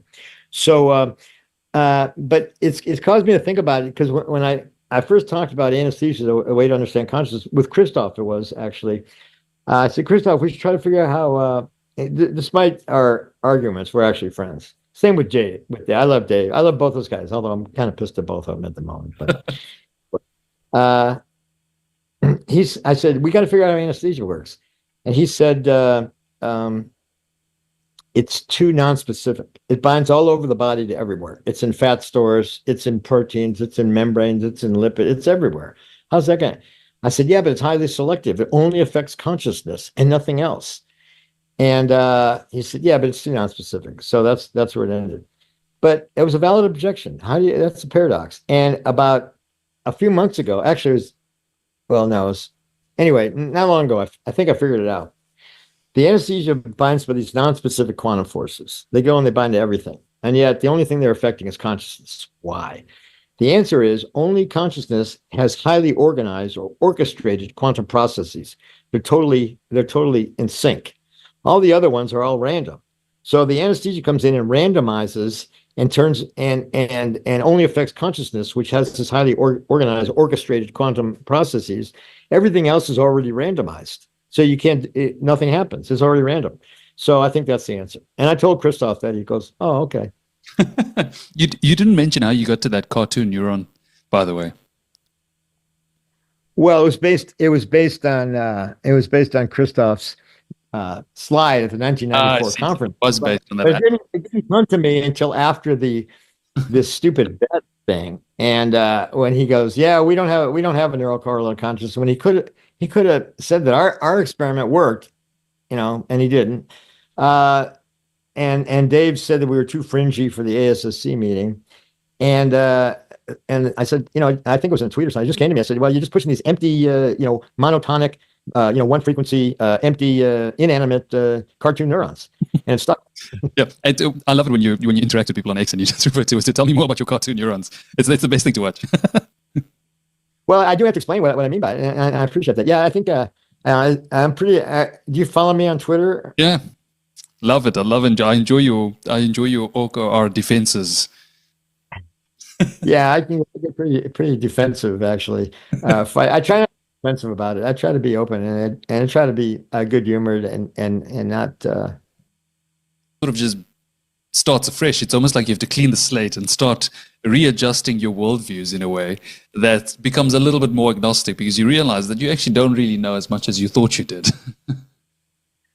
Yeah, and then there's the advent of quantum computers. So if you're a computationalist and believe that the brain's just a classical computer, and now you find out no, the quantum computers are much better than classical computers, then you're going to want the brain to be a quantum computer, and then you have to deal with the same crap you've given us. So we'll see what happens. It's like a recursive cycle. It's an infinite loop, and it's just going to keep going and going. It will never stop, in a sense. Yeah. Well, we'll see. That brings up when did it start? And Roger's other great idea is CCC, that the Big Bang was preceded by another eon, which had another eon before that. So I was at this festival in England, and Scott Aronson, Scott Aronson? You know who he is? Oh, okay. He's a big shot in quantum computing. Anyway, what were we talking about? Oh, I mentioned this going back in time as a solution to the Big Bang problem of like everything all at once from nothing, which is kind of hard to explain. And realizing that you still have to explain where it all. He said, "Yeah, but then you have to go all the way back and you have to deal with that." And I said, just totally spur of the moment. I never thought this thought in my life. I said maybe if you go back far enough, you wind up in the future. And he said, "Well, then you have to do," and then he realized he was playing into my narrative. So I don't know. I have no idea where that idea came from, but maybe it's true. At this point, as an astrobiologist as well, trying to figure out this concept of life not on Earth, how does OR play into this? And how are you going through this new... What do you mean, as an astrobiologist as well? Are you kidding me? Who is this dude? Part of your career, I would say. Well, relatively. Yeah, it's fantastic. I'm really enjoying myself. It keeps me going. I'm retired now, and well, other than doing this, I don't go to the hospital anymore, and so I got to stay. I got to keep my mind active, and this does it, and I enjoy it. I'd be doing it. I'd be doing it for free. I just loved it. It's the most interesting thing in the world. So, I keep going. You've contributed so much already, and now you're obviously doing more. The Science of Consciousness Conference, I'm assuming that's going to keep going. What do you see happening in the next 10 years, Stuart? What do you think is going to be happening in the science of consciousness in the future? Good question. I hope it keeps going in our way. I'm personally, have to think about passing it on and who's going to take over what I've been doing. And so I'm making plans for that with some good friends and colleagues. Dante, Jay Sanguinetti, Tom Bever, people at the university, people elsewhere. So we have some possible contingency plans about the center, and but we hope the conference continues. We hope to put it on some firm standing, so it'll just keep going and become somewhat recent. Because I think we're gonna keep learning more and more, and it's not going to fall into the brain is a complex computer of simple neurons. I don't think that's. Otherwise, how do you explain a paramecium that swims around, finds food, finds a mate, has sex, and an amoeba, which is one cell that can solve the traveling salesman problem? With its microtubules reaching out in all these different directions. So I think and I hope that microtubules will be rediscovered. Maybe actually when I'm gone, it'll be a good thing for microtubules, because I think I probably annoyed so many people and actually Dave Chalmers kind of revealed this unintentionally, that they couldn't stomach it if I was right, because of me personally, because I tend to well, you know how I am. Yeah. So, You're like the microtubule mascot. okay. But I mean that in the best, in the most, with high praise, because I appreciate the work and I love it. How about Microtube the Maestro? Okay, that's much better. I think that's more. That could be a thumbnail for a clip I make for this video. Microtubule maestro in motion. Tell me, Stuart. With one thing I wanted to ask that I forgot to ask you earlier was when you got to work with Sir Roger Penrose and when he appreciated the work you contributed to the field. How was that for you? Because that must be super exciting as someone who probably looked up to him growing up. Well, I didn't really know about him growing up until I read his book. I recognize the name, but I didn't really know about him. I mean, I'm not a Yeah, but overall, I think that the work you guys are doing is fantastic, and more so what you've done in the past. I mean, the hard problem of consciousness, that infamous line comes from your conference. You've laid out a legacy that I think will never be forgotten. If there's anything I can do with regards to the conference, and by the way, am I invited? Do I get a special invitation for the conference? I'll attend. Sure. Yeah. Okay.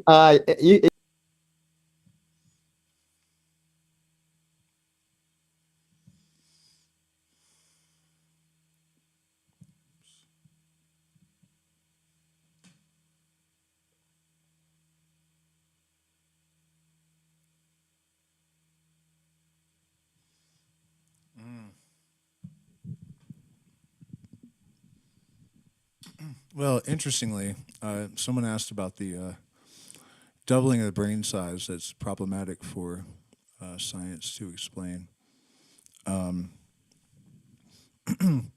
Interestingly enough, psilocybin causes neurogenesis at I think 100 to or between 100 and 1,000 times normal rate. So I don't know that could really account for the doubling of the brain size. I don't know what the span of time. Do you know the span of time? But certainly the stoned ape theory could contribute to that. I think also just environmental pressures, and even if the neurogenesis of psilocybin isn't enough on its own to account for the doubling, the fact that the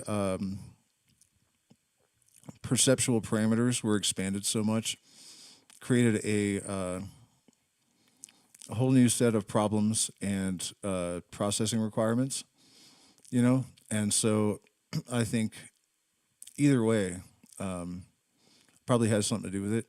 The alien intervention theory actually doesn't really hold a lot of water if you think it through, because there were Homo erectus or whatever the Neanderthals right before us were all over the planet.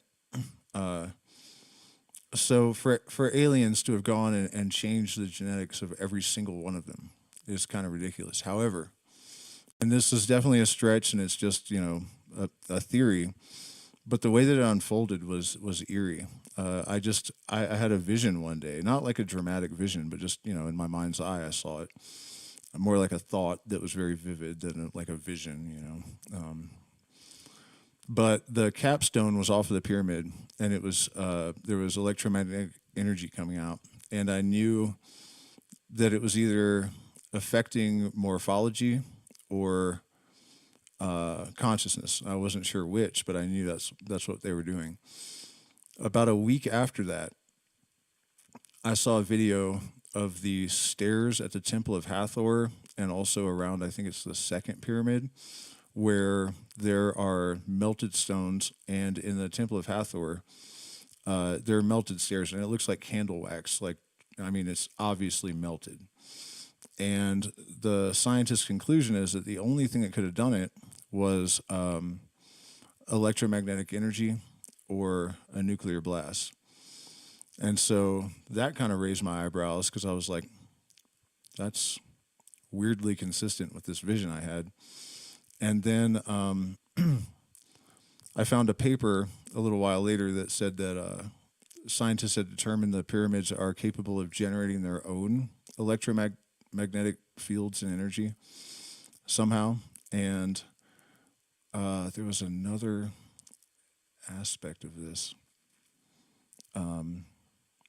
Some engineer I guess, had written a book about like how it would work, and that he thought it served the same purpose.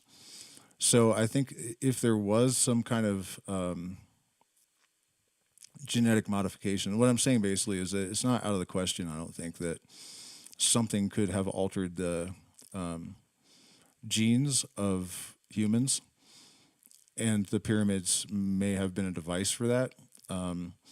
Another thing that is interesting about this idea is that this idea of electromagnetic energy being used to somehow alter evolution or consciousness on this planet preceded my awareness of Michael Levin, and so I didn't know about that when I had this idea, and now we know that you can change the morphology of organisms using electromagnetic energy to the extent that their progeny retain the mutations without altering the genome.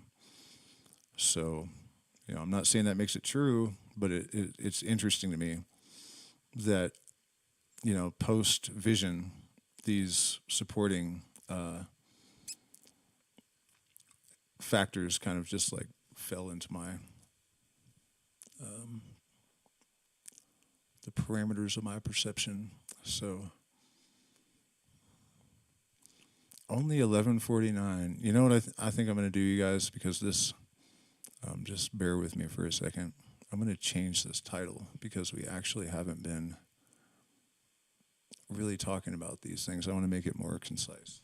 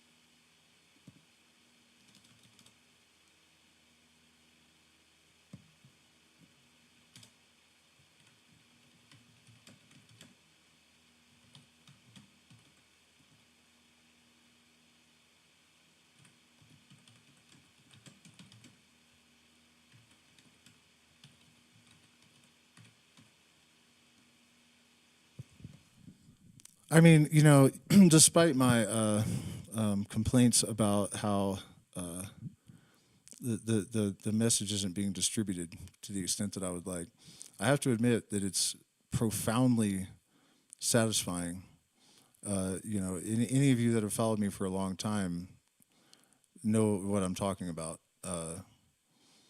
So much of this stuff I've kind of intuited, much longer than the 6 years the channel's been here, but I've been talking about this stuff since the beginning, and seeing it all actually emerge the way that it is, it's a tremendous relief, That's one way to put it, for sure.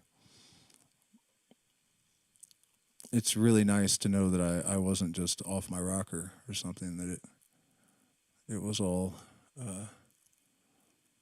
legit. And furthermore, it also suggests that we're going to succeed. I don't believe that anything happens in the universe without purpose. By the way, we're about to switch to the opposite side of the coin, where a different order of genius was merging science and spirituality over 100 years ago. And this is going to blow your minds, trust me. What was I saying? Oh, yeah, because, believe it or not, I've had a fairly coherent picture of what I expected to discover about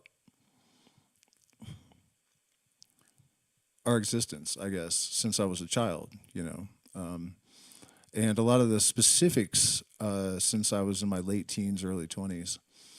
And so the fact that this has obviously been building momentum and coming to fruition, I have to assume that that's because there's a point and it's going to continue.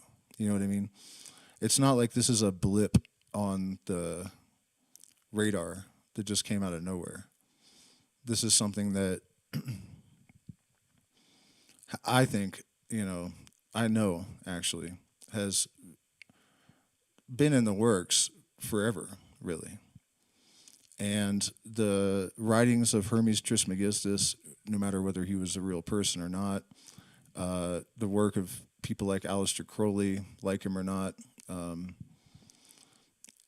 a few others throughout history. I mean, the atom is a 2,000-year-old concept.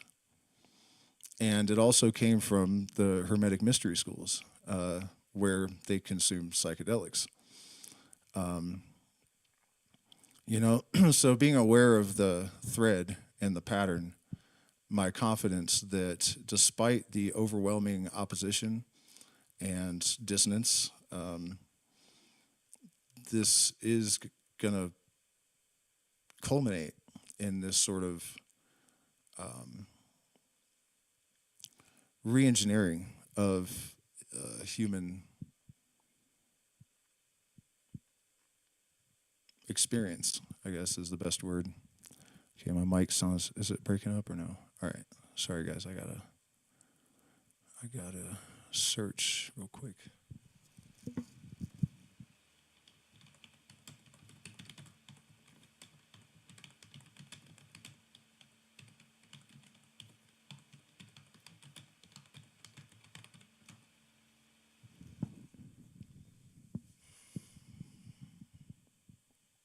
I think this is what we need. I hope so. This is a great site, by the way, hermetic.com. Lots of free resources. Man, I wish I was more adept. No, don't search. Shit. I know there's a way to make the print bigger, but I'm not that savvy with a computer, if you can believe that. I think this is where we need to go.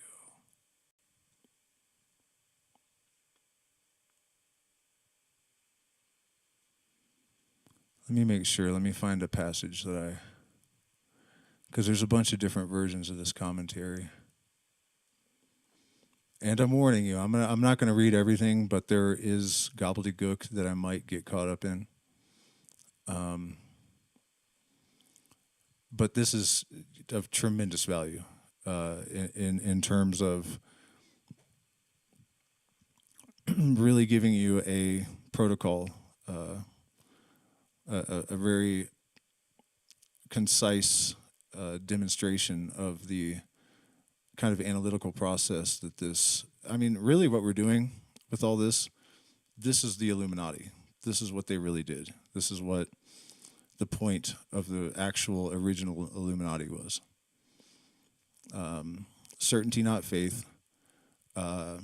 And we place no reliance on virgin or pigeon. Our method is science. Our aim is religion. I'm trying to think of another really good slogan, but you guys probably get the picture. Okay, so I actually would like to read to you guys first the introduction to the Book of the Law. Even if you've heard it before, it'll be worth it. The Book of the Law. The problem is a lot of the internet versions don't have the introduction. They just have I think the Internet Archive has the entire thing. Nice. Okay, let me check in with the chat one more time. Do I still do mushrooms? Hell yeah, I do mushrooms. I would eat mushrooms almost every day if I could. And I'm not talking about like an insane like psychedelic dose, but if you keep it below the point of diminishing returns, which is 2.5 grams, it will just continuously rejuvenate. It actually brings if you drink too much alcohol or suffer from depression, various other things, brain cells will actually shrivel up. And psilocybin actually brings them back to life, something science thought was impossible until they observed it at Hopkins University when they gave administered psilocybin in, what was it called, vitro and in situ, so in the brain and in petri dishes. So it does that, and it also causes neurogenesis at 100 times normal rate, neuroplasticity, so you can learn faster. The reality is, if you're not predisposed to, I actually drank San Pedro a little bit before the stream because I knew it was going to be long. Like, not enough to really trip. I mean, I can kind of tell if I look around, but if you're not predisposed to mental illness, you really can take psychedelics as often as you want. I'm not saying that you should do it every day. I'm not giving any medical advice or anything of the kind. I'm just saying that, based on the research, as long as you stay within certain parameters, it's nothing but beneficial. In fact, one of the reasons I've been so concise and putting together so much, making so many new connections lately, is that I've increased my plant medicine intake significantly. And it's been a huge help. I was really getting into a funk with all of our obstacles lately, and also I think looking at the landscape in the United States, the opposition, and the probability that we would come out on top after like an entire lifetime being devoted to this, and in the midst of like the moment I've been waiting for my whole life, my views drop off by 80%, even though my subs are still flying up. Like, algorithm obviously tightened up. You know what I mean? Just so much discouraging shit. And it's really helped me to just like overcome that. And, I just started taking action on everything, contacting people that I know that have influence, and reaching out for potential business partners, which we may have found, and you know what I mean? Like, it just really put me right back on track and increased my lucidity and whatnot. So I have been doing this for hours, so I need some more paste. Speaking of plant medicine, so give me a second and we'll jump into this.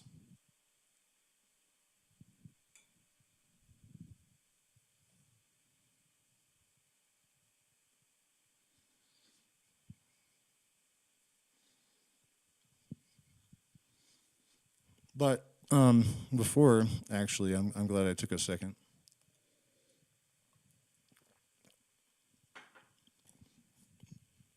I have lost clients because I talk about Crowley. People, judge and make assumptions. And I just want to make it clear that I do not promote following anyone. And it's likely that he was kind of an insufferable person, might have even done like incredibly evil things. That's got nothing to do with the fact that he also composed with literary pyrotechnics I've never seen the like of, elucidations on the gnosis that are unrivaled. That's what I care. I don't care about any of it. He said, when someone asked him, "Are you a black magician?" He said, "It doesn't matter. I'm not saying do as I do. My message is, if I'm a black magician, that's my true will. Your true will may be to be a, whatever, anything. Don't follow me. I despise followers. Each man must cut his own path through the jungle." And for the record, he did say that black magic is so ignorant and debased that he couldn't imagine anyone actually practicing it. Also, some of the other accusations that are levied against him are taken out of context. For example, there is a very unfortunate passage in Magic and Theory and Practice where he says the best sacrifice is a male child of perfect innocence. If you don't get the joke, like, just take a second, if you don't get it, and think about it. He was taking a swipe at Christianity.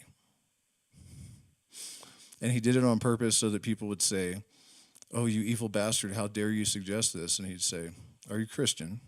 Have you not read the New Testament? If it's not true, then why did God do it?" You know what I mean? That was just his sense of humor. And actually, at the bottom of the page, Sora Vikram put a note that said this was a reference to masturbation, which isn't really true. but also a few chapters before on the issue of blood sacrifice, he said that it's stupid because for any real magician, there is an infinite resource of energy that can be transmuted into any other kind. So there's just no reason for it. There's no necessity for it. So, if you read the whole book and then you come across that passage, unless you're an idiot, you should understand that it's bad taste, but it was a joke, So I do suspect that a lot of his evil reputation came from stuff like that, Anyways, not really the point. Got to separate the art from the artist sometimes. If I didn't do that, I wouldn't be able to listen to a whole lot of music, Okay, so the story, for those of you that might not be familiar, is that he and his new wife dressed up as like Middle Eastern royalty of some kind, and they went and finagled their way into getting permission to go into the king's chamber of the pyramid, and something transpired that led to this channeling of this book, allegedly, from Aiwass, who was described as the solar phallic Lucifer, basically the sun, that this idea that we can connect with the sun and that it kind of has a higher order of knowledge.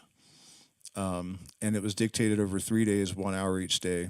And the part I'm about to read, the introduction, is actually recognized by many professional skeptics as the most impossible to debunk out of Edgar Cayce and Nostradamus and all these. Because we'll get there. You'll see why. So the book was dictated in Cairo between noon and 1 p.m. on 3 successive days, April 8th, 9th, and 10th in the year 1904. The author called himself Aiwass and claimed to be the minister of Hor-Par-Krat. That is, a messenger from the forces ruling this earth at present, as will be explained later on. That would be the sun, by the way. How could he prove that he is in fact a being of a kind superior to any of the human race and so entitled to speak with authority? Evidently, he must show knowledge and power such as no man on earth has ever been known to possess. He showed his knowledge chiefly by the use of cipher or cryptogram in certain passages to set forth recondite facts, including some events which had yet to take place, such that no human being could possibly be aware of them. Thus, the proof of his claim exists in the manuscript itself. It is independent of any human witnesses. The study of these passages necessarily demands supreme human scholarship to interpret, needs years of intense application. A great deal has still to be worked out, but enough has been discovered to justify his claim. The most skeptical intelligence is compelled to admit its truth, and that has actually turned out to be true. The critics have choked on this. This matter is best suited or best studied under the master Therion, blah, blah, blah. That's one of the things about him. The ego sometimes is like so cringy that you just like... He also did that deliberately, but still, it's like, man, come on. The human power of Aiwass is shown by the influence of his master and of the book upon actual events, and history fully supports the claims made by him. That's actually true. These facts are appreciable by everyone, but are better understood with the help of the master Therion. Dude, settle down. The full detailed account of the events leading up to the dictation of this book with facsimile, we don't need to read that. Okay, the universe. This book explains the universe. The elements are nuit, space, that is the total of possibilities of every kind, and hadit, any point which has experience of these possibilities. This idea is for literary convenience, symbolized by the Egyptian goddess Nuit, a woman bending over like the arch of the night sky. Hadit is symbolized as a winged globe at the heart of Nuit. Every event is a uniting of some one monad with one of the experiences possible to it. Every man and every woman is a star, that is an aggregate of such experiences constantly changing with each fresh event, which affects him or her either consciously or subconsciously. Each one of us has thus a universe of his own, but it is the same universe for each one as soon as it includes all possible experience. This implies the extension of consciousness to include all other consciousness. In our present stage, the object that you see is never the same as the one that I see. We infer that it is the same because your experience tallies with mine on so many points that the actual differences of our observations are negligible.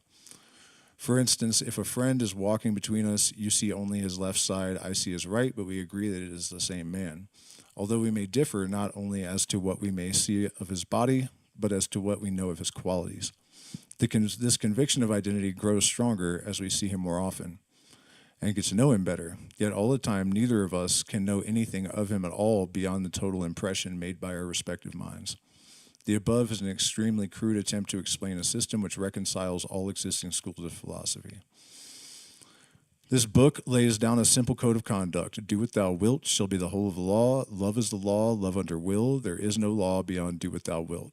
This means that each of us stars is to move in our own true orbit as marked out by the nature of our position, the law of our growth, and the impulse of our past experiences.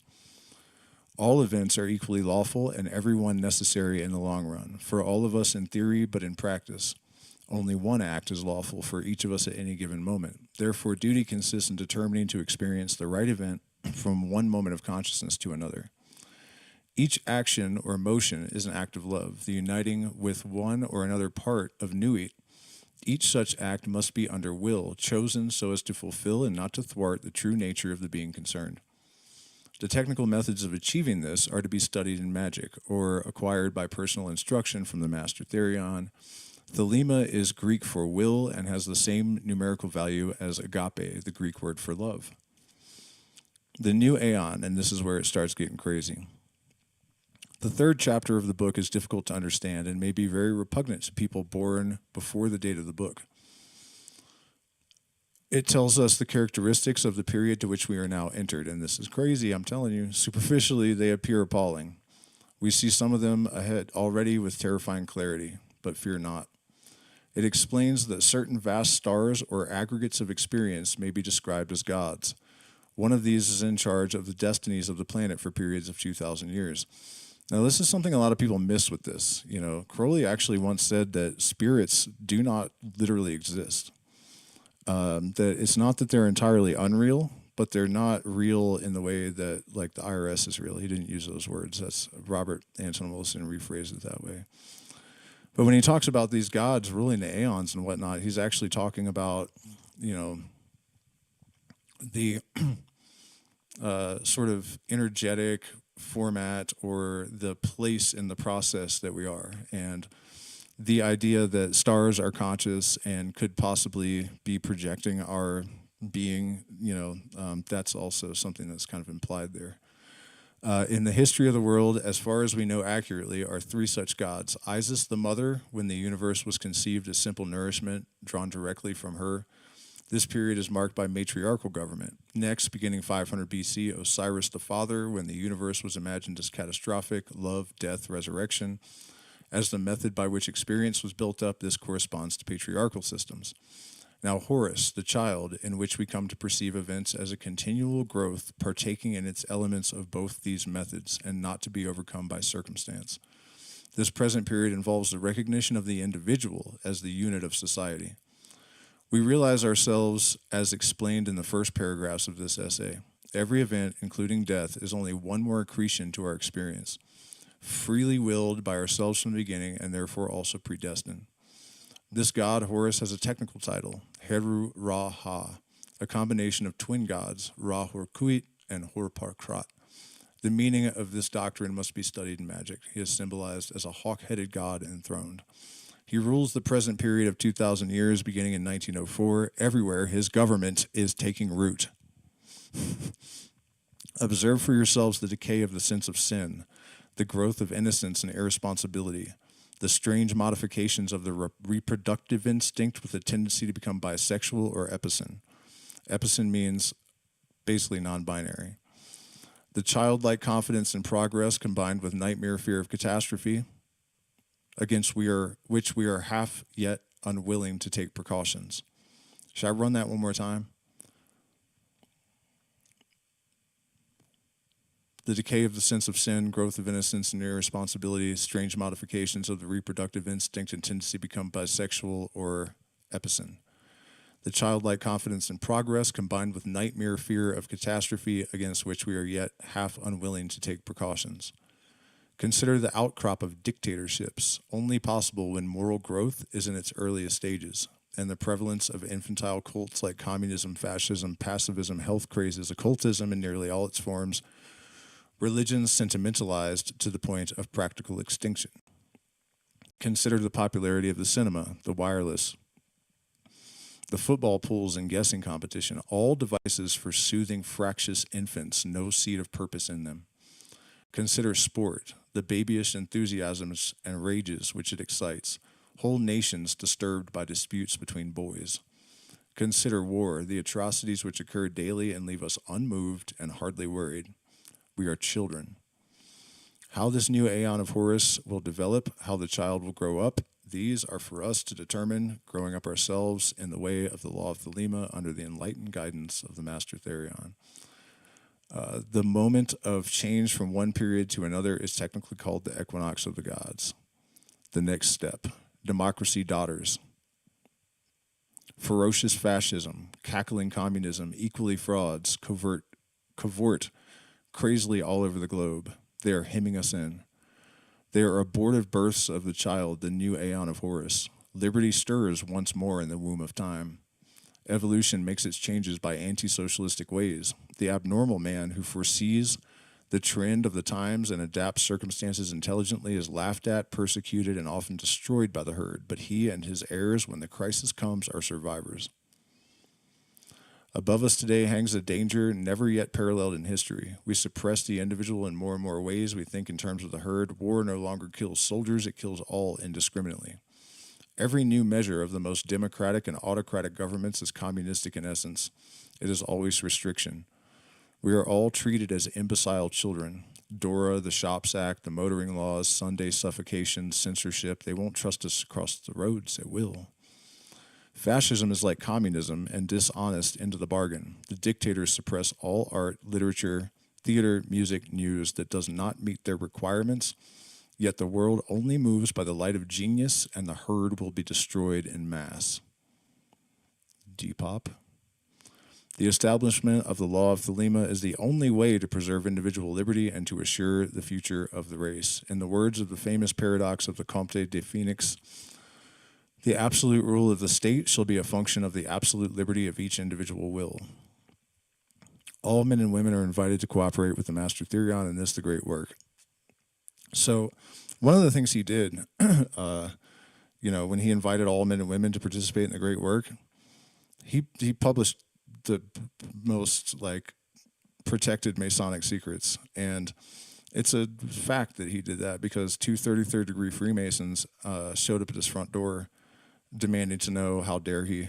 And he's like, I haven't taken your oath. And they made him the head of the outer order. They weren't Masons anymore. They demitted from the main Scottish Rite and started the Ordo Templi Orientis, the OTO, because if you're 33rd degree, according to the rules of Freemasonry, you have the right to go and start your own lineage. They hate it, but you can do it.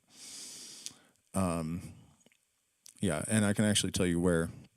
The secret key to unlocking all of the symbolism of Freemasonry is in chapter 69, the way to suck seed and the way to suck eggs.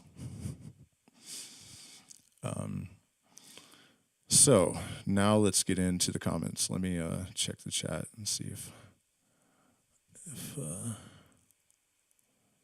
yeah, this is going to be wild, you guys, I promise. I mean, there's going to be some fat, I'm sure, but I'll do my best to edit it out. But that's crazy, right? Did you hear that shit? Oh, no, I thought there was more. Yeah. There is, I swear there's more. Was something missing? It says also somewhere that the new Aeon will officially commence when the world is soaked in blood in the Great War, and the Great War is capitalized. And it was written 10 years before World War I started, and it was called the Great War. And most historians pinpoint World War I as the beginning of the current era. So Yikes, right?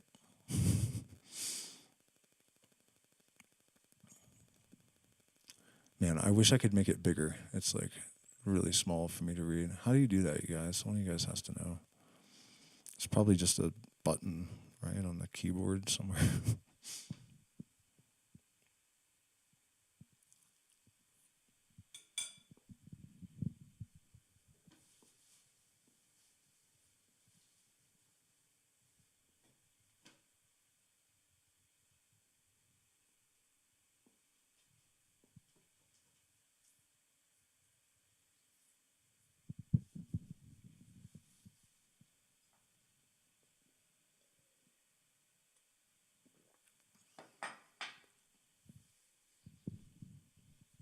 Okay, so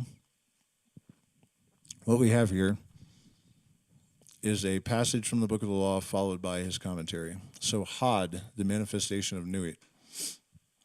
God, I wish I could make it bigger, man. It's really small. How do you do it?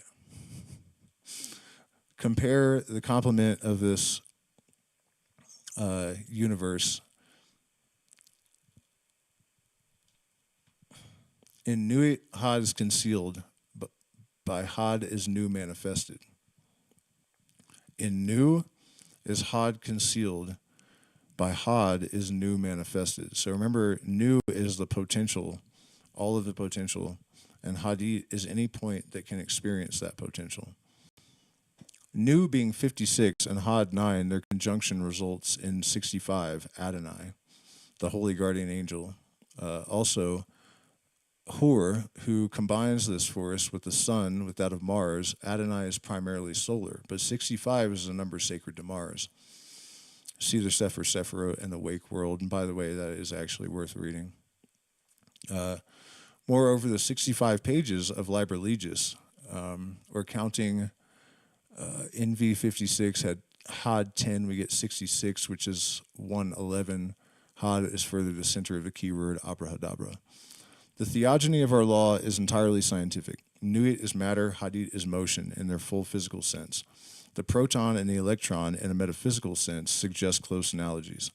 They are the Tao and Day of Chinese philosophy, or to put it very simply, the noun and verb in grammar. Our central truth, beyond other philosophies, is that these two infinities cannot exist apart. This extensive subject must be studied in other writing, notably Barashit, which is the first word of the Bible, especially those of, whatever, in the Book of Wisdom of Folly. Further information concerning Nuit and Hadit is given in the course of the book, but I must here mention that the brother mentioned in connection with the wizard Amalantra identifies them with Anu and Adad, the supreme mother and father deities of the Sumerians. Taken in connection with the Iwaz identification, this is very striking. It is also to be considered that Nu is connected with north, while Hadit, Sad, Set, Satan, Sat equals being in Sanskrit, south. He is then the sun, one point, concentring space, as also is any other star. The word abrahadabra is from Abraxas, father sun, which adds to 365. For the north-south antithesis, see Fabre de Olivet's hermeneutic interpretation of the origin of the social state in man. This stuff is not super important. It's going to get more focused. The unveiling of the company of heaven. This book is a new revelation, or unveiling of old ones. This explains the general theme of this revelation, gives the dramatis personae, so to speak. It is cosmographically the conception of the two ultimate ideas, space and time, which occupy space. It will, however, appear later that these two ideas may be resolved into one, that of matter with space, its condition or form included therein. This leaves the idea of motion for Hadit, whose interplay with Nuit makes the universe. Time should perhaps considered as a particular kind or dimension of space. In Barashit, all qualities soever are considered so many dimensions. I see no reason 19 years later for receding from this view. Time being considered as a particular kind or dimension of space preceded Einstein, by the way. Further, this verse is to be taken with the next. The company of heaven is mankind, and its unveiling is the assertion of the independent Godhead of every man and every woman. Further, as Cobb's, see verse 8, is star, there is further meaning. This book is to reveal the secrets of a man, i.e., to initiate him. Every man and woman is a star. This thesis is fully treated in the Book of Wisdom and Folly. Its main statement is that each human being is an element of the cosmos, self-determined and supreme, co-equal with all other gods. From this, the law "do what you will" follows logically. One star influences another by attraction, of course, but these are incidents of self-predestined orbits. There is, however, a mystery to the planets, revolving about a star of whom they are parts, but I shall not discuss it fully in this place. Man is the middle kingdom. The great kingdom is heaven, with each star as a unit. The little kingdom is the molecule, with each electron as a unit. The ratio of these three is regularly geometrical, and being 10 to the 22 times greater in size than its neighbor. See the book of the Great Auk for the demonstration that each star is the center of the universe to itself, and that a star simple, original, absolute, can add to its omnipotence, omniscience, and omnipresence without ceasing to be itself. That its one way to do this is to gain experience, and that therefore it enters into combination in which its true nature for a while is disguised, even from itself. Analogously, an atom of carbon may pass through myriad Proteus phases, appearing in chalk, chloroform, sugar, sap, brain, and blood, not recognizable as itself, the black amorphous solid, but recoverable as such unchanged by its adventures. This theory is the only one which explains why the Absolute limited itself, and why it does not recognize itself during its cycle of incarnations. It disposes of evil and the origin of evil without denying reality to evil or insulting our daily observation or common sense. I here quote with one or two elucidatory insertions the original note originally made by me. May 14th, 1919. All elements must have at one time been separate. That would be the case with great heat. Now, when atoms get to the sun, when we get to the sun, we get that immense extreme heat, and all the elements are themselves again. Imagine that each atom of each element possesses the memory of all his adventures in combination. By the way, that atom, fortified with that memory, would not be the same atom, yet it is, because it has gained nothing from anywhere except this memory. Therefore, by the lapse of time and by the virtue of memory, a thing, although originally an infinite perfection, could become something more than itself, and thus a real development is possible. One can then see a reason for any element deciding to go through this series of incarnations. Because so, and only so, can he go, and he suffers a lapse of memory of his own reality or perfection, which he has during these incarnations, because he knows he will come through unchanged. Therefore, you have an infinite number of gods, individual and equal, though diverse, and each one supreme and utterly indestructible. This is also the only explanation of how a being could create a world in which war, evil, etc. exist. Evil is only an appearance, because like good, it cannot affect the substance itself, but only multiply its combinations. This is something the same as mystic monism, but the objection to that theory is that God has to create things which are all parts of himself, so that their interplay is false. If we presuppose many elements, their interplay is natural. It's no objection to this theory to ask who made the elements. The elements are at least there, and God, when you look for him, is not. Theism is obscurum per obscurius. A male star is built up from the center outwards, a female star from the circumference inwards. This is what is meant when we say that woman has no soul. Joke, okay. It explains fully the difference between the sexes. Oh, and there's a note from someone that's not Crowley saying, although Crowley evidently felt that this characterization was true simply, it should be noted that his comment is not class A. not class E. The idea of center outwards and circumference inwards may actually have described the impression received by a male of the Victorian age in regard to men and women. Certainly every male mystic has the state here described as circumference inward, no soul in female at the time of reception. Anyways, it's just somebody being an apologist, I guess. Okay, this is where it starts to get technical, I think, and also really interesting. But I think there's also a lot to wade through. Every number is infinite. There is no difference. And the reason this kind of stuff is important, I don't know that he really lays it out, but we're looking for certainty and not faith. We're looking for things that are demonstrable, right? And so ideas like the holographic universe or that the all is contained in the all, you can divide a number infinitely, and the universe is made of number, we're told. So the all is in the all. Just one example of the mentality at play here. This is a great and holy mystery. Although each star has its own number, and number is equal and supreme, every man and woman is not only a part of God, but the ultimate God. The center is everywhere and the circumference nowhere. The old definition of God takes a new meaning for us. Each one of us is the one God. This can only be understood by the initiate. One must acquire certain high states of consciousness to appreciate it. I have tried to put it simply in the note to the last verse. I may add that in the trance called by me the star sponge, the apprehension of the universe is seen as an astral vision. It began as nothingness with sparkles in 1916, Era Vulgara that's what he calls, instead of AD, Era Vulgaris, by Lake Pasquaney in New Hampshire, USA, and developed into fullness on various subsequent occasions.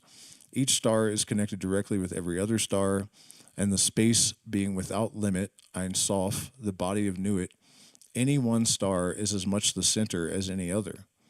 Each man instinctively feels that he is the center of the cosmos, and philosophers have jeered at his presumption.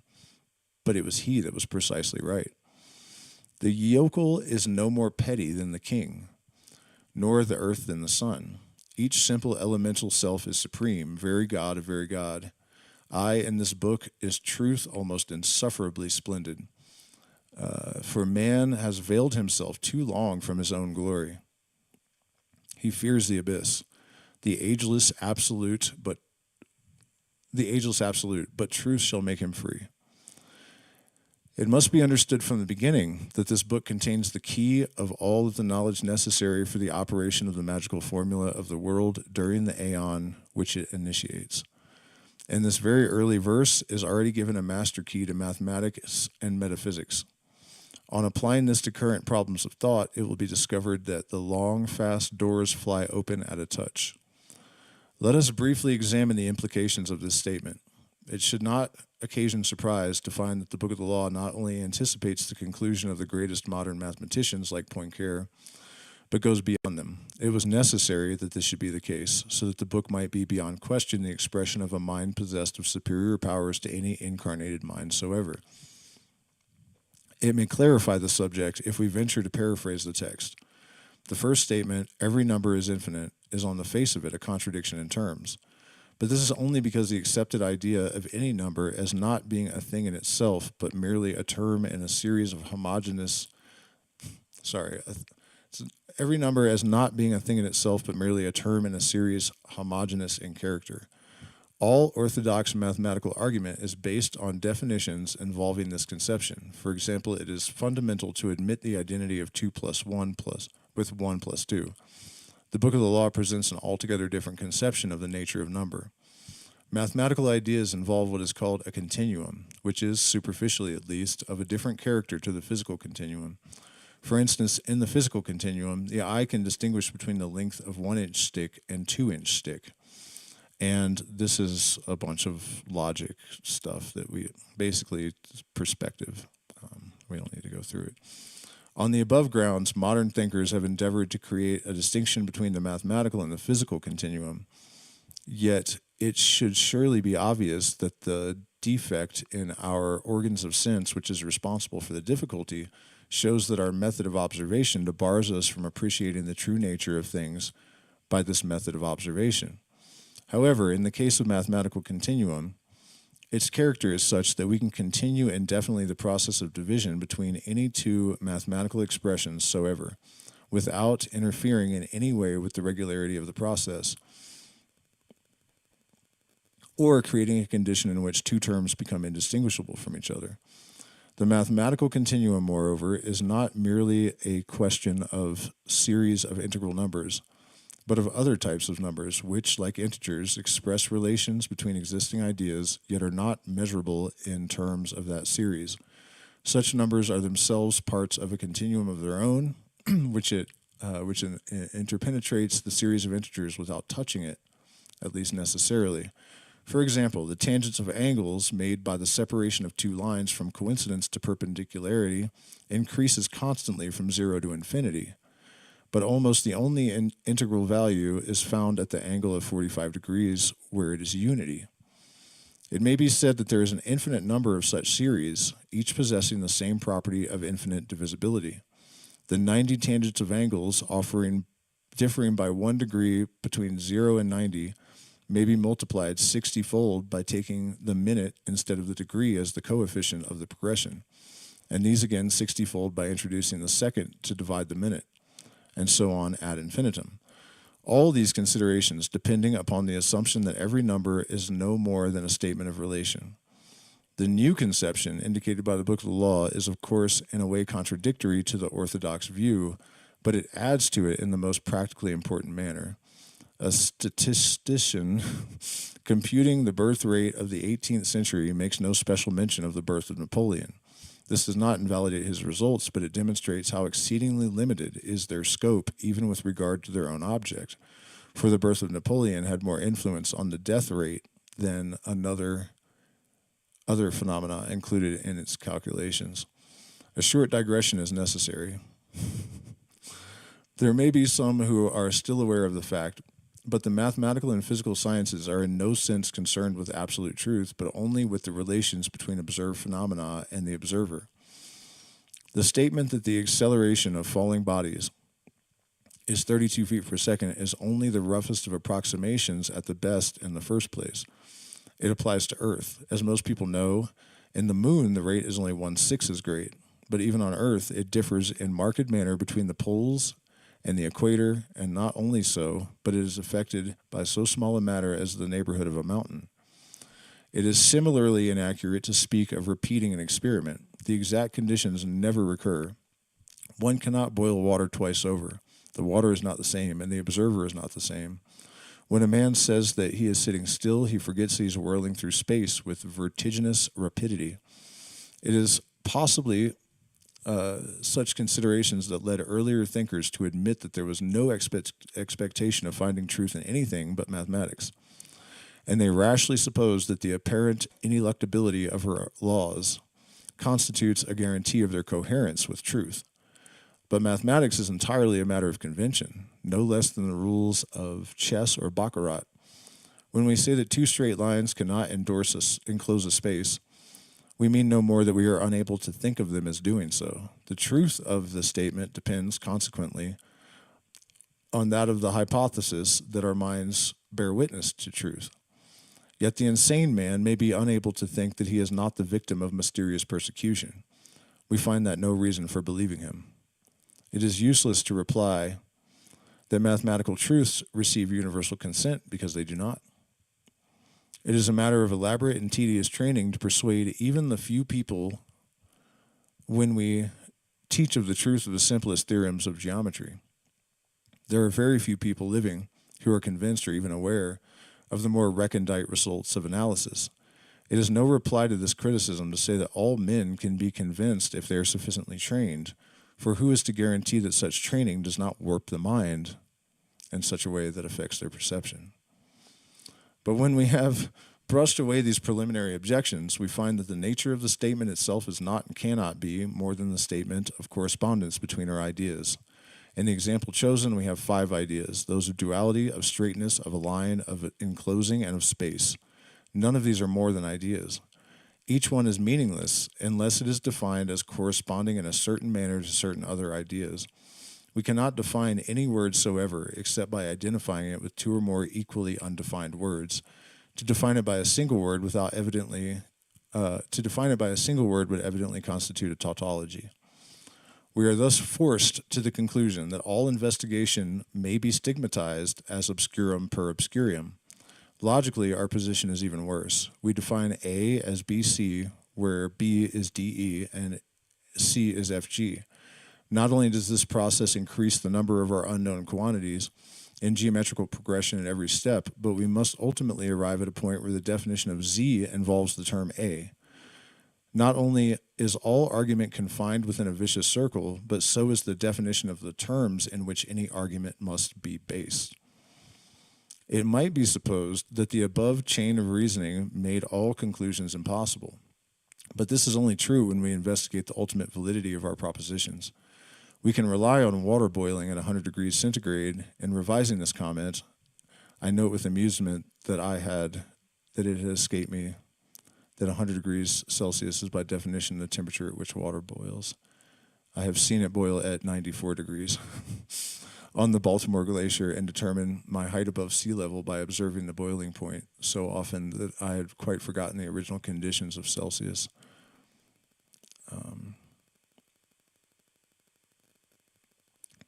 To return to our so-called axiom, two straight lines cannot enclose a space. It has been one of the most important discoveries of modern mathematics. In this statement, even if we assume the definition of the various terms employed, it is strictly relative, not absolute, and that common sense is impotent to confirm it, as in the case of the boiling water. For Bolyai, Lobachevsky, and Riemann have shown conclusively that a consistent system of geometry can be erected on any arbitrary axiom whatsoever. If one chooses to assume that the sum of the interior angles of a triangle is either greater than or less than two right angles, instead of equal to them, we can construct two new systems of geometry, each perfectly consistent with itself, and we possess no means soever of deciding which of them represents truth. I may illustrate this point by a simple analogy. We are accustomed to assert that we go from France to China, a form of expression which assumes that those countries are stationary, while we are mobile. But the fact might be equally well expressed by saying that France left us and China came to us. In either case, there is no implication of absolute motion, for the course of the Earth through space is not taken into account. We implicitly refer to a standard of repose, which, in point of fact, we know not to exist. When I say that the chair in which I am sitting has remained stationary for the last hour, I mean only stationary in respect to myself and my house. In reality, the Earth's rotation has carried it over 1,000 miles and the Earth's course some 70,000 miles from its previous position. All that we can expect of any statement is that it should be coherent with regard to a series of assumptions which we know perfectly well to be false and arbitrary. It is commonly imagined by those who have not examined the nature of the evidence that our experience furnishes a criterion by which we may determine which of the possibly symbolic representations of nature is the true one. They suppose that Euclidean geometry is in conformity with nature because the actual measurements of the interior angles of a triangle tell us that their sum is in fact equal to two right angles, just as Euclid tells us that theoretical considerations declare to be the case. They forget that the instruments which we use for our measurements are themselves conceived of as in conformity with the principles of Euclidean geometry. In other words, them measure 10 yards with a piece of wood about which they really know nothing, but that its length is 1/10 of the 10 yards in question. The tools are, I'm sure you guys understood that. The fallacy should be obvious. The most ordinary reflection should make it clear that our results depend upon all sorts of conditions. If we inquire what is the length of the thread of quicksilver in a thermometer, we can only reply that it depends on the temperature of the instrument. In fact, we judge temperature by the difference of the coefficients of expansion due to the heat of the two substances, glass and mercury. Again, the divisions of the scale of the thermometer depend upon the temperature of boiling water, which is not a fixed thing. It depends on the pressure of the Earth's atmosphere, which varies according to time and space to the extent of over 20%. Most people who talk of scientific accuracy are quite ignorant of elementary facts of this kind. It will be said, however, that having defined a yard as the length of a certain bar deposited in the mint in London under given conditions of temperature and pressure, we are at least in a position to measure the length of the other objects by comparison, directly or indirectly, with that standard. In a rough and ready way, that is more or less the case, but if it should occur that the length of things in general were halved or doubled, we could not possibly be aware of the other so-called laws of nature. We have no means soever of determining even so simple a matter as to whether one of two events happens before or after the other. Let us take, for instance, it is well known that the light of the sun requires some 8 minutes to reach the earth. Simultaneity closely considered possesses no meaning soever. The denial of absolute simultaneity is a natural complement to the denial of absolute motion. Phenomena in the two bodies would therefore appear to be separated in time to that extent, and from a mathematical standpoint, the same discrepancy theoretically exists. Even if we suppose the two bodies in question to be only a few yards one more remote than the other, recent consideration of these facts has shown the impossibility of determining the fact of priority, so that it may be just as reasonable to assert that a dagger thrust is caused by a wound as vice versa. Lewis Carroll has an amusing parable to this effect in Through the Looking Glass, which work, by the way, with its predecessor, is packed with examples of philosophical paradox. If I strike a billiard ball and it moves, both my will and its motion have causes long antecedent to the act. I may consider both my work and its reaction as twin effects of the eternal universe. The moved arm and ball are part of a state of the cosmos which resulted necessarily from its momentarily previous state, and so back forever. Thus, my magical work is only the cause effects necessarily concomitant with the cause effects which set the ball in motion. I may therefore regard the act of striking as a cause effect of my original will to move the ball, though necessarily previous to its motion. But the case of magical work is not quite analogous, for I am such that I am compelled to perform magic in order to make my will to prevail, so that the cause of my doing the work is also the cause of the ball's motion, and there is no reason why one should precede the other. I'm not sure what he's getting at with that. We may now return to our text. Every number is infinite. It's about goddamn time. The fact that every number is a term in a mathematical continuum is no more an adequate definition than if we were to describe a picture as a number.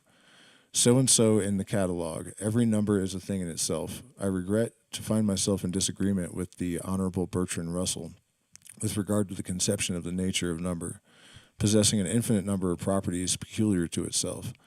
Let us consider for a moment the numbers 8 and 9. 8 is the number of cubes measuring 1 inch each way and a cube which measures 2 inches each way, while 9 is the number of squares measuring 1 inch each way and a square measuring 3 inches each way.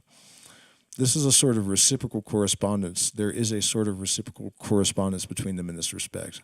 By adding 1 to 8, we obtain 9, so that we might define unity as that which has the property of transforming three-dimensional expansion of 2 into a two-dimensional expansion of 3.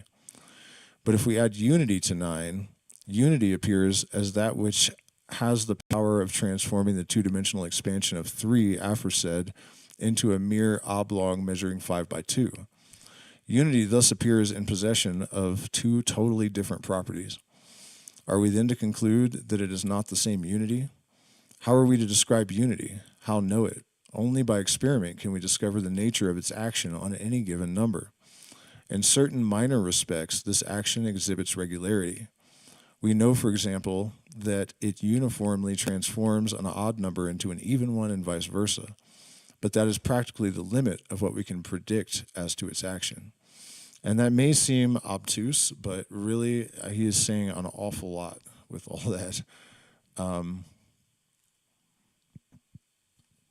And actually, all this relates to where I started with this stream. The lady, I don't know her name, but she was being interviewed with Levin together, and she was talking about how our identity is too egocentric and self-serving, and we really only know ourselves or anything else in relation to other things.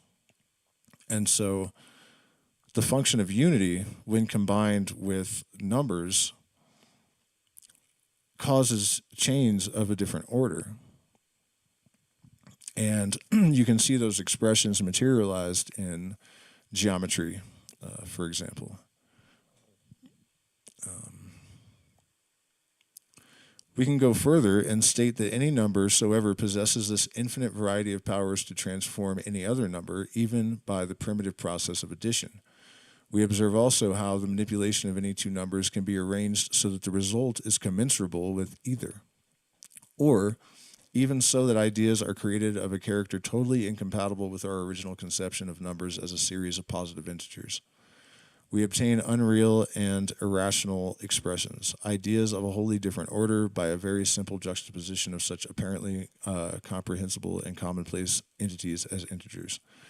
There is only one conclusion to be drawn from these various considerations. It is that the nature of every number is a thing peculiar to itself, a thing inscrutable and infinite, a thing inexpressible, even if we can understand it. In other words, a number is a soul in the proper sense of the term, a unique and necessary element in the totality of existence. And you see this in what Penrose was, was it Penrose or, well, Hammeroff was talking about. It might have been Penrose's idea. But how these triplicate patterns, you know, the idea of the Trinity. You see it also in music, where we have three notes to make a chord. There are three original elements. Earth, the fourth, is derivative of the other three, and so on and so forth. Four as the number of stability. There's all sorts of ways to understand that. The four fundamental forces of physics. Also, though, only three of them are real forces. Gravity is derivative of the others. This as above, so below. Chair, you know, four legs, animals. We also talk about the four directions, the four elements. I don't know if I already mentioned that. Four archangels.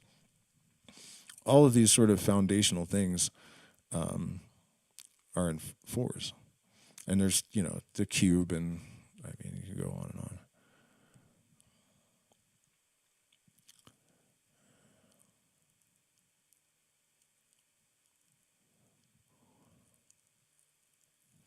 We may not turn to the second phrase of the text, there is no difference. We may now turn, it should say. There is no difference. It must strike the student immediately that this, on the face of it, a point-blank contradiction of all that has been said above. What have we done but insist upon the essential difference between any two numbers, and show that even their sequential relation is little more than arbitrary, being indeed rather a convenient way of regarding them for the purpose of coordinating them with our understanding more than anything else. On a similar principle, we number public vehicles or telephones without implication even of necessary sequence. The appellation denotes nothing beyond membership of a certain class of objects, and is indeed expressly chosen to avoid being entangled in considerations of any characteristics of the individuals so designated except that cursory designation. Jesus Christ, oh, it's almost over. And this is just, you know, the third like line or whatever, stanza. When it is said that there is no difference between numbers, for in this sense, I think we must understand the phrase, we must examine the meaning of the word difference. Difference is the denial of identity in the first place. But the word is not properly applied to discriminate between objects which have no similarity. One does not ask what is the difference between a yard and a minute in practical life. We do ask the difference between two things of the same kind. The Book of the Law is trying to emphasize the doctrine that each number is unique and absolute in its relations with other numbers, are therefore in the nature of illusion. They are the forms of presentation under which we perceive their semblances. And it is to the last degree important to realize that these semblances only indicate the nature of the realities behind them and the way in which the degrees on a thermoelectric, I think he means like there's a letter missing, scale indicate heat. Thermometric, I think, would be. It is quite unphilosophical to say that 50 degrees centigrade is hotter than 40 degrees of temperature. Simply conventions invented by ourselves to describe physical states of totally different order. And while the heat of a body may be regarded as an inherent property of its own, our measure of that heat in no way concerns it. We use instruments of science to inform us of the nature of various objects which we wish to study, but our observations never reveal the thing in itself. They only enable us to compare unfamiliar with familiar experiences. The use of an instrument necessarily implies the imposition of alien conventions. To take the simplest example, when we say that we see a thing, we only mean that our consciousness is modified by its existence according to a particular arrangement of lenses and other optical instruments which exist in our eyes and not in the object perceived. So also the fact that the sum of 2 and 1 is 3 affords us but a single statement of relation symptomatic of the presentation to us of those numbers. We have therefore no means soever of determining the difference between any two numbers except in respect of a particular and very limited relation. Furthermore, in view of the infinity of every number, it seems not unlikely that the apparent difference observed by us would tend to disappear with the disappearance of the arbitrary conditions which we attach to them to facilitate. As we think our examination, we may also observe that each number, being absolute, is the center of its universe, so that all other numbers, so far as they are related to it, are its appanages. Each number is, therefore, the totality of the universe, and there cannot be any difference between one infinite universe and another. The triangle ABC may look very different from the standpoints A, B, and C, respectively, which each view is true, absolutely, yet it is the same triangle. The above interpretation of the text is a revolutionary character from the point of view of science and mathematics. Investigation of the lines here laid down will lead to the solution of these grave problems which have so long baffled the greatest minds of the world, on account of the initial error of attaching them on lines which involve self-contradiction. The attempt to discover the nature of things by a study of the relations between them is precisely parallel with the ambition to obtain a finite value of pi. Nobody wishes to deny the practical value of these limited investigations, which have so long preoccupied the human mind. But it is only quite recently that even the best thinkers have begun to recognize that their work was only significant within a certain order. It will soon be admitted on all hands that the study of the nature of things in themselves is a work of which the human reason is incompetent, for the nature of reason is such that it must always formulate itself in proportions which merely assert a positive or negative relation between a subject and a predicate. Men will thus be led to the development of a faculty superior to reason, whose apprehension is independent of the hieroglyphic representations of which reason so vainly makes use. This then will be the foundation of the true spiritual science, which is the proper tendency of the evolution of man.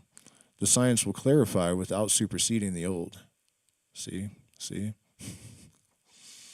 But it will free men from the bondage of mind little by little, just as the old science has freed them from the bondage of matter. This science is the proper and particular study of the initiate, and its principia are formulated in the Book of the Law. The book may therefore be regarded as indicating a complete revolution in human affairs, for it advances mankind in the most radical manner. Quit bragging, dude. Shit. The road of attainment of self-realization is made open as never before done in the history of this planet. And it's absolutely true. You know, this one of the reasons I put us through that grueling affair is that it's so consistent with the things that Levin and the rest of them were saying. I started this out talking about the importance of recognizing intuitive intelligence and allowing some credence to the idea that knowledge can be obtained through non-ordinary processes. Let me check in with the chat and see if I didn't lose every single one of you. I wouldn't be surprised. Wow, hey. You guys rock.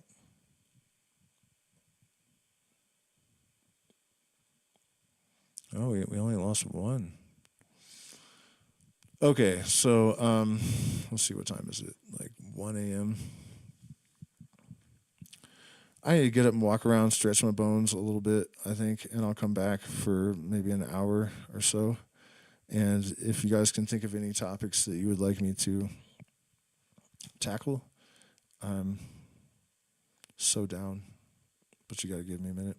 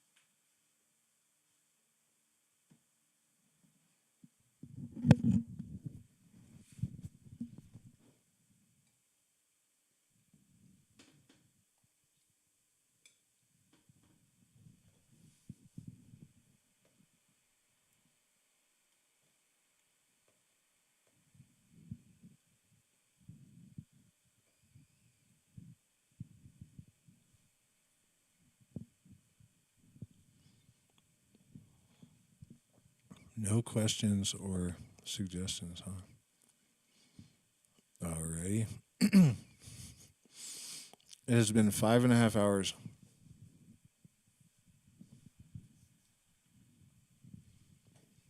Attendance has been not great. The message has been very powerful. I don't know, you guys. I don't know where this is going.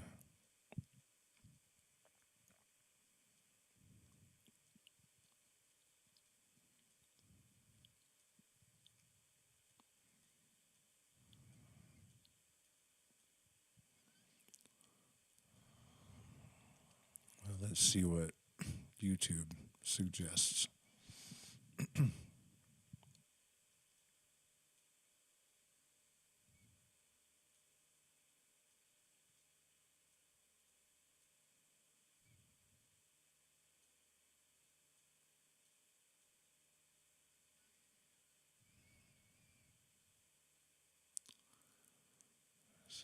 Oh, yeah, you know what?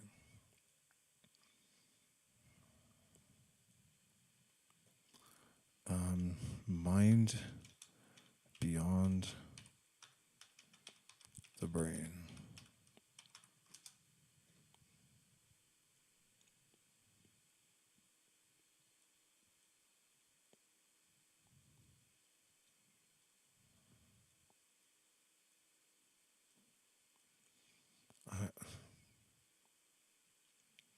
What is this? The universe is conscious. Scientists agree.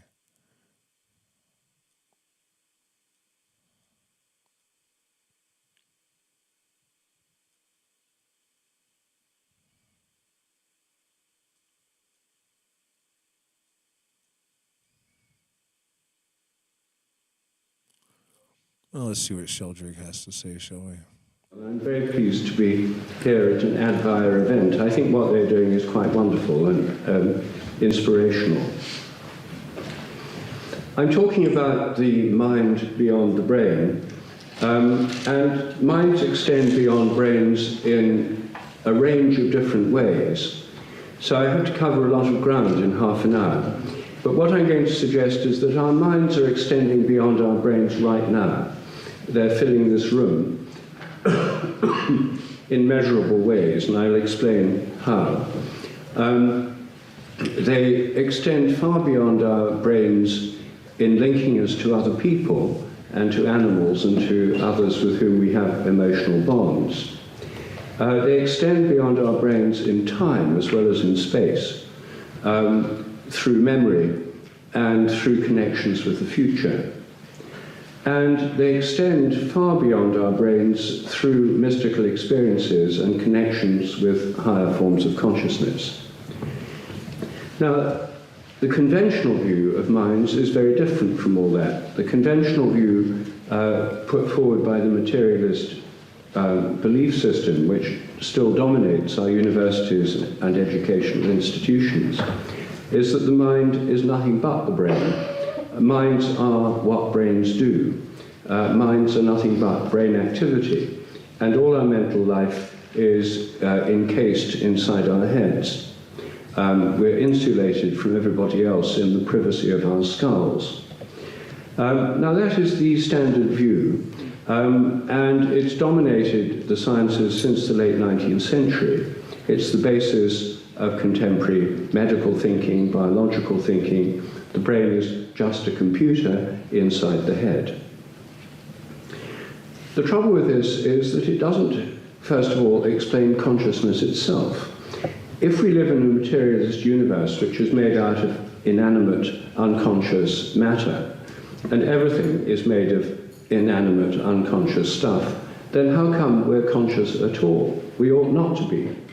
So some materialist philosophers of mind try to pretend that we're not, and try to explain away consciousness as a kind of illusion. The trouble is, that doesn't really explain it away, because illusion is itself a mode of consciousness. And in fact, the very existence of consciousness is called the hard problem in the philosophy of mind. All right, I got something for you.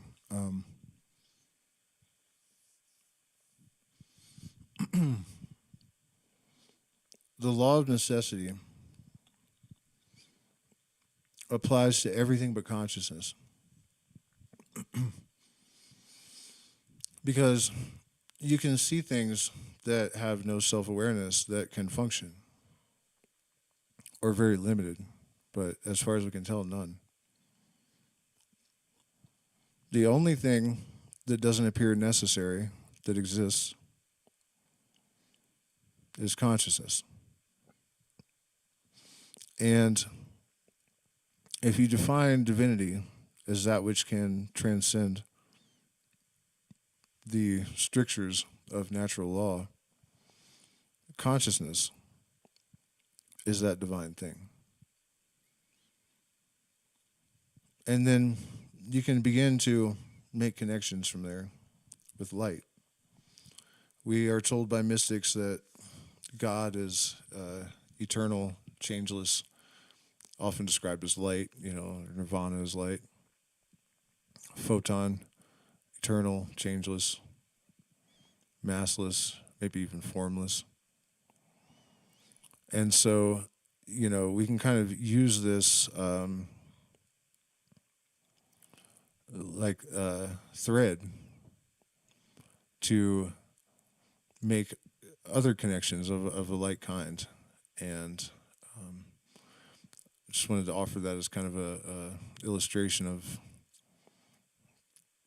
I guess, Hermetic reasoning again, Now, the first point I want to make is that if we think about something as simple as vision, we arrive at the idea of the extended mind, the mind beyond the brain. If you think of what's happening when you see me standing here now, the standard view says that light's reflected from me goes through the electromagnetic field, inverted images on your retinas, changes in the cone cells, impulses up the optic nerve, changes in different regions of the brain, and all that certainly happens. But then that's supposed to explain vision. Well, first of all, it doesn't explain the fact you're conscious of what you're seeing. That's an aspect of the hard problem. But secondly, it doesn't explain your actual subjective sensation. You're experiencing a three-dimensional world in full color. All of that is supposed to be inside your head. Yet nobody's ever seen a full-color 3D virtual reality display inside someone's head. So that is profoundly mysterious. Where is your experience? It's meant to be inside your head. Well, the hypothesis I'm suggesting is so simple it's hard to understand, and that is that your image of me is in your mind but not in your brain. In fact, it's right here. It's outside your head.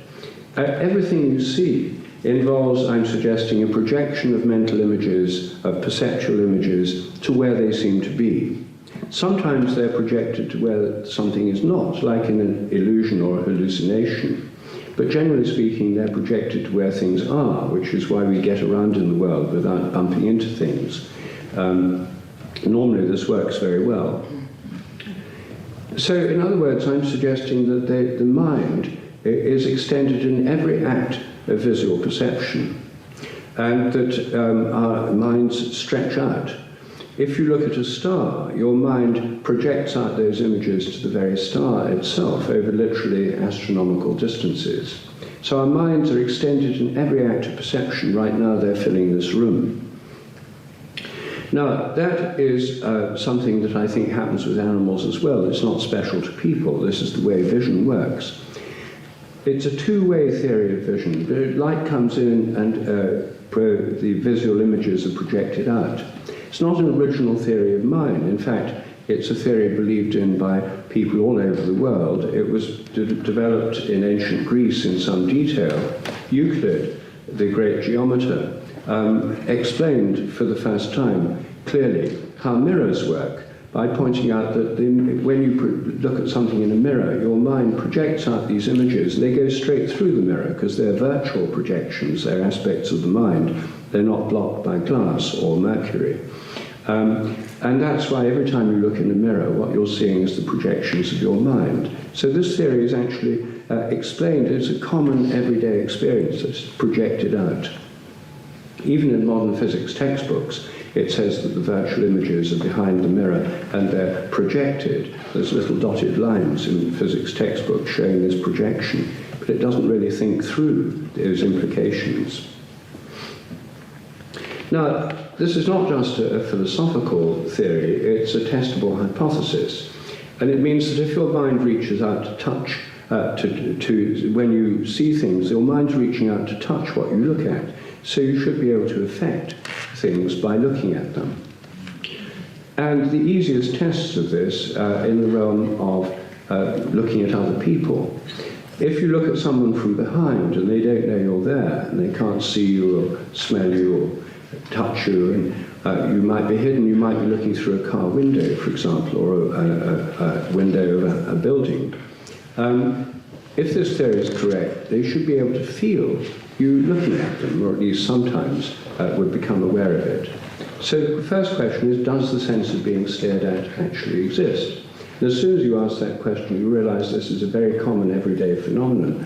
95% of the population, according to surveys, have actually experienced feeling being looked at.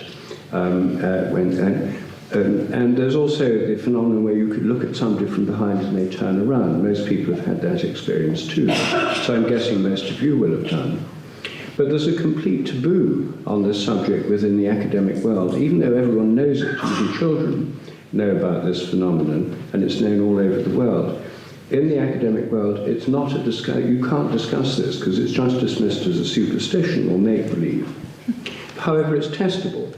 And I've done a lot of research on this, first by interviewing people whose job it is to watch others, security guards, surveillance personnel, the drug squad at Heathrow, the store detectives. I don't see the necessity of going on about this. We all do know this. Not trying to be disrespectful to Mr. Sheldrake, but in my world, you make a point as concise as you can and you move on to something else. I guess when you're trying to fill an hour-long talk, anyways, I'm doing it now. What he was saying that is important, though, and that we really must pay, I mean, it's still happening right in front of our eyes. The lack of recognition for Michael Levin. I mean, the man brought dead skin cells to life. Like, that in and of it, I mean, everyone should know about that. That's crazy. As far as I know, it's the first time a human has animated something that was not animated. I mean,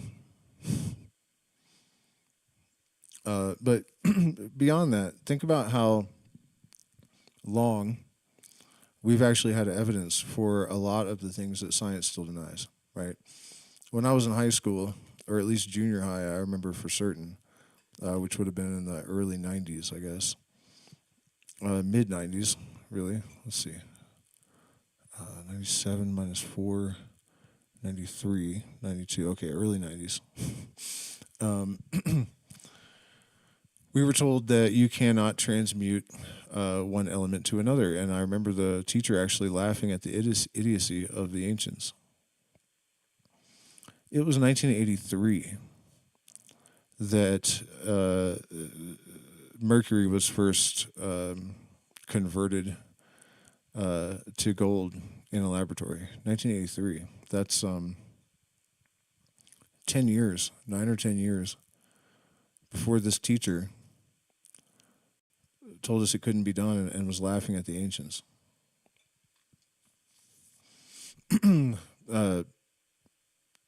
Sheldrake here with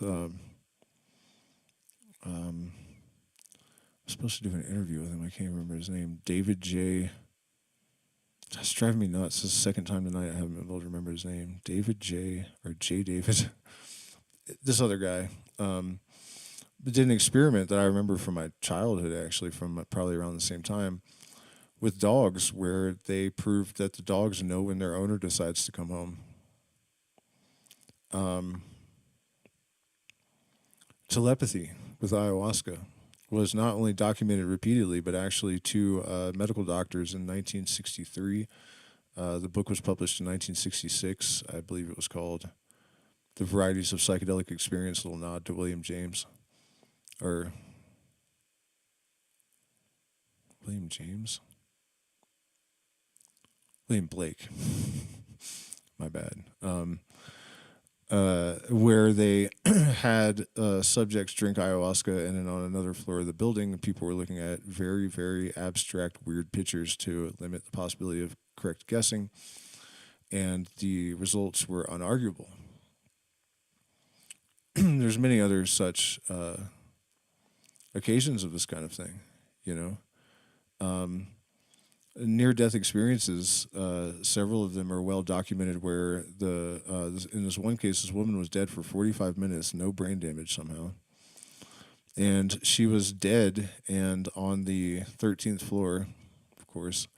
And she later, when she was resuscitated, she knew the entire conversation of people that were in the lobby.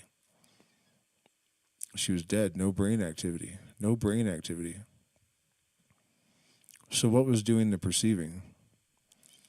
And instead of getting on the television and saying, look, we have a major problem with our current accepted ontological model, it's not right, they just sweep it under the rug. The fuck?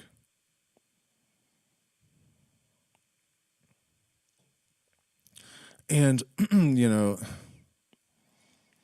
it is my belief that some of this is just due to human nature. Some of it is due to ego. Some of it is due to fear. But a lot of it is engineering. You know, earlier we had Levin talking about basically describing cognitive dissonance, although in separate minds, right? Like different disciplines of science, where if you take a certain fact to a neurobiologist, they will say that's fine, and then you take it to molecular biology, and they say this is not possible, and you must be on crack or whatever. So this institutionalized cognitive dissonance causes the collective organism, the institution of science, to respond in the same way that an individual would if you challenge one or other of their opposing beliefs that are the foundations of their cognitive dissonance. They will respond with fight or flight, and you cannot communicate with them. So you can see what I'm getting at here. This cognitive dissonance, this separation, this specialization, this tunnel vision, inner institution explains entirely why it has stagnated in this sense. But this is what a lot of people miss when they're trying to understand the government, and propaganda. The things that I understand from being an initiate of the mysteries and drinking ayahuasca and all of these things, studying all this stuff, there are people at the top that know all this stuff too, and they use it. They use it. So they know that they need to make sure that there is cognitive dissonance within the institution of science. They know what they're doing. And, it's so easy to introduce ideas into any population, really, when you have resources and access. That's one of the wild things about people that just absolutely deny conspiracy theories, that we have a consolidation of power and wealth in a very small group of people that have shared interests, and they have access to both sides of the media. I went through all this with ChatGPT, the actual ownership of, NBC and Fox to Disney and up to BlackRock and all that. It's amazing that people really will just kind of regurgitate whatever is conveniently safe and comfortable for them in relation to what they think they already know. But the denial of obvious facts is a bit shocking to me, that people know the wealth is that concentrated. They know that there are media conglomerates that own people know about BlackRock and State Street Vanguard owning 85% of the S&P 500. Like, the ability to maintain the selective perception and whatnot absolutely mind-boggling. You know, and I learned a lot of things tonight.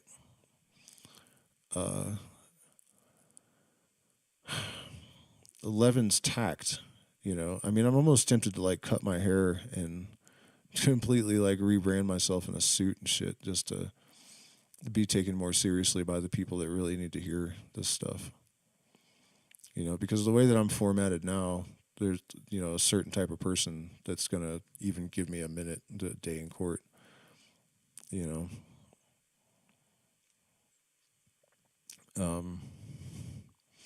But yeah, what I was saying is listening to how Levin implies things without directly confronting the triggers is, you know, wise of him. And in his case, the pressures are kind of different. My pressure is that I feel like conformity is like a betrayal, something I just cannot do, no matter what. But then all appearances are false, right? So maybe I should consider chameleoning. I don't think I can. I don't think I will. Really, I don't know.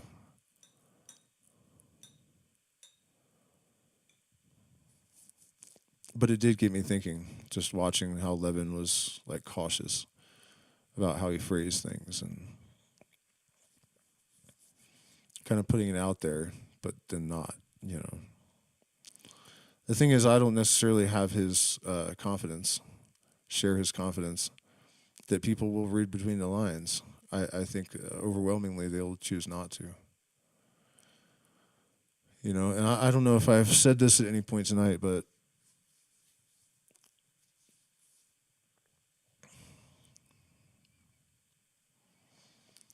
truth is self-substantiating. Like I always say that. And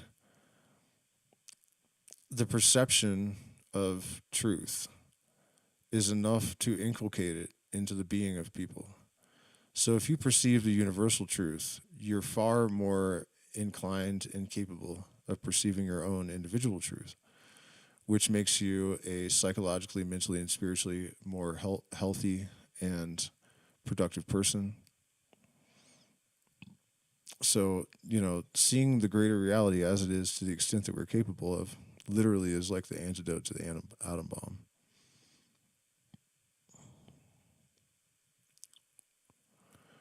And the thing is, in a way, I'm kind of aware that like effort isn't really meaningful in a sense, because the process is mathematical. It is nearly infinite arrangement of vectors of algorithms that are all the same algorithm. You know, so the guarantee is that the system will achieve homeostasis due to the persistent insistence of law. So in a way, feeling compelled to try to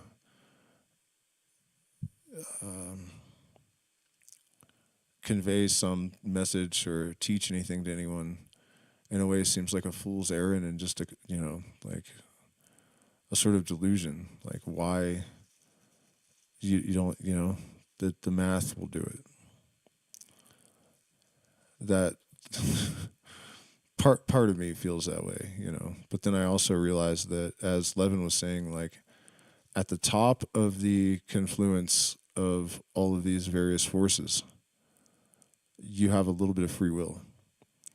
And it's true that it's only a little. And by maintaining mindfulness and awareness, you can aggregate that quantity. And just like saving money, eventually you have a stockpile. And the effort that it takes from millions and millions of organisms to generate that instance of freedom,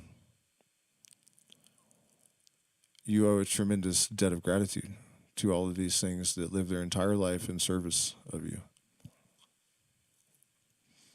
this is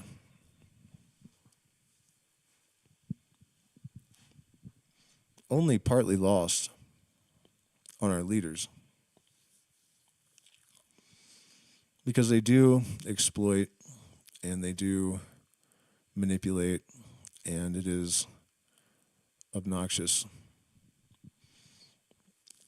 But they have some degree of empathy, or assuredly our lives would be much worse.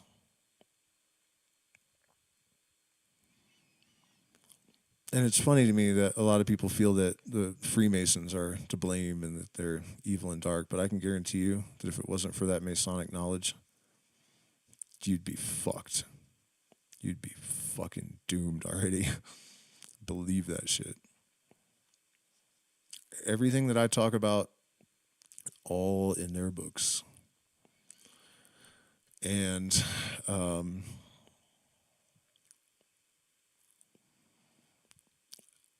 my confusion, I guess, is, well, I just kind of had a revelation, I guess, as I was about to say something that I suddenly don't agree with anymore. Shit. So I had kind of come to the conclusion that it's sort of necessary that we have all these like worker bees in certain periods of history, and you know, the exploitation and the 1% and everything is actually all conforming to natural law, and you can see how it all kind of fits into the. But if you have the sort of Masonic mystery school knowledge, that awakening is not really going to disrupt society to the extent that I was thinking. So it is confusing, you know, because basically what I was just thinking, Adam Weishaupt from the Illuminati, that's what his plan was to like not keep it secret anymore and filter it out into all the populations on Earth, knowing that it's not the kind of awakening that so many of us experience, because we don't have that hierarchical system of guidance. We don't have an initiatory structure. You just suddenly don't want to play along, and people just drop out. You know, that version of Tim Leary's slogan, tune in, turn on, drop out. People forget, because it was edited from history, that the slogan actually was turn on, tune in, drop out, and take over.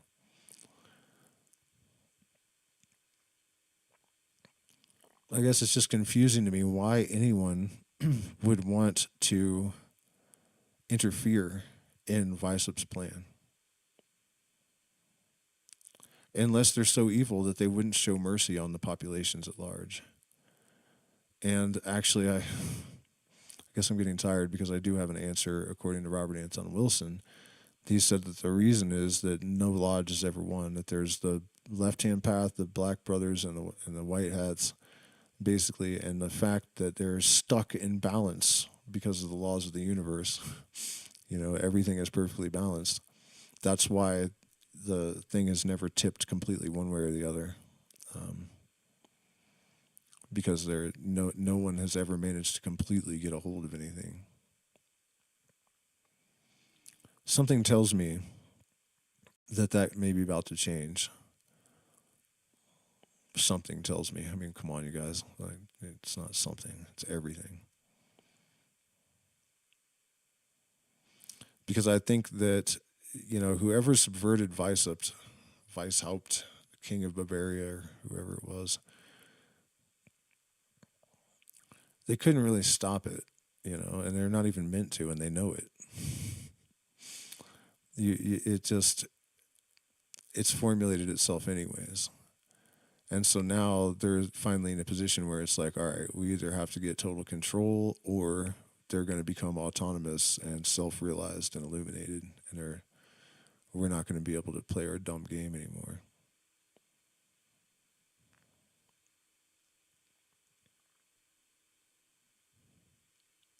A lot of that might have been thinking out loud, but as you know, I'm fairly confident it was still probably useful.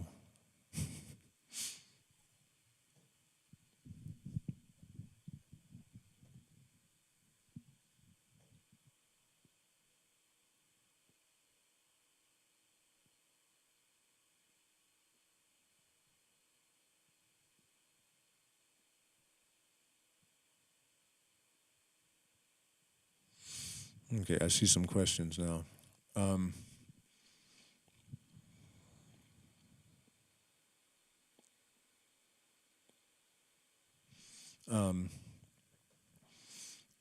Someone asked about the Black Brothers and eternal damnation. It's actually not eternal damnation thereafter. Surprisingly, right? I mean, I don't think that exists. And the idea is basically this, that, and I'm honestly surprised that I'm even saying this out loud in public, because it's so easy to misconstrue and to have a knee-jerk reaction. I mean, there's a reason that the Hermetic secrets were secret. You know, it's let me make my screen not sharing anymore. There's a reason that the mysteries were secret. There's lots of reasons. One of those reasons is to protect the initiates from having their experience ruined.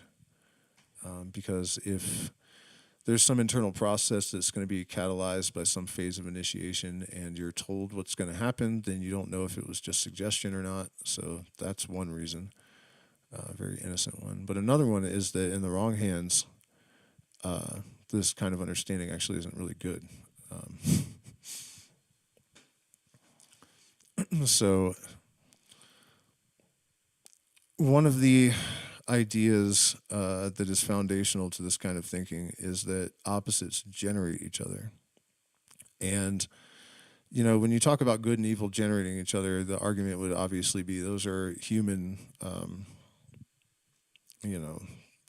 labels or whatever. They're not forces of the universe. That's not really true, because all of the things that happen are a matter of the convergence of these laws, and so it's not untrue. And so that the idea that this applies to good and evil, as well as anything else, they generate each other. So that's why God in the New Testament sacrificed Jesus, because the sacrifice of perfect innocence is the most evil thing you can do, but that's how you would redeem the world, by creating the ultimate good. That's the equation. This is also the reason, part of the reason for sacrifice in the Aztec and Incan and all the civilizations that engaged in this. They knew that these energies would be generated, and part of the reason for the sacrifice was to generate the opposite, also to protect the innocent, and also the belief that they could direct where the evil happened instead of letting it just fall randomly all over the people. And it's a hard thing to accept, but it is congruent with all of my other understanding that they could have been right. And so back to the topic of the Black Brothers, the idea is that, like, the white hats don't look down on them, because they understand not only that they play an essential role, but that they are believed to be sacrificing their eternal life, their continuity of awareness, right? They will be tossed into the abyss, and they will, their parts of their soul will be tossed into the rubbish heap of Choronzon and later used to build more gods or whatever, But yeah, they know that their exchange for getting whatever they want now is the loss of their eternal existence. So in a way, they're sacrificing themselves for the greater good. There's a story called Conks on Pox, which is it used to be a secret word given to initiates of the Eleusinian mysteries. And, well, not a word, but a phrase. And it's about this little girl that goes up the tree of life, and she gets to a certain Sephira, and I got to get this right. Should we just look it up? It's gnarly, man. It's here. Let me see if I can find a PDF of it. I just want to make sure I get it right before I go on with my tale of the Black Brothers. Let's see. Conks. Om Pox.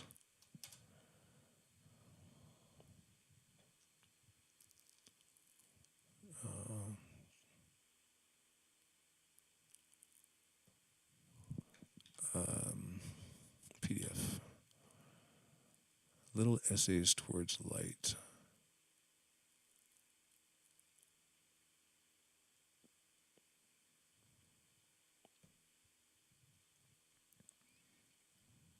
Well, there's the PDF. So, it's called The Wake World.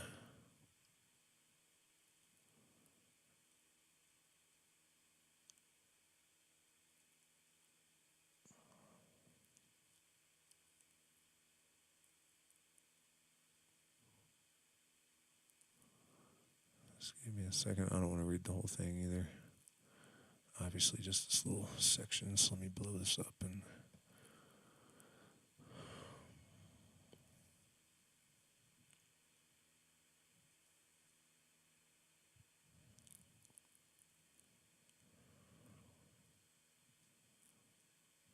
Come on.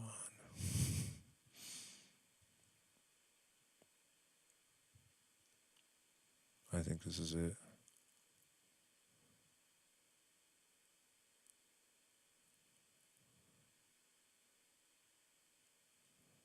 No. Well, if this takes too long. Okay, here, I think this is it. Yeah. There are 3 passages that lead to the treasure house of gold, and all of them are very dreadful. One is called the Terror by Night, and another the Arrow by Day, and the third has a name that people are afraid to hear, so I won't say it. But in the first we came to a mighty throne of gray granite, shaped like the sweetest cat you have ever saw, and set up on a desolate heath. It was midnight, and the devil came down and sat in the midst, but my fairy prince whispered, "Hush, it is a great secret, but his name is Yeshua, and he is the Savior of the world." And that was very funny because the girl next to me thought it was Jesus Christ, till another fairy prince, my prince's brother, whispered as he kissed her, "Hush, tell nobody ever. That is Satan, and he is the Savior of the world."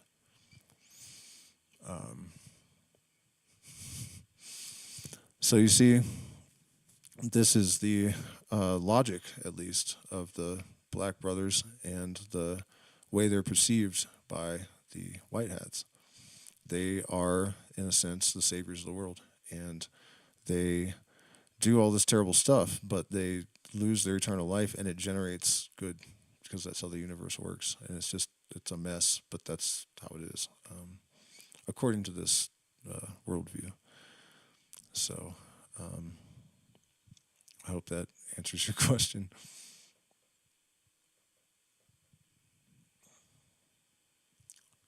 Hey, what happened? Did they shut my stream down? No. Still going. That's weird.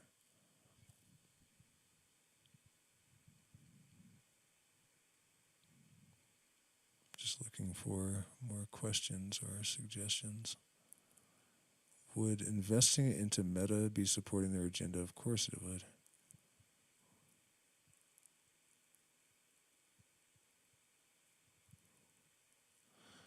Yes, I don't know where everyone is. I'm telling you, man, the algorithm is burying me lately. Like, all my watch metrics and stuff have gone up per individual, and I went from like 700 views on the Hermetic streams to like 50 or something overnight. So, honestly, I think it's the new regime in the United States is an absolute. It's exactly as I've described over the years. And this drop in my views corresponded with him taking office. And I'm willing to bet we're going to start hearing about this from a lot more people, or not, you know. But that really is what I think. I think they are moving their agenda forward, and they've tightened the reins, you know. I don't really understand why they don't just delete. I mean, maybe I'll wake up tomorrow and it'll just be gone. But, you know, obviously, and I don't mean to take up time complaining, but after 6 years and like being, you know, channel. I think it says I hit 14 or almost or something, and you know what I mean. Like all these years of effort, and this is like the culmination of the whole thing. You know, people that have been watching this story since the beginning. All the stuff I shared in the stream, you know, they all understand. Like, holy crap, man, this is, you know, and so yeah, it's pretty frustrating. It's also a little bit of a it doesn't really cause doubt exactly, you know, the opposition.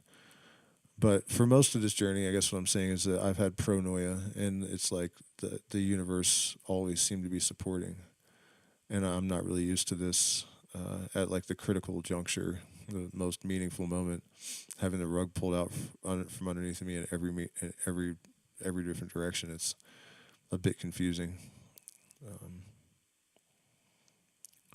But I also know that chaos always precedes a new order, and I can't expect that not to apply to me. So that chaos and resistance actually implies growth and reconfiguration. So that's why I'm still here, putting hours and hours and hours in it. I mean, it was frustrating tonight, though, to not, like, nobody showed up. It's like, okay, this strategy may not fly.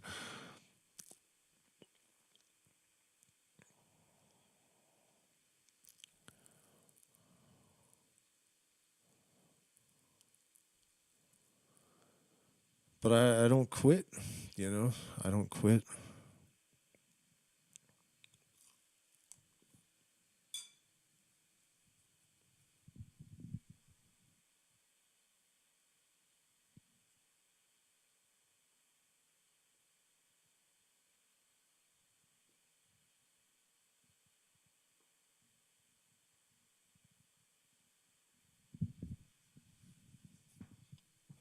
And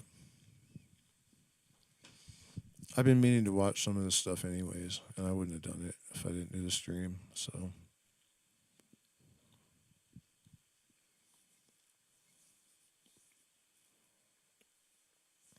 But, you know, even the stream was like so substantiating of all the stuff I've been saying. You know, that first clip of Levin and the woman, I didn't watch it first. And all of the stuff I said about the new paradigm and science and the polymath approach and a lot of other shit, you know, they actually echoed.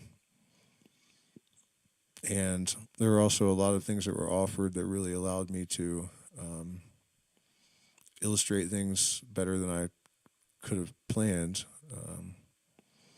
And also even, you know, I had a lot of insights tonight going through all this stuff that I wasn't expecting.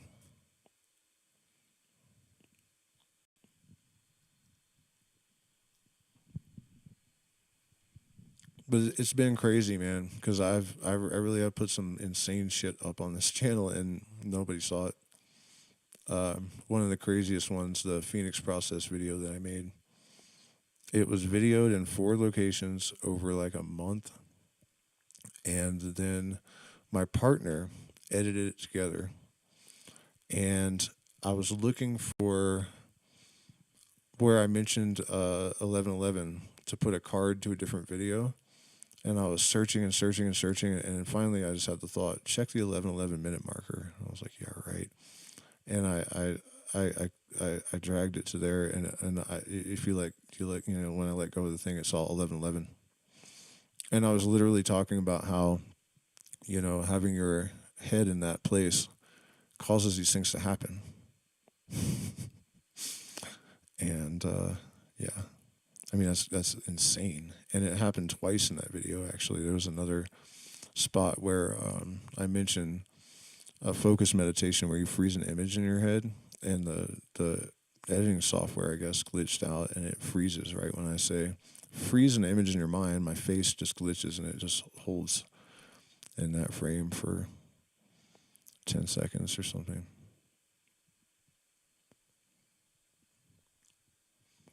And even people that, like, not really know me, but someone that knows Enrico and kind of knows me now, I guess, he even accused us of editing it, you know, because it's just too much. It's like, no, man, there's no fucking way that happened. And it, swear to fucking God, man, I had no idea until, you know, and if you watch the video, you can see, like, it would have been tricky to pull that off because it's from different places and different times, and it all flows. You know, I mean, I really didn't fake that. It's like, I managed to get proof of what I was saying that, you know, I could demonstrate. And I don't know if I've ever seen anything like that anywhere else, you know. There have been a number of occasions where I've managed to capture things that shouldn't have happened, you know, so it's definitely disheartening to have things like that happen and nothing comes of it.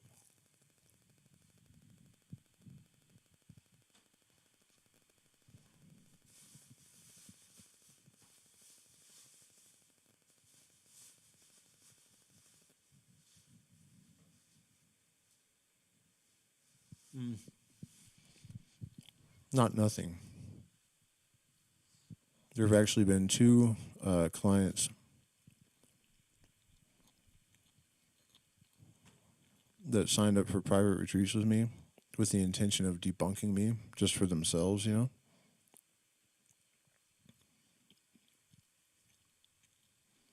Both of them eventually confessed. I actually came down here thinking that I could prove myself that you weren't legit, but you are, because the stuff that they were thinking wasn't going to happen did happen.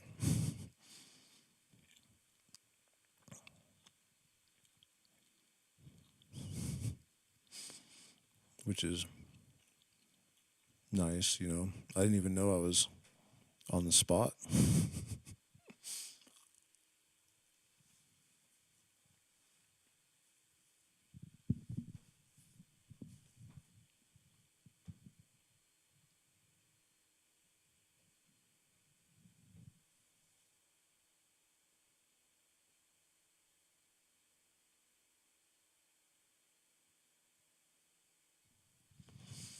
What did I do in the United States? Outlaw from birth, man. The last function I had in the States, I was a medical cannabis grower.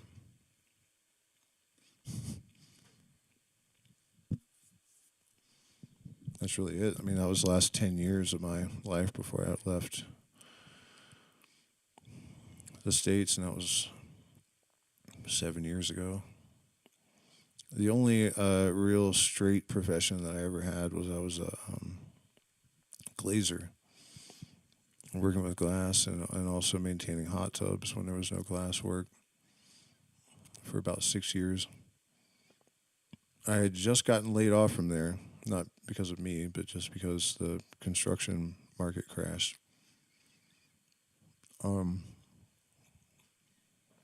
Just in time for the Phoenix process thing, and I couldn't have been distracted during that period. Like, it just started as my hours were getting cut back more and more and more, but a lot of the crew in that at that job saw a lot of this shit. Particularly one guy that became the singer of my band, but also another guy that we worked with.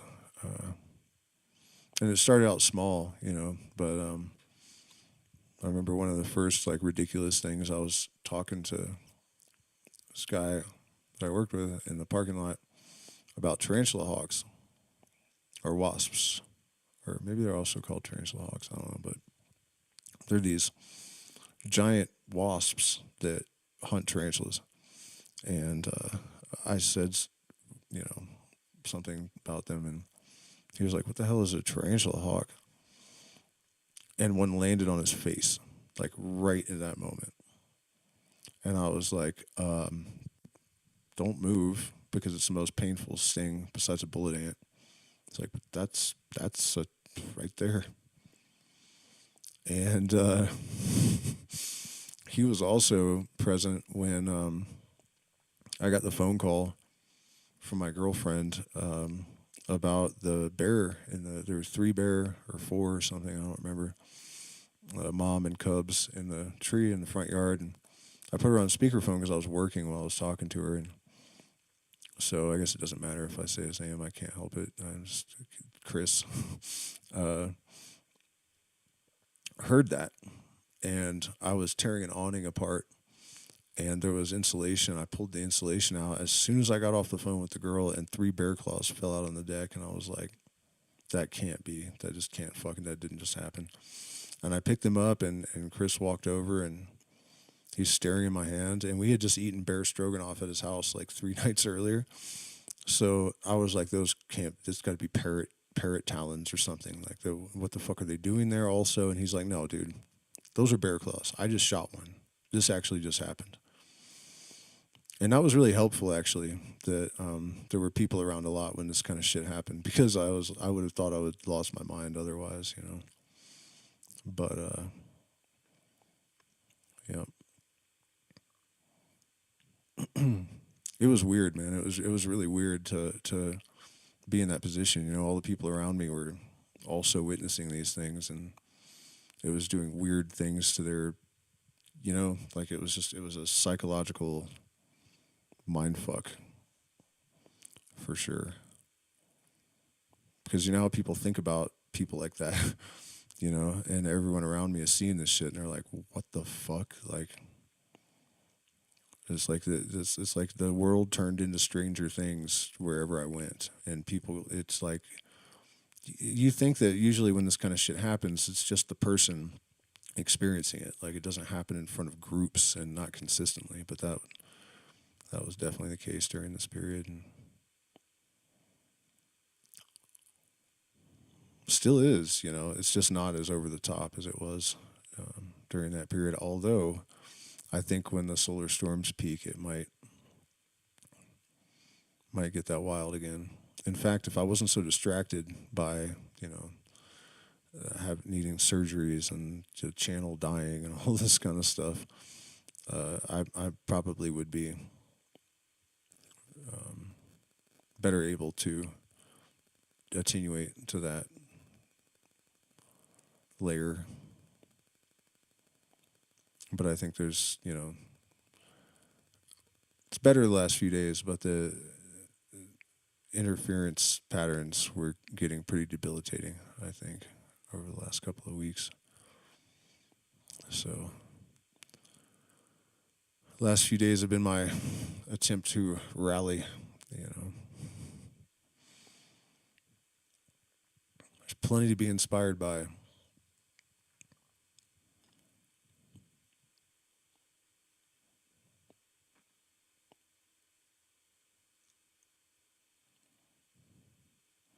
And you know, tonight and earlier in the video, I mean, I said a few things that could sound like outrageous claims, and it's really, really nice that not only are people like Levin and you know, all these other people saying all this stuff that validates a lot of this, but you know, I have the YouTube channel, and you can go back and see, you know, that you know, and it's not even about validating myself, you know, wanting people to go back and look. They need to realize that I do know what's happening, and that they need to take it seriously. You know what I mean? It's about the thing that's happening, and the fact that, you know, somebody being able to describe it, lending credence to this kind of universal, you know what I mean? It's not about me. I'm just a messenger, you know. This is trippy too. In the military,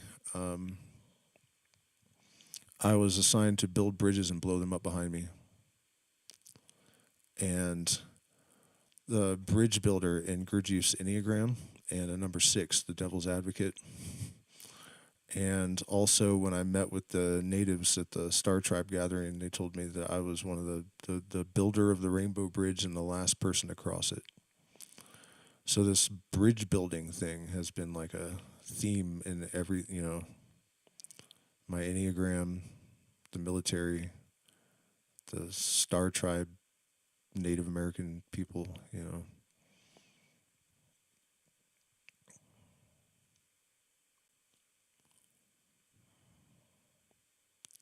And I didn't really even get it, when I was told these things. I didn't realize that what I was essentially trying to do was find a bridge between the truth and our current ontological model,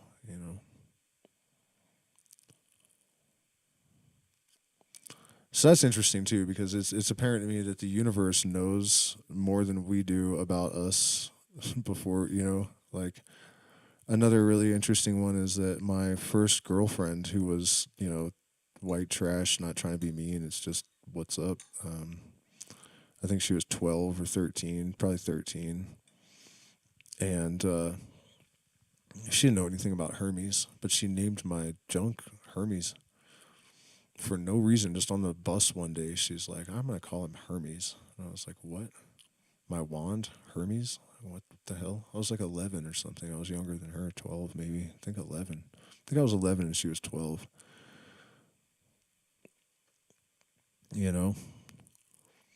It's like the pieces of the puzzle and these little signs and clues and stuff that you get through these symmetries.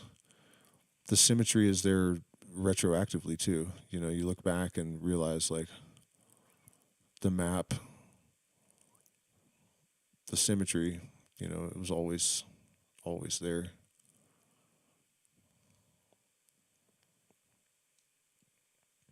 And then you just see it. Oh, and by the way, 11 is the number of magical expansion. So that's the age I was when my wand was named Hermes, of course.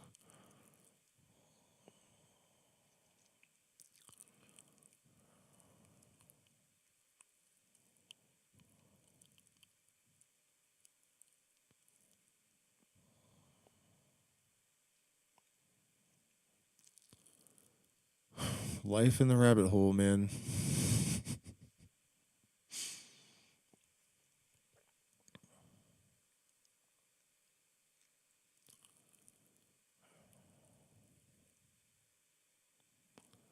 Trying to look to the future at this point, though, is quite the task. And I don't mean just in my personal life, but in the world at large. Like, I see the way that this thing configures itself and why, I think.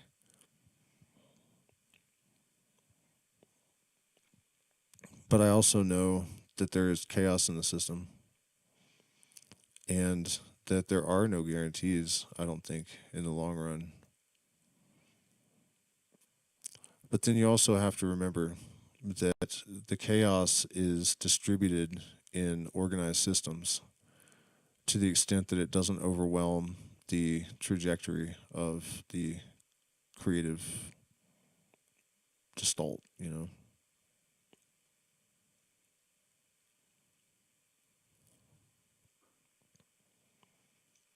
And that fact, along with the other fact that something seems to have planned all of it to an extent, that really knows what it's doing, that awareness really helps me to hope against hope that we will find ways to, what did Maynard say? Go find a way over, under, around, over, or through. I don't know. You guys know what I mean. Despite the overwhelming opposition that the basic blueprint of the universe is engineered not only to overcome moments like this, but to utilize them as fuel.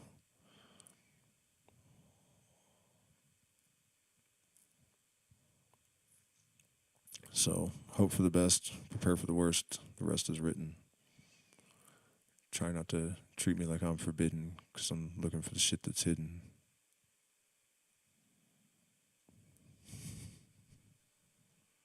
No, I'm not in Mexico. I'm in Peru. What happened? My image is frozen there. Oh man, did I cover up my little thingy all night? I did, you idiot. What the hell, man? That's super stupid, man. I'm streaming for 7 hours trying to make a fundraiser, and I hid the text all night. Brilliant, man. Brilliant. Holy crap. If there's a will, there's a way. Yeah, I mean, it's more than that, though. You know, it's more than that. It's a matter of alignment of, you know, cosmic forces and laws of nature and whatnot. It would just be really great to see, you know, that we haven't invested all of this blood, sweat, and tears and ancestors and shit in human history just to have some fucking dildos run it into the ground because they're fucking plastic dicks, you know. It doesn't track, you know. That just doesn't track. But they're good at their game, you know. They really have people fooled, man, on both sides. Like, people just have no idea what's going on. And the evidence of the reality of what's going on, it piles up every single day, and they're still like the determination that they have to maintain their outlook and their perception of certain people in certain places. It's wild, man. Like, I literally saw a video today of this guy that went up to these Trump supporters, and he said, what if I told you that J.D. Vance had made a comment about a 10-year-old girl that he would date her in 10 years? Would you still want to see him in office or vote for him? And they're like, that's reprehensible. If he did that, then no, he should be in jail. And he's like, it was actually Trump that said that, and it's true, it's recorded. And they're like, well, would you still vote for him? And they're like, oh yeah, of course. What the fuck? It's wild to watch, man. And then he decided not to release the Epstein list. This is the guy that was gonna jail all the pedos or whatever they were saying the first time he ran. Come on, man. Y'all gotta stop with this shit. Y'all gotta stop. It's just, you don't need a savior, man. You are your savior. That's it. I don't know what's up with people. Like, why do they? I know, actually, it's the primate instincts to have an alpha male, and just, you know, that's the fundamental thing they're exploiting. It really is a left-hand path trick to appeal to people's animal instincts, you know, like tribalism and alpha male kind of savior shit.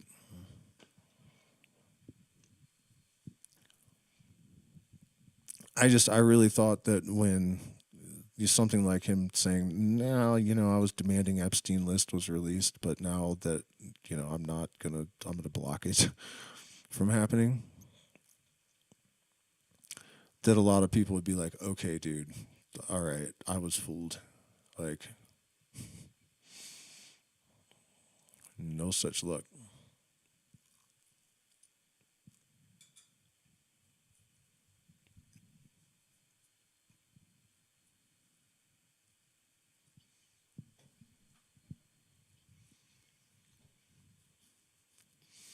I haven't told you guys why they make the evil and the ridiculousness on the left so blatant and then on the right so blatant. The people on the left, looking at the left, don't see what they don't want to see. the people on the right only see what they want to see. So on the other side, they know this is fucked up. They got nowhere to go. That's what they're doing. That's why they make it so obvious and blatant. You know, they plaster the internet with pictures of Trump and Diddy, and like, you know, his whole history and all the weird shit he said about young girls like Paris Hilton when she was 12, on Howard Stern, on video. No chance it's not real. 12 years old. To her face, he said this shit. Right? Because they know it's going to make the other side feel trapped in their ideology. They can't escape to the other side if they see the truth about their own side. Because they've seen that. They're not wrong.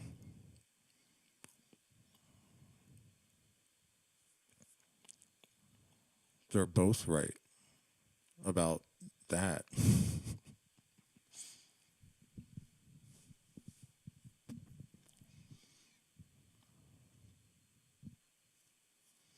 That's what happens when initiates of millennia-old psychedelic taking secret societies are designing your propaganda. They've been 1,000 years ahead of the herd for 5,000 or 6,000, 8,000 years.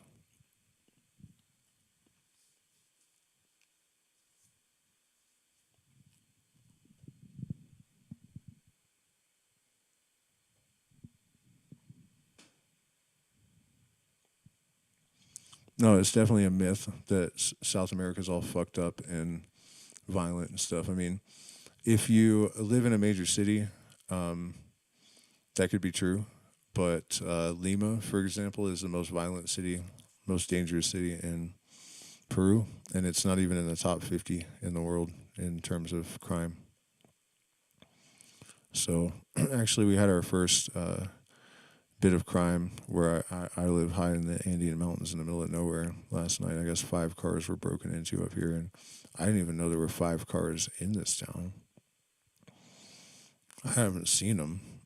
I mean, there's a couple of motorcycles, but, and it's just, it had to be people from out of town because no one has any money here, you know? I mean, it's all Quechua people. A lot of them don't even speak Spanish. What are they going to do? Steal potatoes or something? But it did make me feel a little bit more nervous because we're like the biggest house on the mountain, right on the road with no, you know, usually they put like big walls around things and we got nothing. You know, so that is something of a concern, that to be a gringo and perceived as having money, you're definitely more of a target. But generally, you know, it's not. People are way kinder. People are way more inviting. They're curious about foreigners. You know, not everyone. There are people that hate you. You can tell. But here, they're very welcoming, and you know, some of them, like after a while, the ones that do speak Spanish will stop speaking Spanish to you. This has happened to us in the jungle as well, where the Quechua were like, after 2 or 3 months, they just started speaking Quechua and not Spanish. And the message is, if you're going to be here, you better learn the language. So, Aji Punja. I tried to learn a little bit of Warani in the jungle, and that was a weird one. Wanabeki.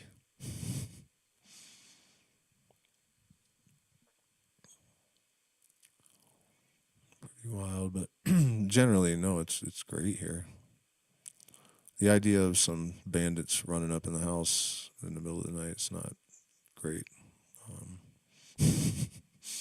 But that's anywhere, you know. I mean, we're pretty isolated. The community is very integrated, you know. Farmers. You just have to stay away from major cities, you know, Ecuador too. I would not go anywhere near Guayaquil if I were you. No reason to go to Lima.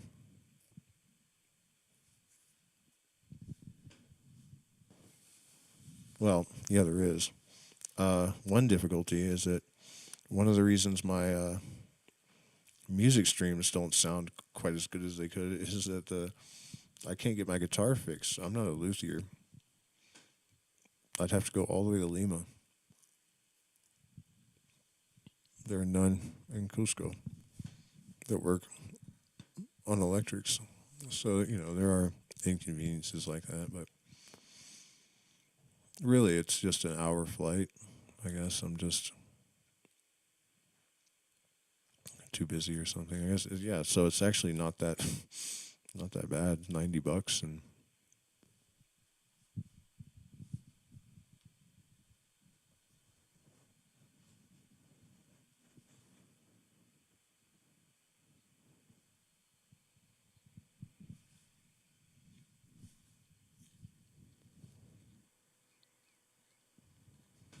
does that say blight bile? Thank you. No, I haven't looked in the Discord.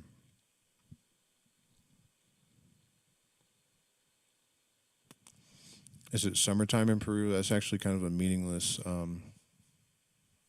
Jesus, almost 7 hours I've been here. It's kind of a meaningless question. There's not really seasons. There's wet and dry in this part of Peru anyways. You know, we're pretty close to the equator, so there's not really seasons.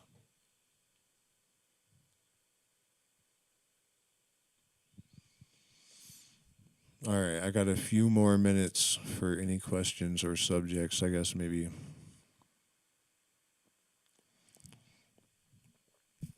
15 to 45 minutes. So depending on how my energy pans out. But you guys are going to have to prompt me. I'm like AI at this point, 7 hours of this. Feed me prompts, and I will give you unbiased answers based on logic. And hey, Connor joined the Patreon. I kind of thought he would because but someone else canceled. So there you go. Just net zero. Still appreciate you, Connor.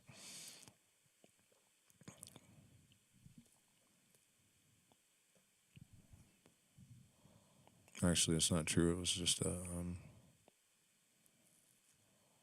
free member. So that is awesome to see that it wasn't actually just a balance.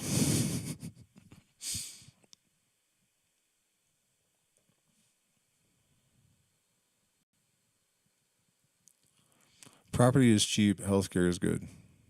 Healthcare is pretty much good everywhere that I've been in South America, as long as you're in a, city. Like, you just have to go to Cusco, and if that's not good enough, like if you really had some weird problem, you might have to go to Lima. But to go to Lima, you just have to go to 1 hour from here to Cusco, and then, so healthcare is fine, property is cheap.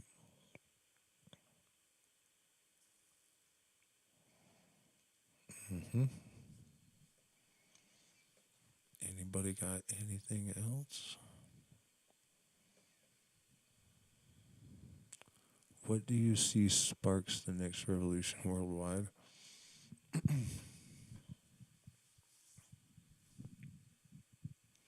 Well, it's sparked. It's been sparked. It's been sparked, but they have had different methods of extinguishing it.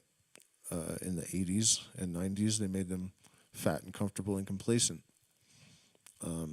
Now they're using fear more than anything. A revolution at this point would be extremely difficult what I think can happen is that there is a way to wage war invisibly, and it's through entrainment and entanglement. And we have, as one of our aces in the hole, the fact that things entrain with higher oscillations, right? The lower cycle chases the higher. It's a law of the universe. Can't get around it. So if you raise your consciousness, the consciousness of the rest of the mass, the glob, has no choice but to follow. So you can drag them kicking and screaming to heaven.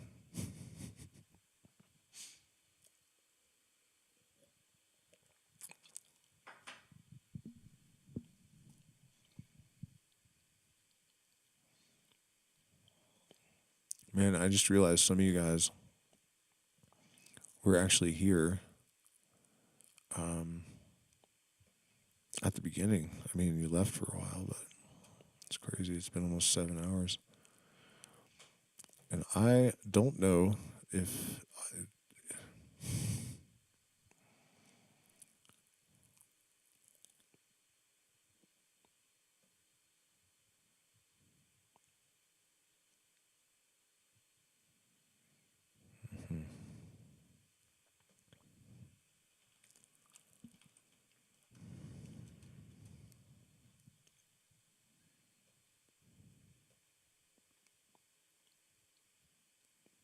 Crazy 7 hours.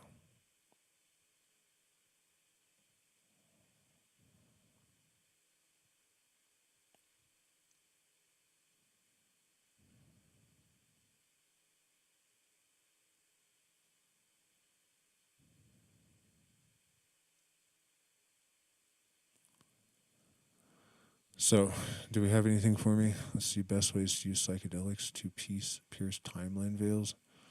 I'm not sure that there are timelines. I mean, you know, this is a theory that internet become free anytime in the known.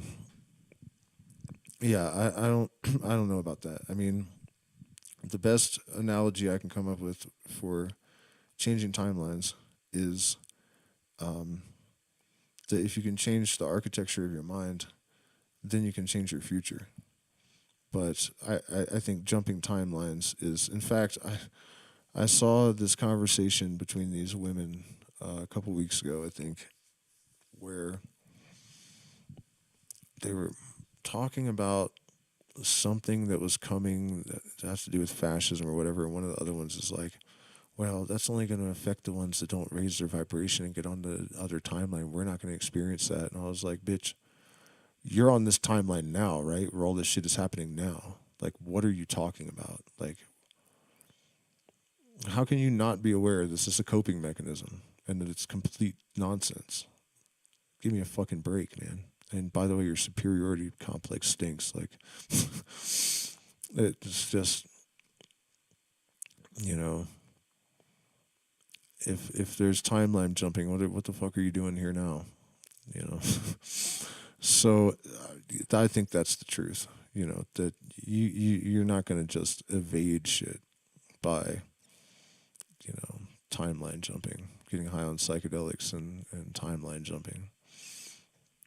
I think it's, unless you mean something like precognition, but changing the architecture of your mind to free yourself from the influence of the past in a negative sense is the only way to change the future. For now.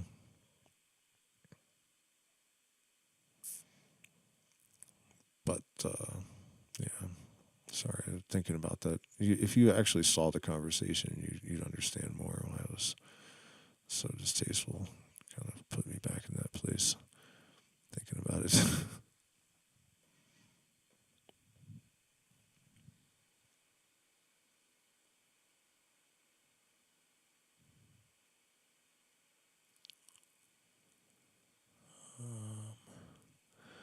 Yeah, I'll check the Discord message as soon as I get off the stream, which I guess is going to be now because I don't really. What plant medicine helps increase cerebral function and development, all of them, enhance neuroplasticity. They all catalyze neurogenesis.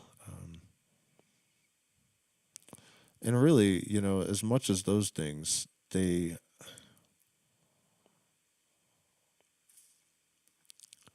alleviate a lot of dissonance, I think another way to think about it is that they impart a greater degree of symmetry to your neurological environment. Your emotional environment follows that. So it's not just about the physical changes in the brain. It's also about their sort of assistance in leaving things in the past that need to stay there. So I can tell that I'm fading,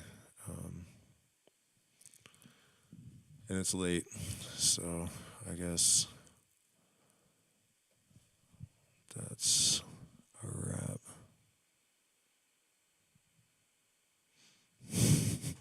I have to return my timeline jumping book back to Barnes and Noble.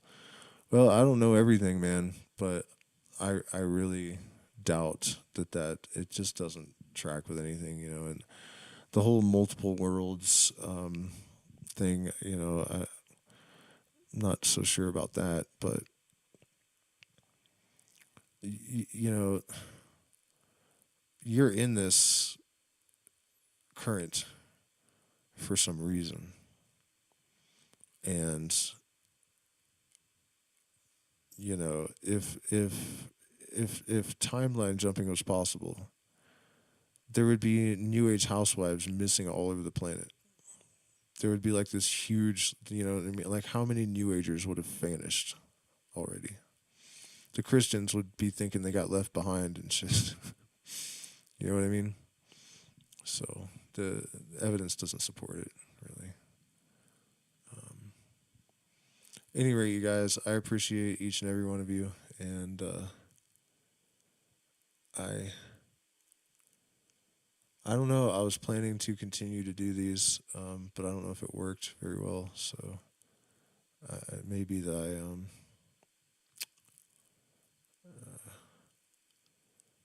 be more productive other avenues. I don't know, man. I don't know. It's not quite to the point where I would have to completely abandon this channel, but in order to give it what I want and to see the kind of results that I would like to see, I don't know if I have to shift my focus considerably away. Maybe I'll try this one more time, but